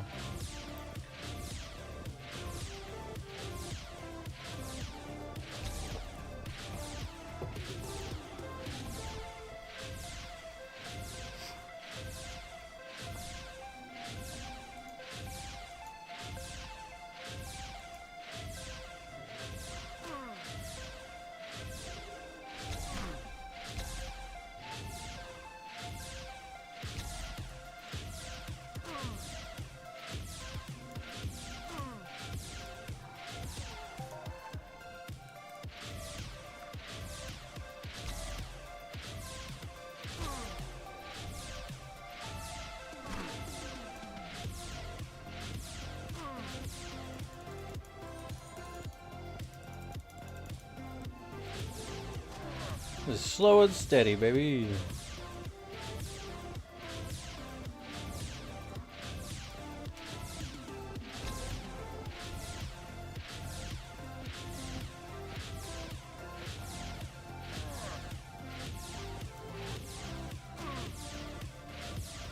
Just FYI, you will have until the end of the day to pick up your money if you win.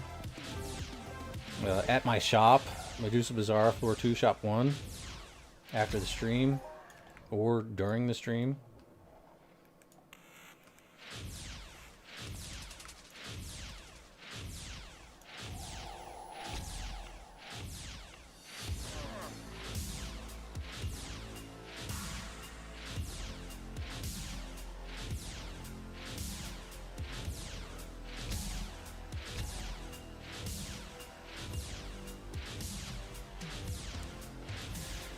Oh man, but yeah, I don't know. Into whose day? Into my day.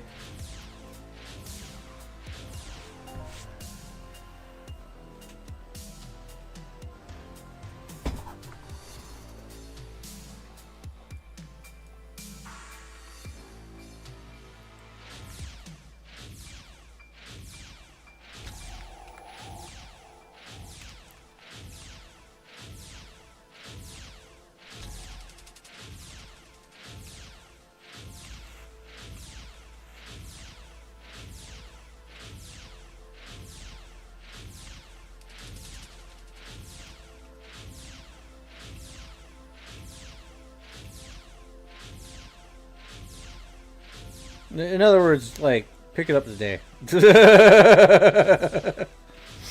Yeah, I'm not even going to put you on a stick anymore.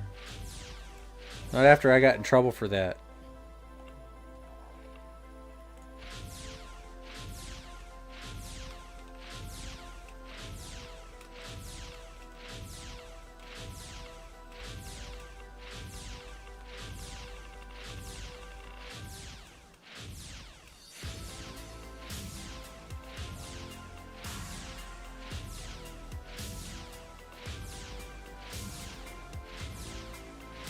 Did I get spanked again for that? I don't know. I mean, it costs more than just 7 days of revenue. It cost me my place in the bounty for the Creator Club.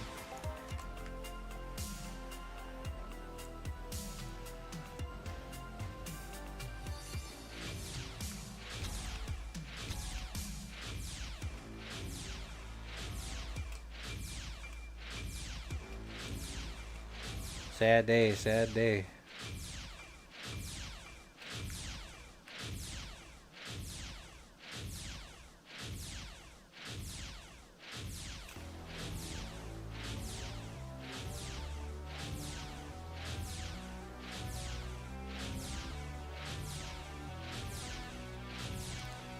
Man, he's only gone up 1 tier rate this entire time using this. It's slow rolling. That thin wool though. You got some fine wool. Nice. Let's see exactly what's going on. Eee.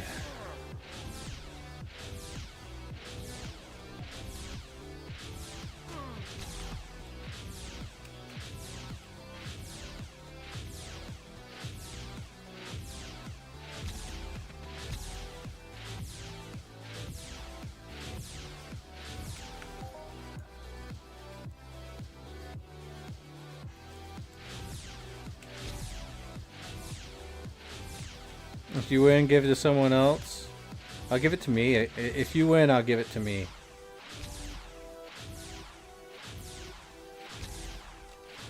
Because I like money too.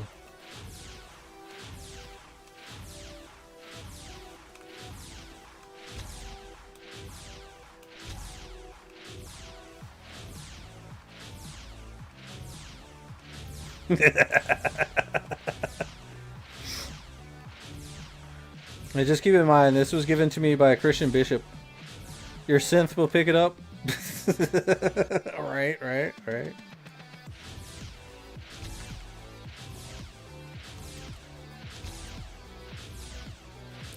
Those Mordorics on ARIS are codex. The baby ones are ARIS small creatures or whatever. So the real Mordorics have their own codex. Alright, let's go ahead and toss this up a little bit longer. Alright, there we go. You can still enter the rigged raffle.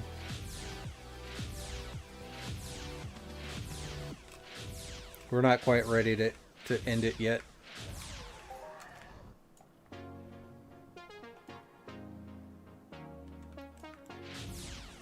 But yeah, this 100 PED was from Christian Bishop, and he said, use it for a giveaway. I'm like, alright, cool. Kind of stopped doing giveaways, but I'll do it. We're going to do it splitting by 25 per person, 4 people. And you can only win once, but you can enter in twice through the YouTube and the Twitch. But if you get drawed twice, only one of them counts.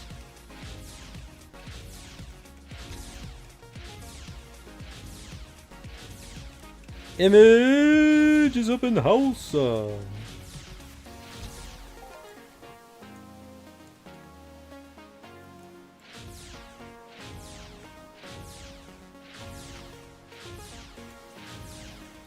Hey, alright, so how far down are we? I was about to get 1,000 shrapnel. Man. We got enough loot here to make up for it.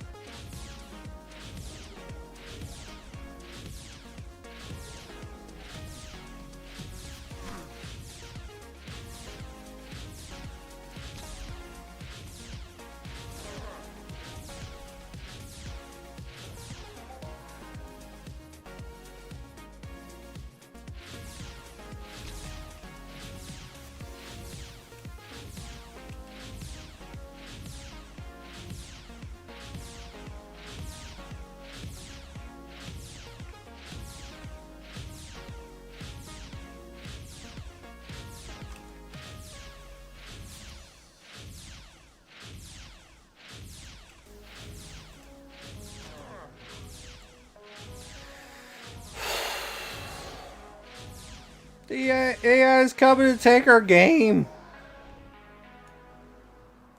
The AI is going to make more money than most players do. They don't have to eat. They don't have to shit. They can just keep playing all day.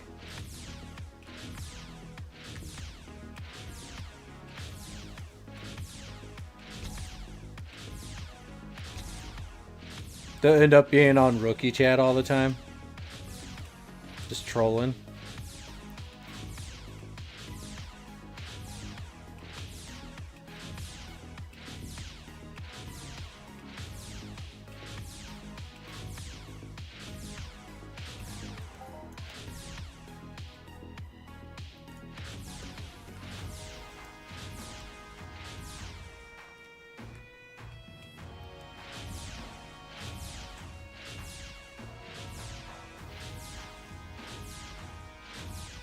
Mindark's new AI that play the game just like people do.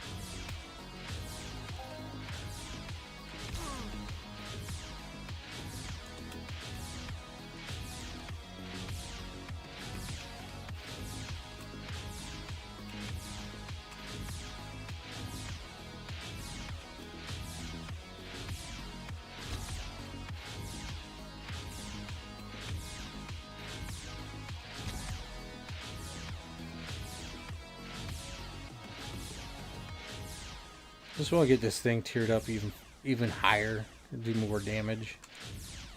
I think that'd be nice.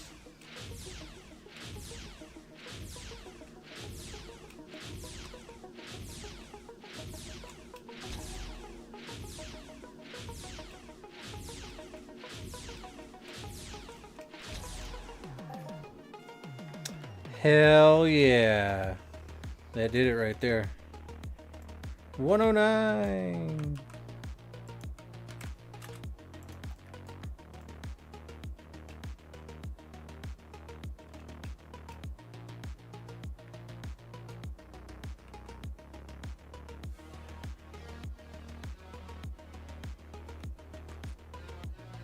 You found it though, that's good. Let's go ahead and convert that ammo really quick. Alright, so we need to make up a good 800.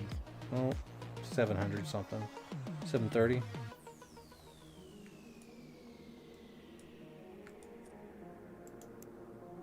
It's gonna be really hard because we gotta throw a bunch of stuff in.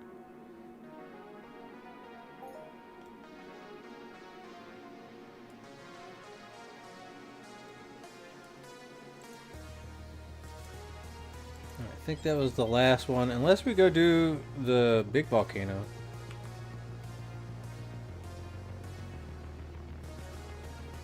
But I'd kind of want a bigger gun.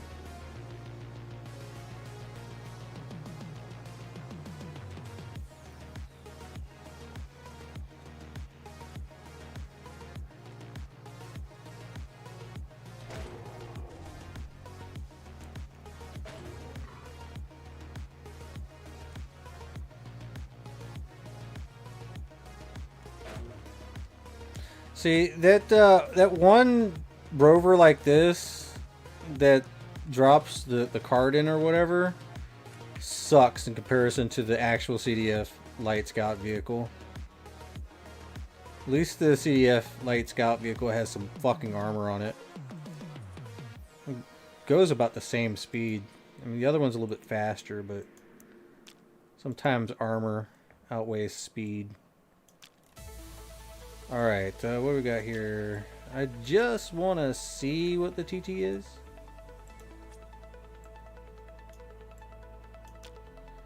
$339, okay.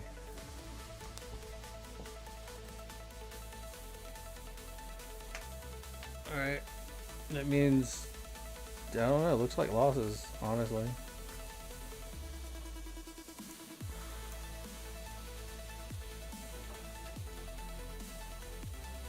But that being said, most of it's probably, we got, ooh, a nice little stack of this. Yeah, that's a lot more than what we had. Oh gosh, the robot heat sinks are like crazy right now. 660.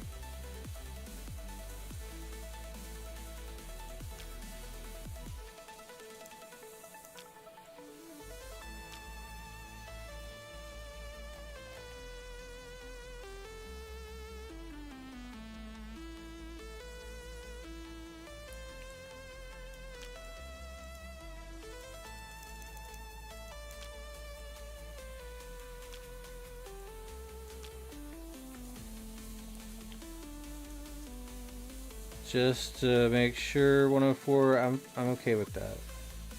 And 103, I'm still okay with that. Recycle, yes. Alright, a few good clicks off that later. Complete our killing of the robots.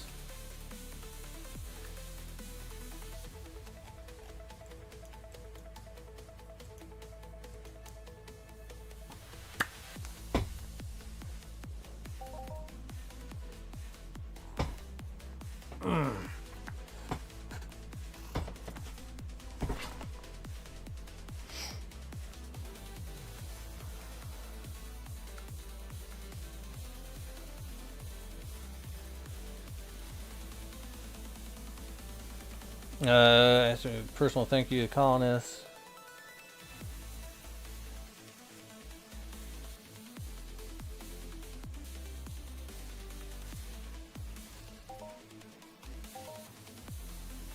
Alright, year one pants.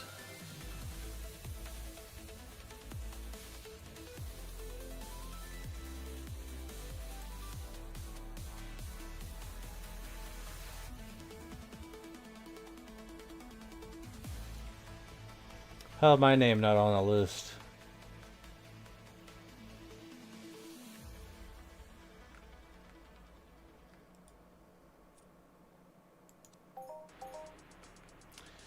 Cryomuciloids. What's up, man?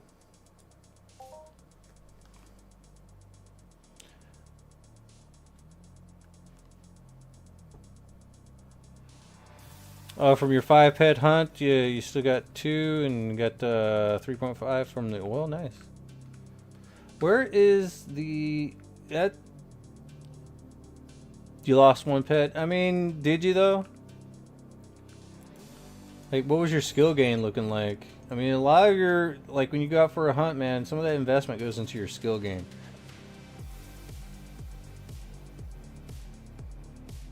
So what's down here?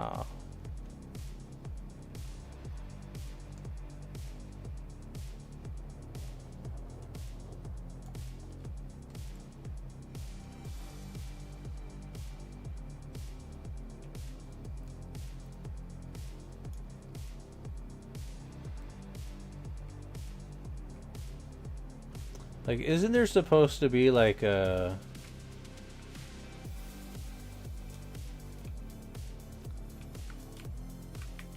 some sort of like campfire or something?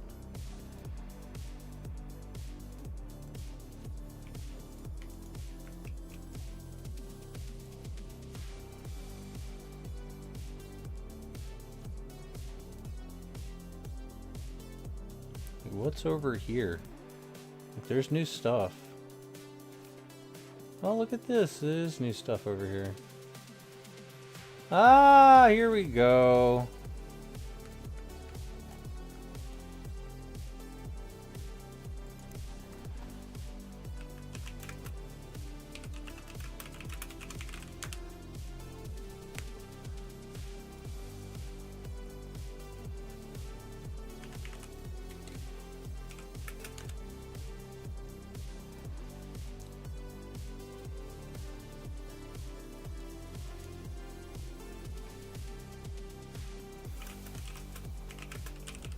I do it all, man.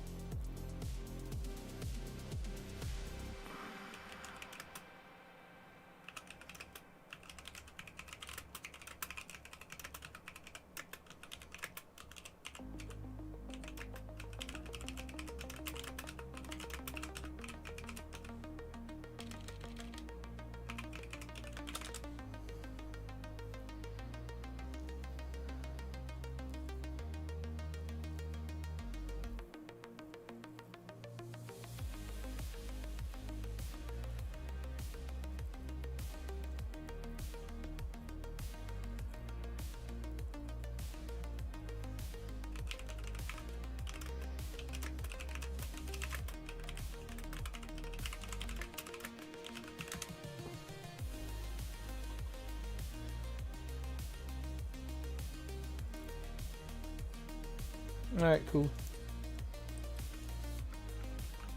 So it looks like you can campfire right here and burn it, baby, burn it. I think the biggest problem I'm gonna have is the fact that I have nothing here.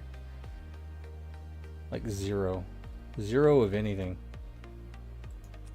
So I brought some with me. That would be nice. A little bit of fishing. Well, this is the place to fish, I guess. Come down here and do some fishing. Wait a minute. Wait a minute. What? They have plots? Seaside fucking plots on ARIS? Dude, they have seaside fucking plots on ARIS. I want a seaside fucking plot on ARIS. Bro, I want a seaside plot on ARIS.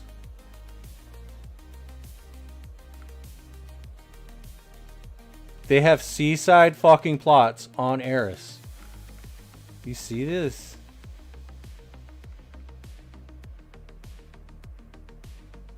That's crazy.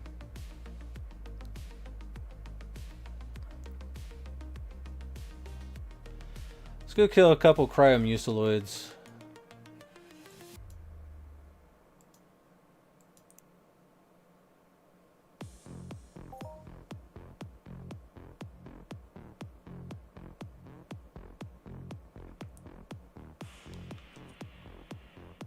Oh, okay. Oh yeah. Didn't I put these in the storage?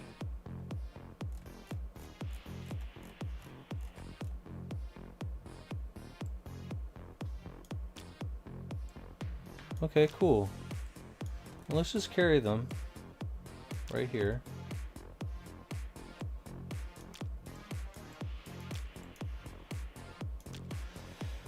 Whew.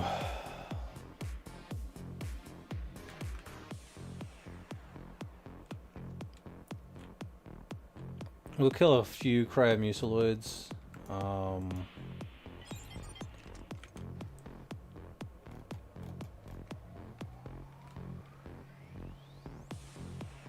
Still got the critical strike chance increased. Sup, White Willow?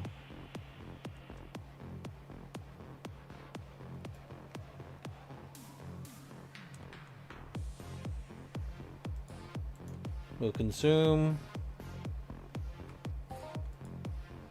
and consume.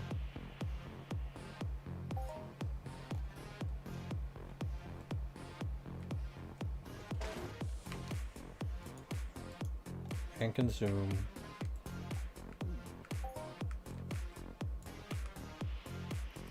Alright, so I kind of got to get some of these things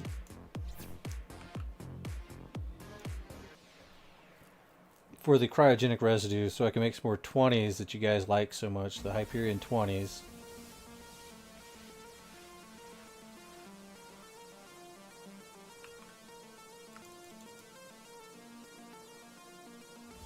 So hopefully we can make a little bit. Someone wants to buy Calypso Sturgeon for 0.5. Alex tells me it's not worth to sell the fish. It's too rare to get. The fish are not that rare to get, but at 0.05, I don't know, man.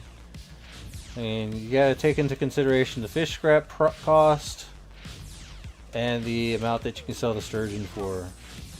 The sturgeon fish oil.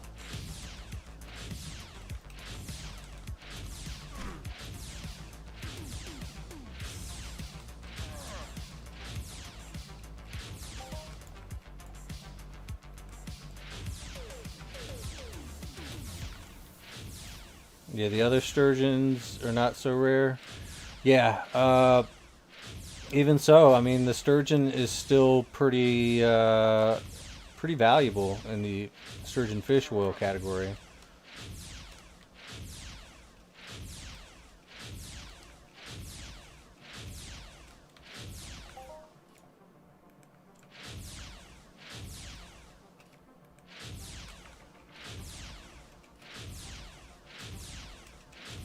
Just swordfish for that much too? I don't know, man. That seems like a really horrible price. Considering that the swordfish oil is selling for still about like probably over 900%. Probably. Like those are bad prices.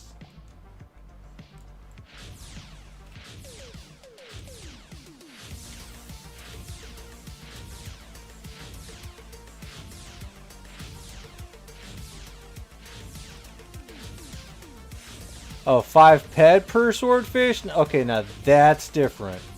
That might be fair. Like if it's 5 PED, yeah. I mean they're making profit, but they're not making like a lot of profit. They're probably like making like 2 PED profit.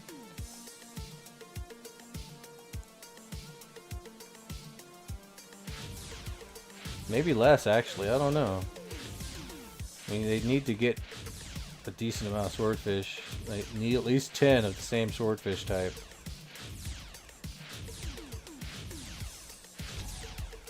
I mean, 1 per PED per sturgeon is not that bad. I mean, if they'll be willing to actually part for it. I mean, I don't know though. I have not mathed any of this shit out. Like, I'm not a math magician. But it just doesn't seem like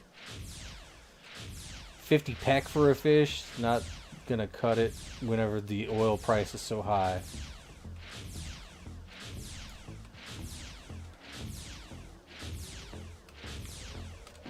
Like, they need to take a little bit of risk too. Like, I'm not averse to like having them profit a little bit, but not like 90 or 80% full on profit. Or like 30, 40, maybe even 50 at the tops.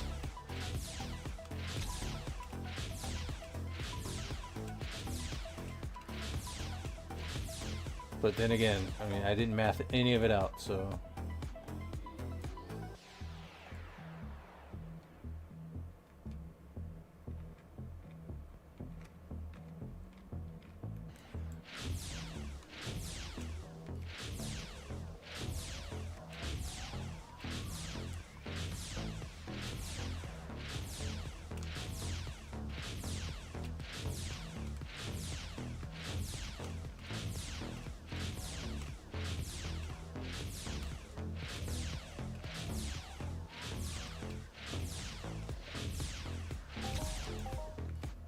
Ah, there we go.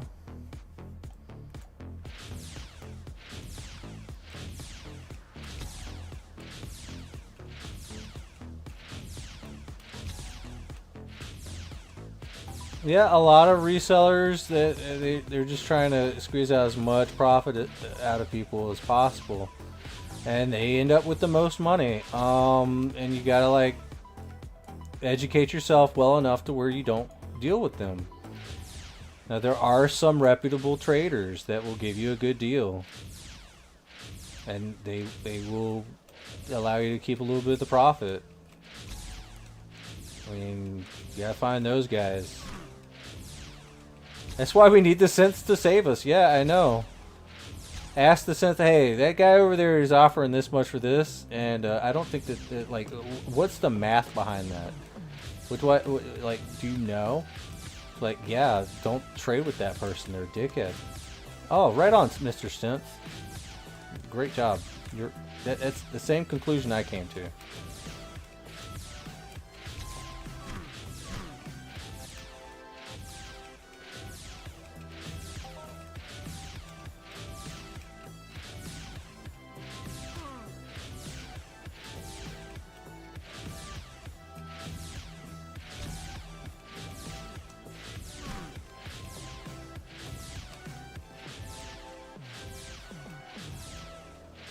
And that's the sad part about being me buying off the auction house, is I keep seeing the same names. I'm like, yo, where's everybody else?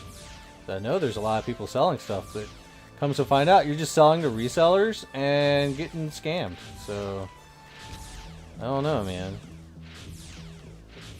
And they're coming away with the bulk of the money, and next thing you know, like, the money dries up and they dip the fuck out, and then what are you gonna do?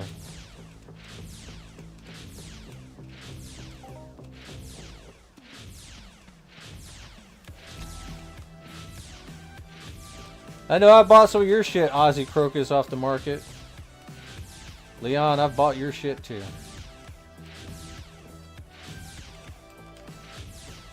You're mostly cutting trees though.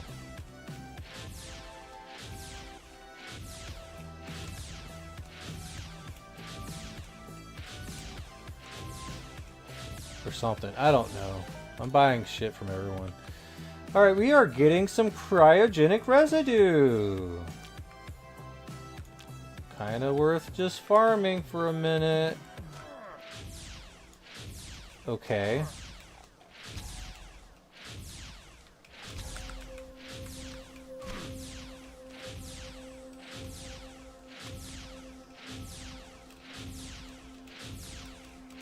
God damn it, Leon. I am busy fighting cryomuciloids and you just got busted by the bot.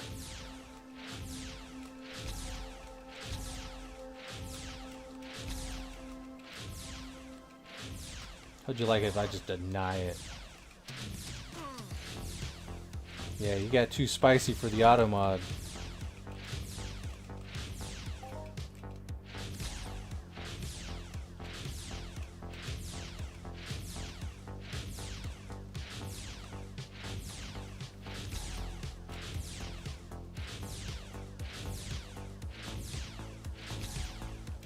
So there is some fish that I need here on ARIS, and apparently it's a swordfish.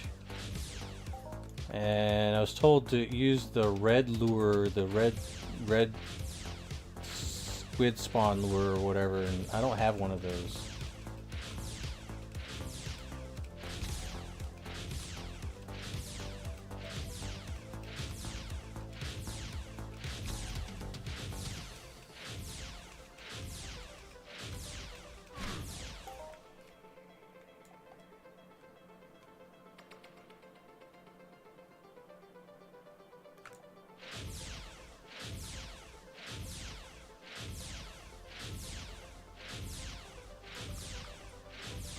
We have 17 cryogen. You need like 22 just for one click.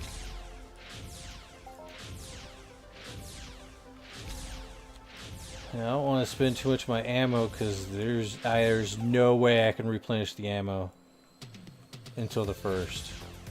So I gotta like play really conservative with my hunting. This is probably gonna end up being just fishing. But I do want to get some of this cryogenic residue so I can maybe potentially get some 20s made. And I don't want to buy it.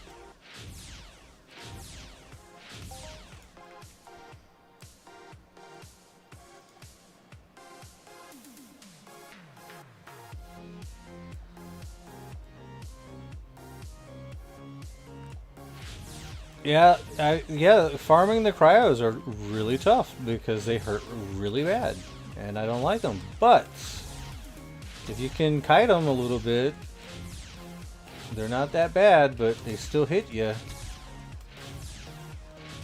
They hurt.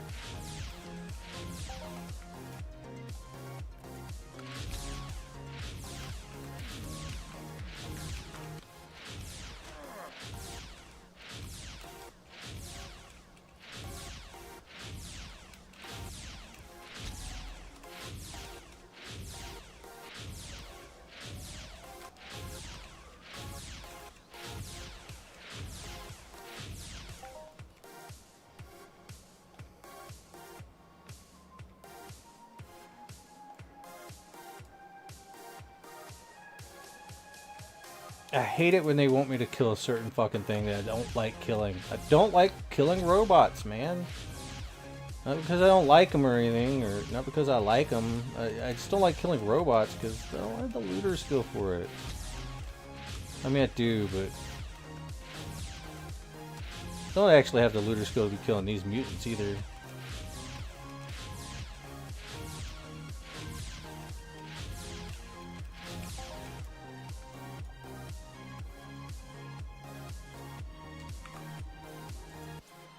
Still only got 17. I thought we was doing well, but I guess we're not.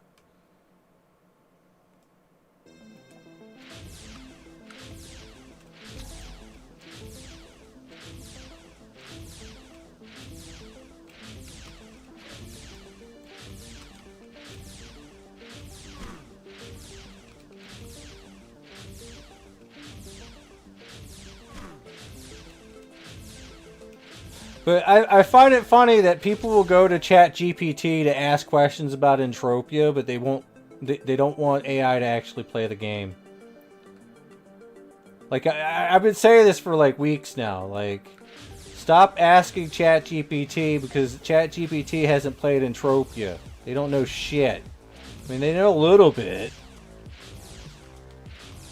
But they don't know how to play the game. Now there's AI about to play the game, and you're like, I don't want to do that. You can learn a lot from the AI if they do it right.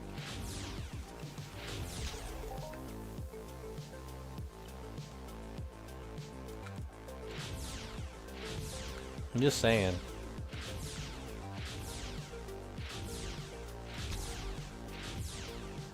I really think that they should just ignore the hate and go ahead and congratulate and bring the AI in. I for one, welcome our AI overlords. I want to be the first to scam the shit out of one of them. But I'm pretty sure Mystery Snow is going to take that position pretty quick.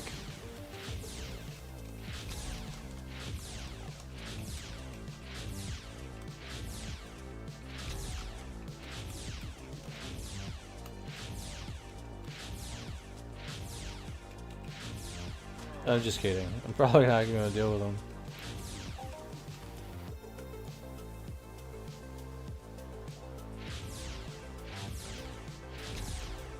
Alright, a little bit more cryo residue.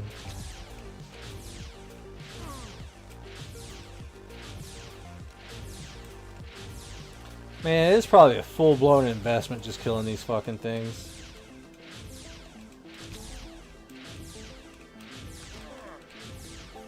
An investment that I don't have.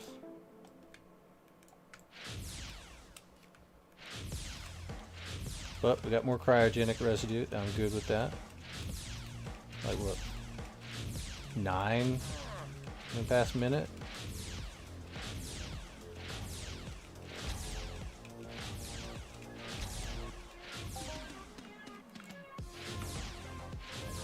We're at 26.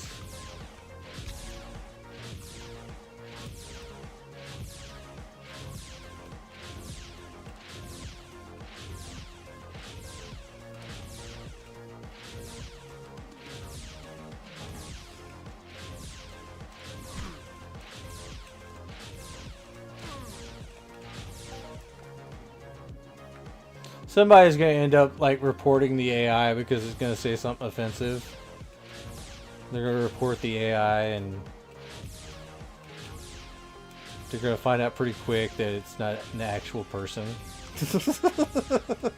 They're gonna be like, what the fuck? They're not real?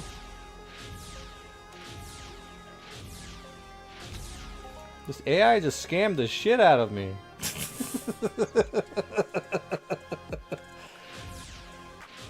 Talking about how this item is like in high demand to the right person, and only I know who that person is. So you trade me now, and I'll give you back money later. And they never show back up. You get scammed by the AI. Like, yep, the AI is learning.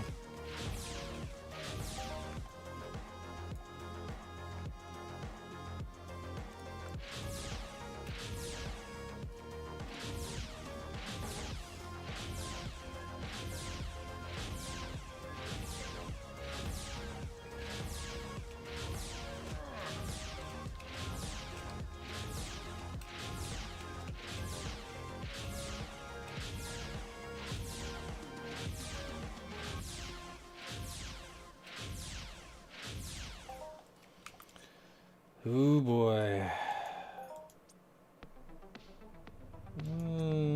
I really gotta go kill the robots. A lot of pancreas wool though. And wool. What else is dropping off these things? I'm just not paying attention to. We'll kill a few more and it's off to the robots. I gotta get those robots. I wanna get that anniversary thing done. Don't have to worry about it.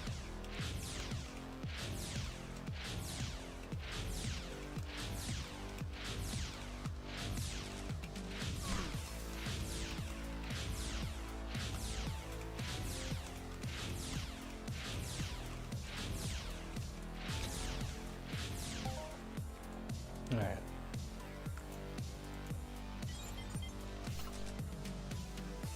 On the plus side, I get some more nano cubes, and then I'll be able to do more food packaging or whatever.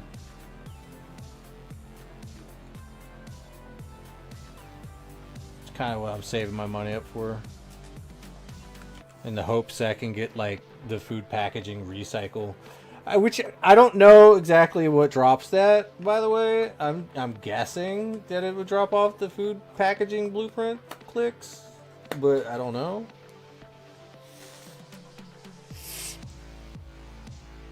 Knowing my luck, it drops off the antimicrobial version 3, which sucks, because I don't really want to click the version 2 or the version 1 right now. I put in $100 last night. I was like, alright, let's just do some copper clicks for this antimicrobial, pay the big cost, and then it fucked me. I didn't even get a global. It was sad. I was so sad.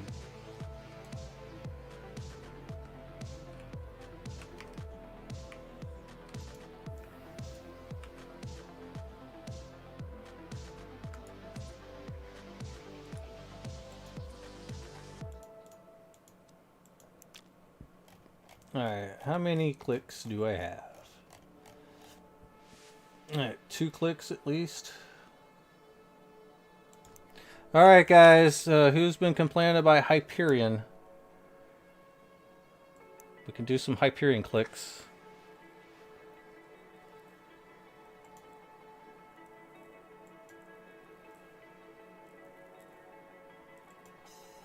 We have 1 click of PR20. What?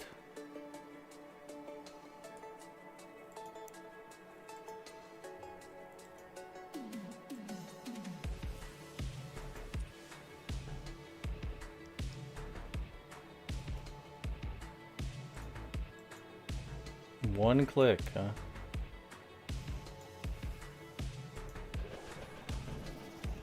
Which I shouldn't have wasted it, because I think, oh, never mind. It completely wasted. That PP20. Only 2 clicks of that.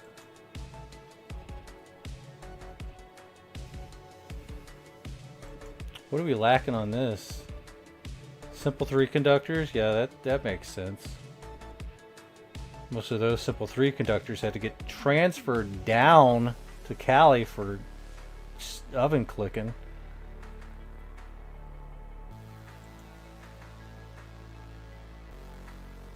We don't need to do any more PR50s. We've still got PR50s to sell.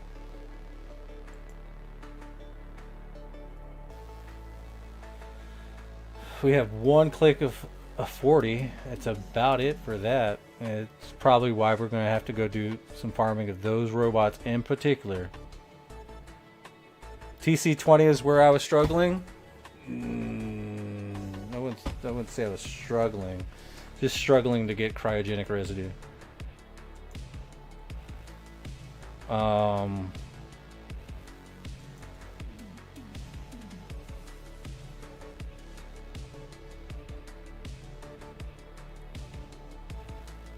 But maybe so, because I don't see any TC20s. Yeah, we got 140 blueprints of it. But I can see if I can't rock a couple of these and take them down. You better buy them. There's one. Just one. And that's all the cryogenic residue right there. What is the price of cryogenic residue? Oh my god. See, this is what kills me. Right there. That's what, 5 clicks? No, it's not 5 clicks.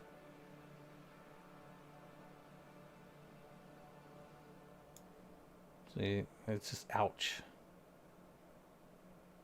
I mean, it's in the same vein of, you know. I mean, I could, I guess. I mean, it's 300%, right? You know for a fact that MindArk was paying attention to my fucking buying on ARIS when they fucking made the fucking fishing and cooking. I want you guys to know that they were just looking at the way I buy shit. Like, okay, let's replicate this again, and he's gonna do the same thing. Like, yep.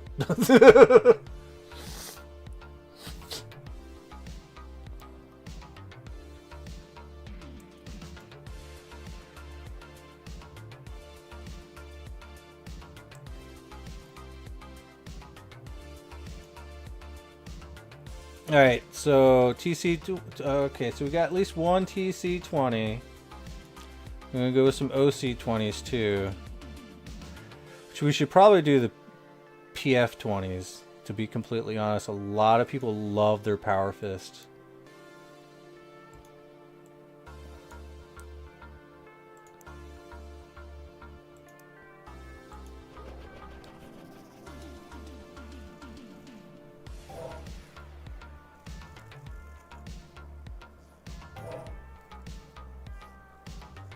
Oh, look at that. Nice. Just my OC20s, maybe?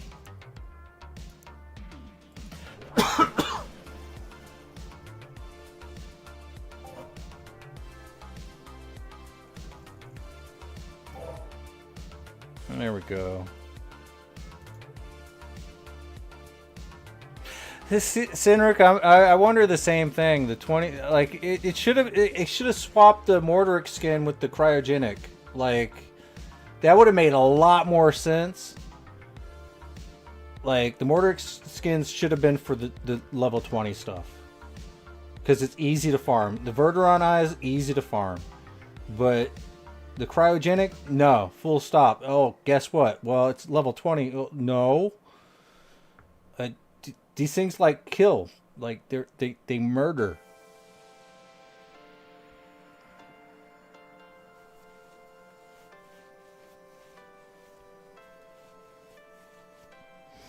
But at the same time, I mean, if you can farm them, I mean that's good on you, I guess.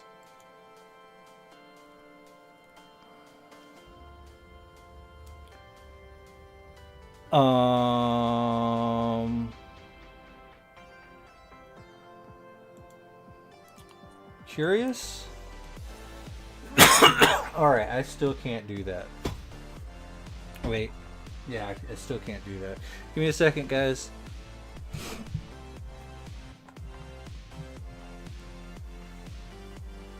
You invested $20 in the game so far and you got 40? Nice. That's actually not bad. That's a good new player experience right there.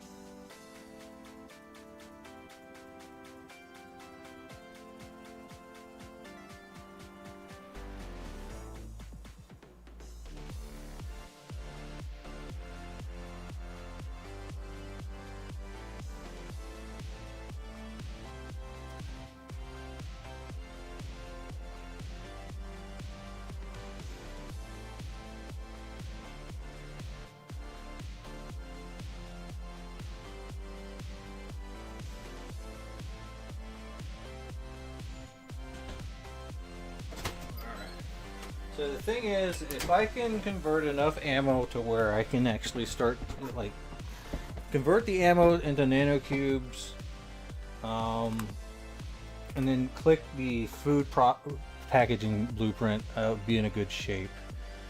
Alright, I don't think I need to do any more clicks of anything. Because I think my prices are a little bit too high right now, in general.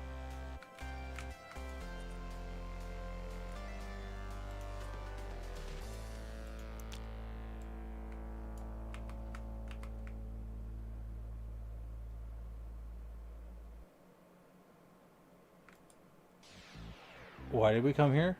Okay. Why are we going here? Okay. Exactly what we're doing.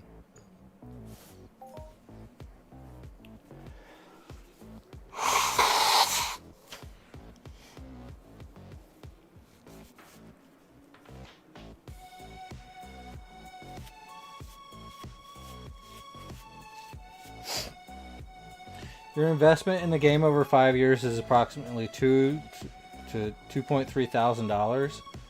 Dude, that's my investment that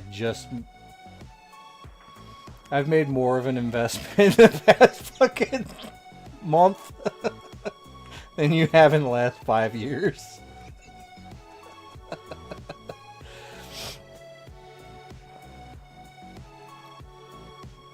No shade though, no shade. We're all running in the same marathon.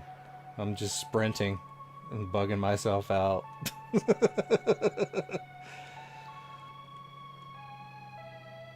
Yeah, don't be ashamed, bro. Like, that's actually pretty good if you're actively playing as well. Me, I've been actively playing like non-stop for at least over a year now. Like, I've been playing every day.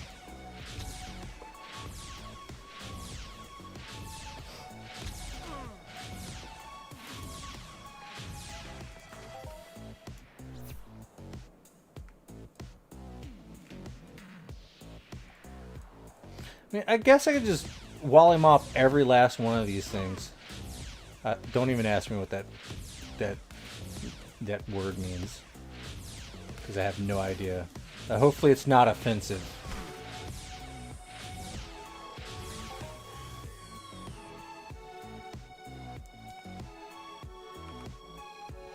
And I don't care to educate myself. It sounds cool though. Yeah, it's the love of the game, man. Absolutely.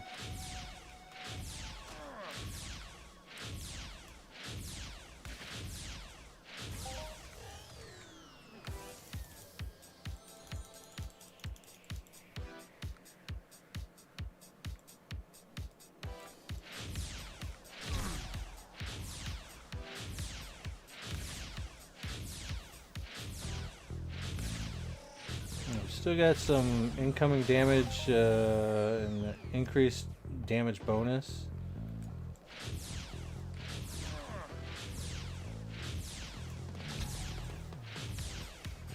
Yeah, we still got some good stuff going. We might as well farm. These things are gonna go in my. I'm just gonna nanocube the shit out of them. List.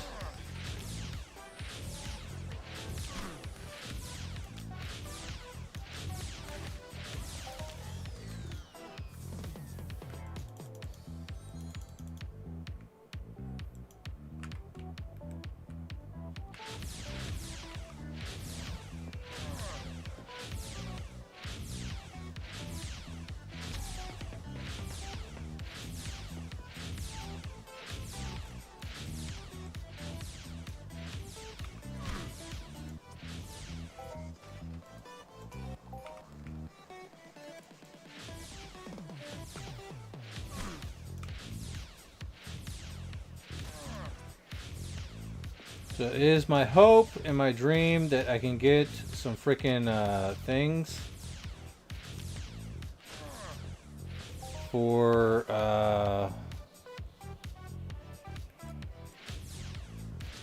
he discovered 3 new items. Oh shit.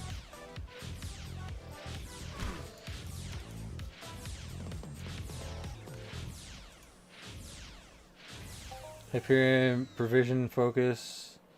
Oh yeah, you probably did the yeah, newer lure, cyber lure, yeah.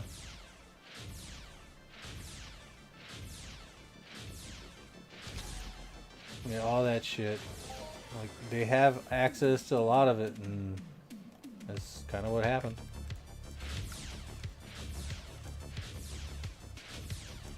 I don't know if that's crazy luck.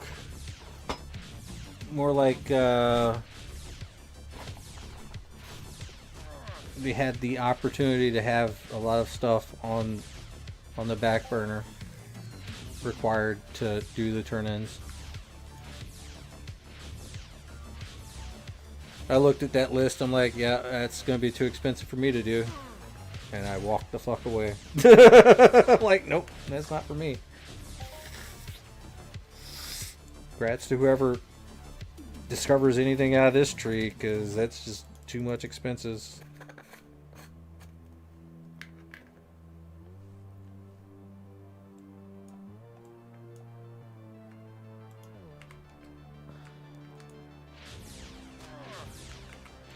Whale fish, yeah.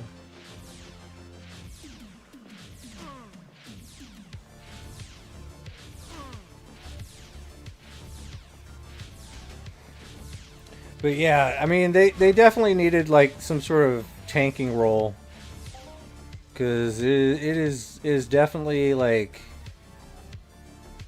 needed, especially if, you know, instead of the mob just going like crazy on whoever at random, like if they have like a tank role, it's just needed. So having someone like anybody from hardcore taking a lure like that, because they have like the biggest health pool, like, yeah, it's actually not a bad thing. Like, they actually have the hit points to be able to tank shit. Whether or not it will do anything, like, just because it's tanking on you doesn't mean too much. You got the Cyber Lure Chip 3 just now too.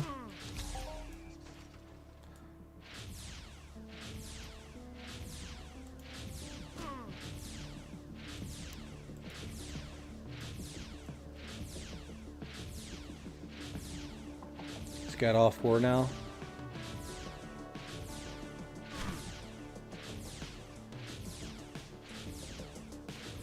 Just, you know, just take it day by day. It's not a race. It's more like a marathon. You go as fast as you need to go. Like, just take your time with it, man. I mean, you'll get it complete at some point. You don't need to rush it.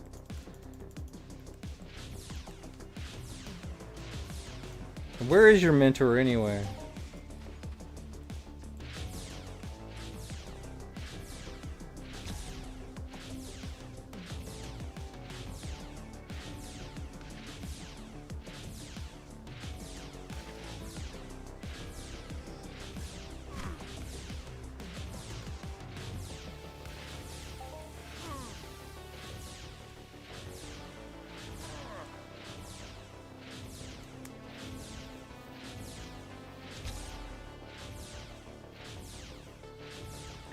I want a Butters AI just walked around saying, I like Hello Kitty Island Adventure and hell a lot more than I like this.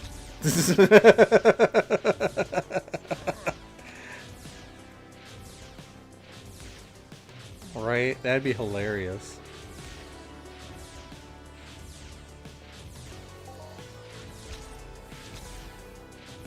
Hell yeah, man. Just keep doing what you're doing, man.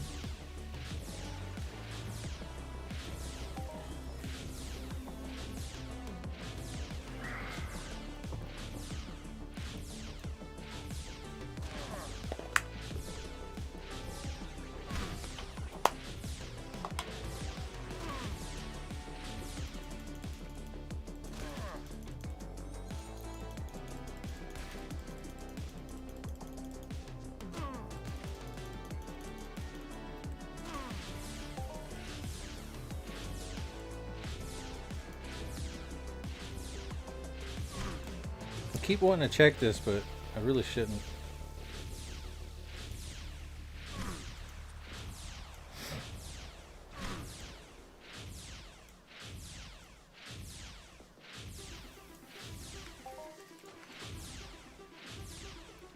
Alright, looks like we're coming up on 4 hours and 13 minutes.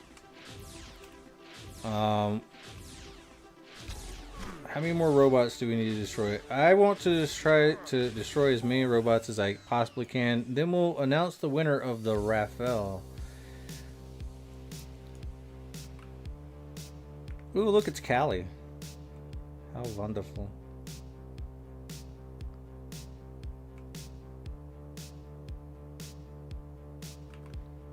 So we have like 21 minutes of this, 21 minutes of that.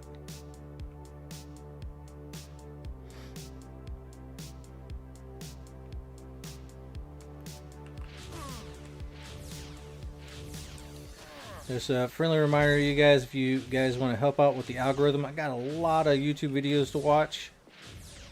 You want to help out and see if we can't generate some income over there. Just watch as much as you can. Bring up that watch time.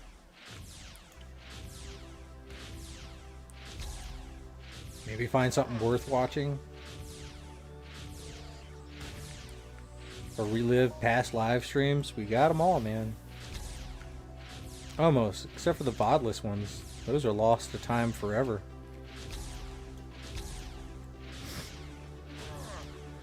You would have had to have been here. Fun times.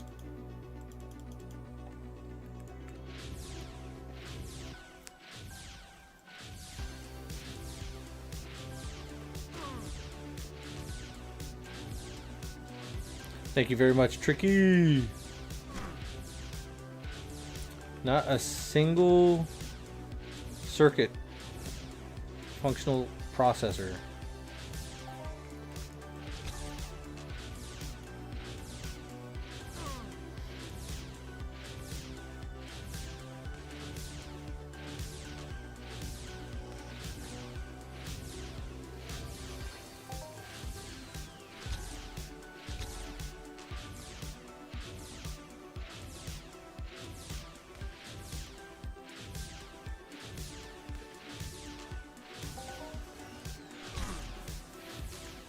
Oop, nano food. SK20. Oh, that's full TT though.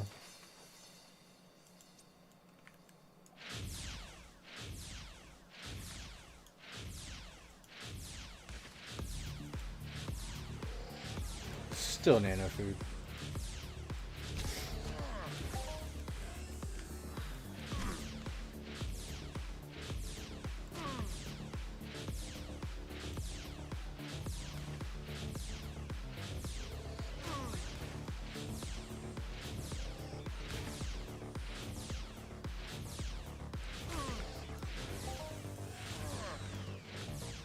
But a lot of the recent shorter live streams that we've had, they all actually have chapters, so you can like kind of easily pull up certain topics that we're covering. Might need to try to see if I can't do the same thing with some of the other ones, being that I'm not streaming like all day now. I can actually have a little bit of time to do some of the back end work. So there are some perks to not streaming all day.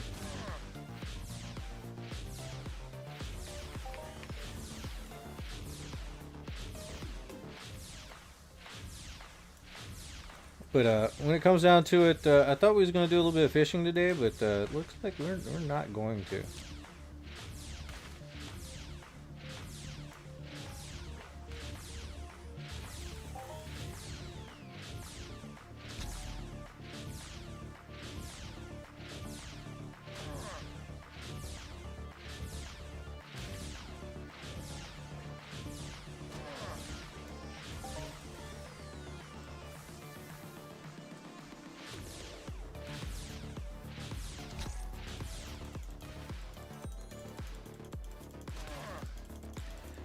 But just learning about the AI, that's happening soon. That's like in like 4 days.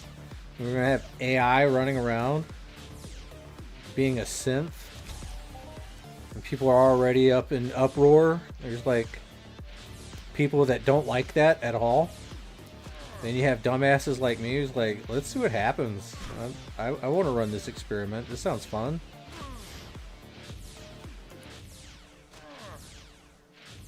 Like an actual NPC finally that's like living and breathing in the world.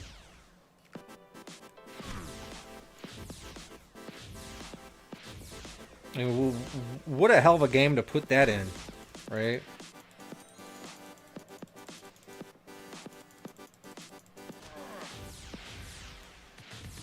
And people were getting really mad. Like, no, stop, don't. I want to see what happens.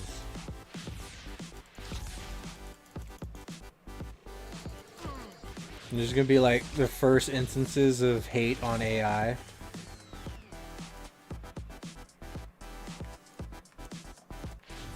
Like, you better treat the AI with a little bit of respect.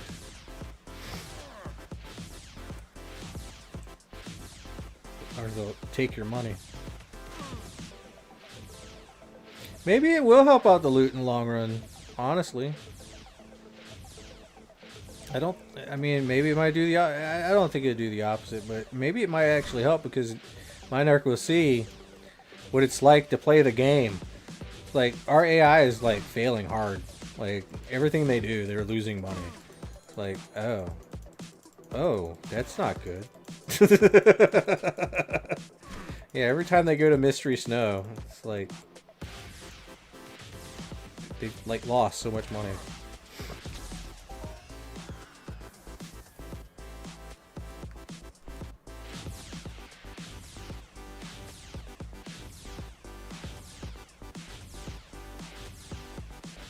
You walk up to them while they're like bait fishing or something. Like, why are you bait fishing? Like, I'm broke.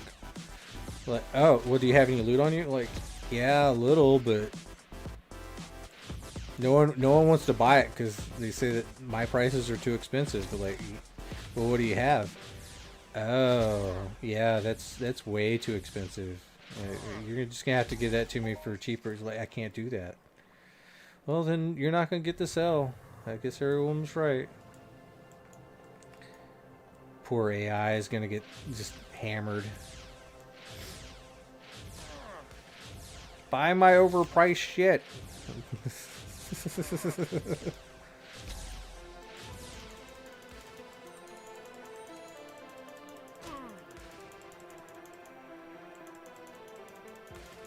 Then they're gonna let them like try to sell things on the auction house. And then they're gonna price it based off of their losses or something. And it's just not gonna sell. So the AI is gonna be eating the fee every single day.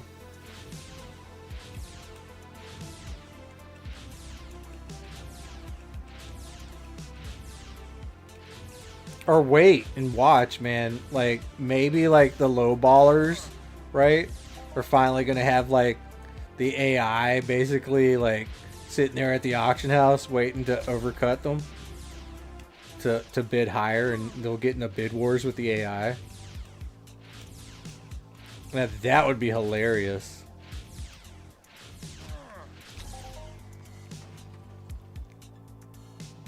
That would be good. That would be really good. No one's gonna be able to get any kind of like really super cheap and drag down the market anymore, because the AI is gonna just snag that shit up. Let's see, that would be really nice.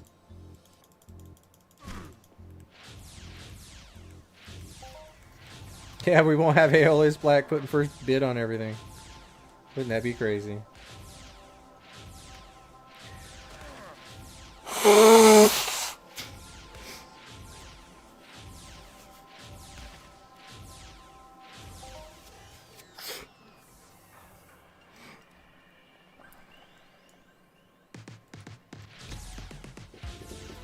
Give me a second, guys.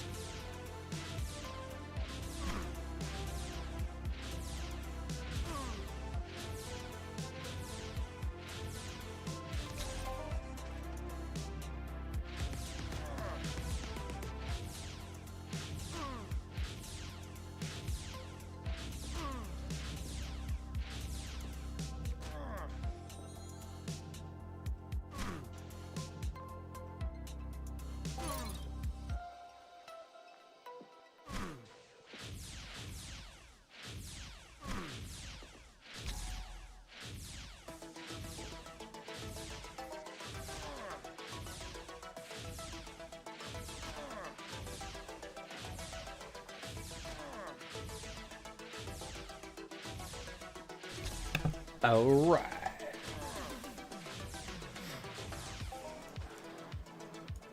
Which should we go get food with? Like,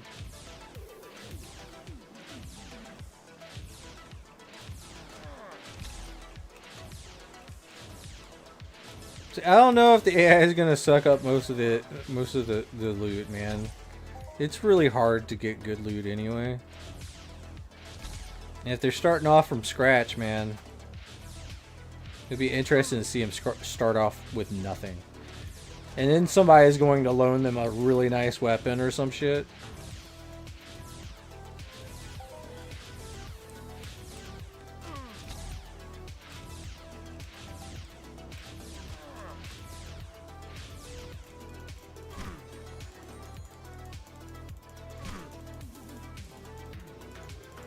And it's going to be interesting.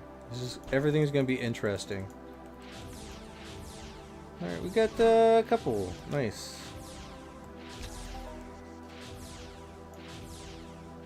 And almost about 50% for the veteran of ARIS.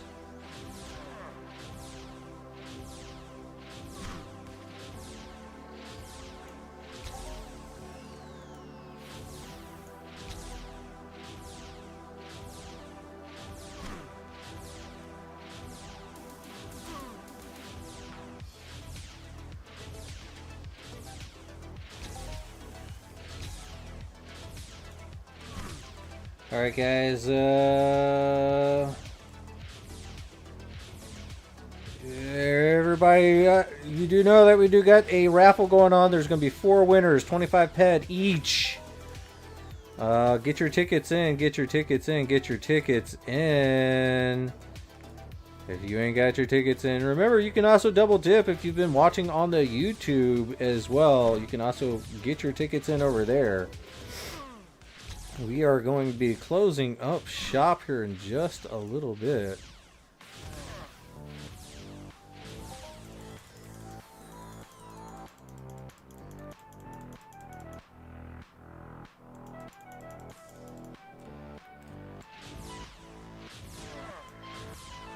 We are at the 4-hour and almost 30-minute mark. We play with our money, the AI plays with house money. Yep. We'll see how it goes. I want to see the experiment. We'll see how it works.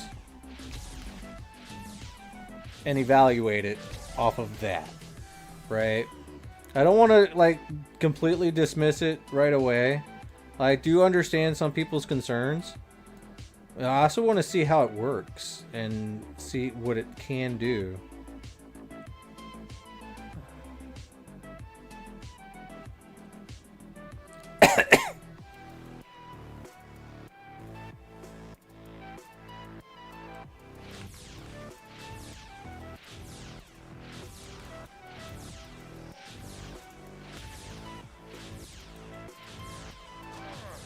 Fishing plot, man. A fishing house. Like a plot system on ARIS. As long as it doesn't hurt our returns. I mean, if it's a fair system, they're gonna have the same returns as everyone else.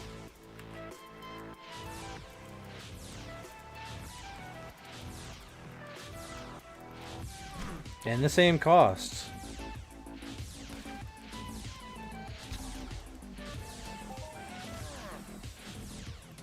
Like, this might actually cost Mind Arc money. We don't know.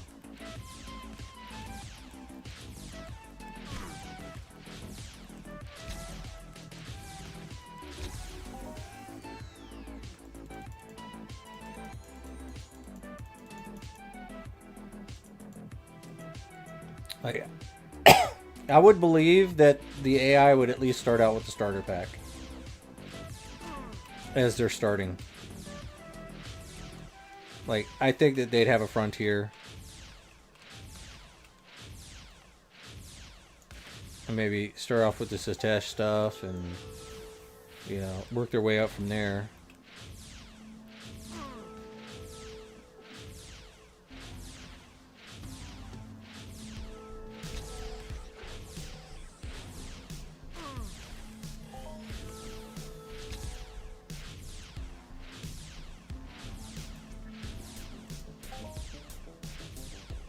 Oh no, I think we're losing. I think we should probably stop. I might be wrong, but if I'm right, it's still a good time to stop anyway. All right, ladies and germs, we will do thing. It would be crazy if they started how we started when they work up to a full set of Hyperion perfected. Yeah.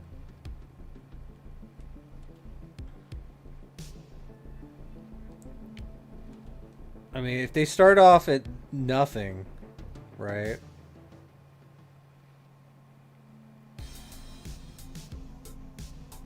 It depends on who they're emulating too. Like, there's probably a lot of data of emulating a bunch of different players in the game.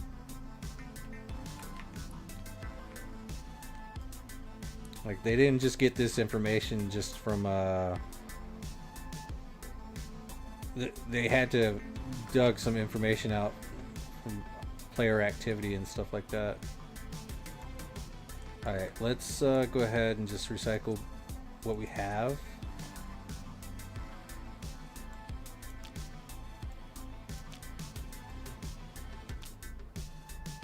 Alright, that stuff doesn't go there.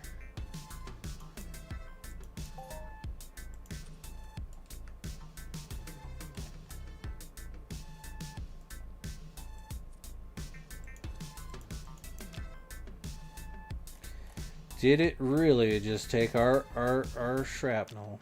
It did.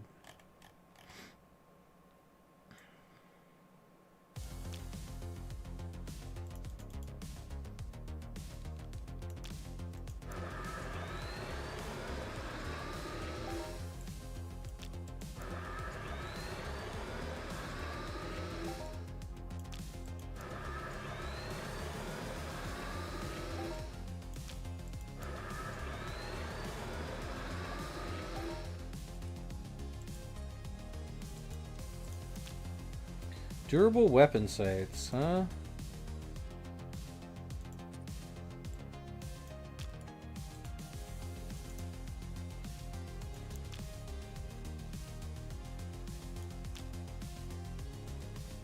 What else? This shit can stay. Alright, let's see. We'll try to complete we'll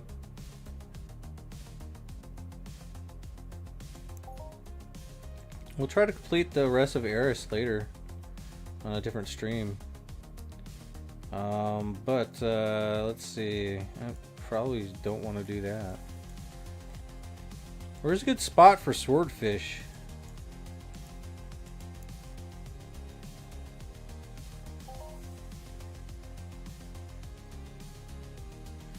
Probably be multiple personas. Some would be traders, some would be hunters. Maybe some will be trading between themselves. Maybe, maybe not. I don't know.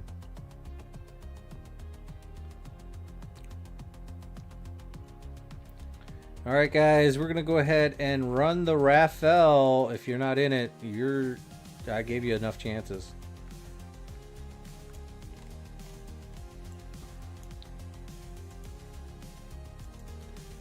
Alright, we got 24 people in. Right through here. It's time for the Raphael. You get 4 winners out of this for 100 PED. It's 25 PED per person.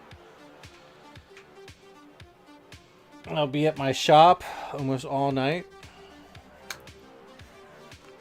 I'll give you enough time to get the thing. So double dip it, and I'll give you a little bit more time.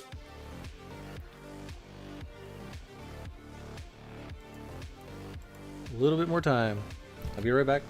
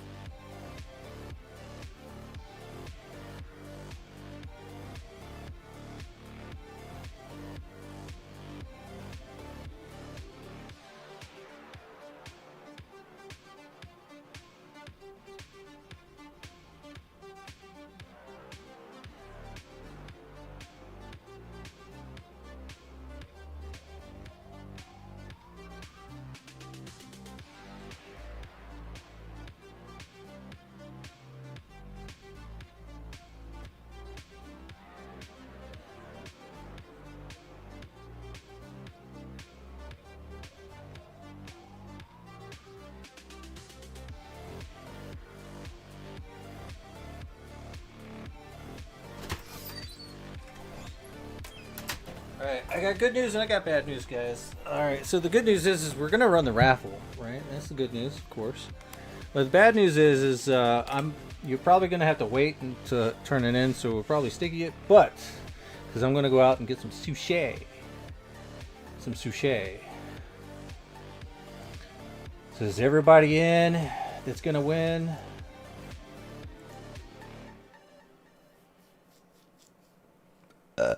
Alright. And we'll go get some sushi, and then I'll probably be crafting while I'm gone, but at the same time. You ready? You can no longer enter the rigged raffle. Alright, we got winner number 1, Voidness. Winner number 2, Papa Hal's. Winner number 3, Mad Fingers. And winner number 4, congratulations, you guys. So we got Voidness, Papa Hal's, Mad Fingers, and you. Nurgle Valis.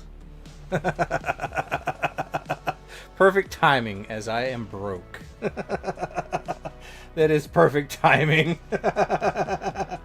Darius, we'll call you Darius from now on. All right, guys. I will be hanging out on in my shop, but you cannot come pick it up until after I get home. Being that 3 of you guys are actually in my sock, you'll know when to come. Mad Fingers, just let me know when you're good to go. And yeah, like, share, and subscribe. And I will catch you guys on the flippity floppity of all the goodness that's available to mankind and stuff. Let's get you rated out. We're gonna give a good cold hard raid to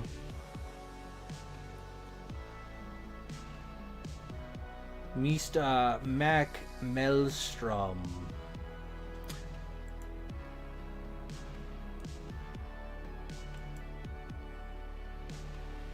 All right, bye bye.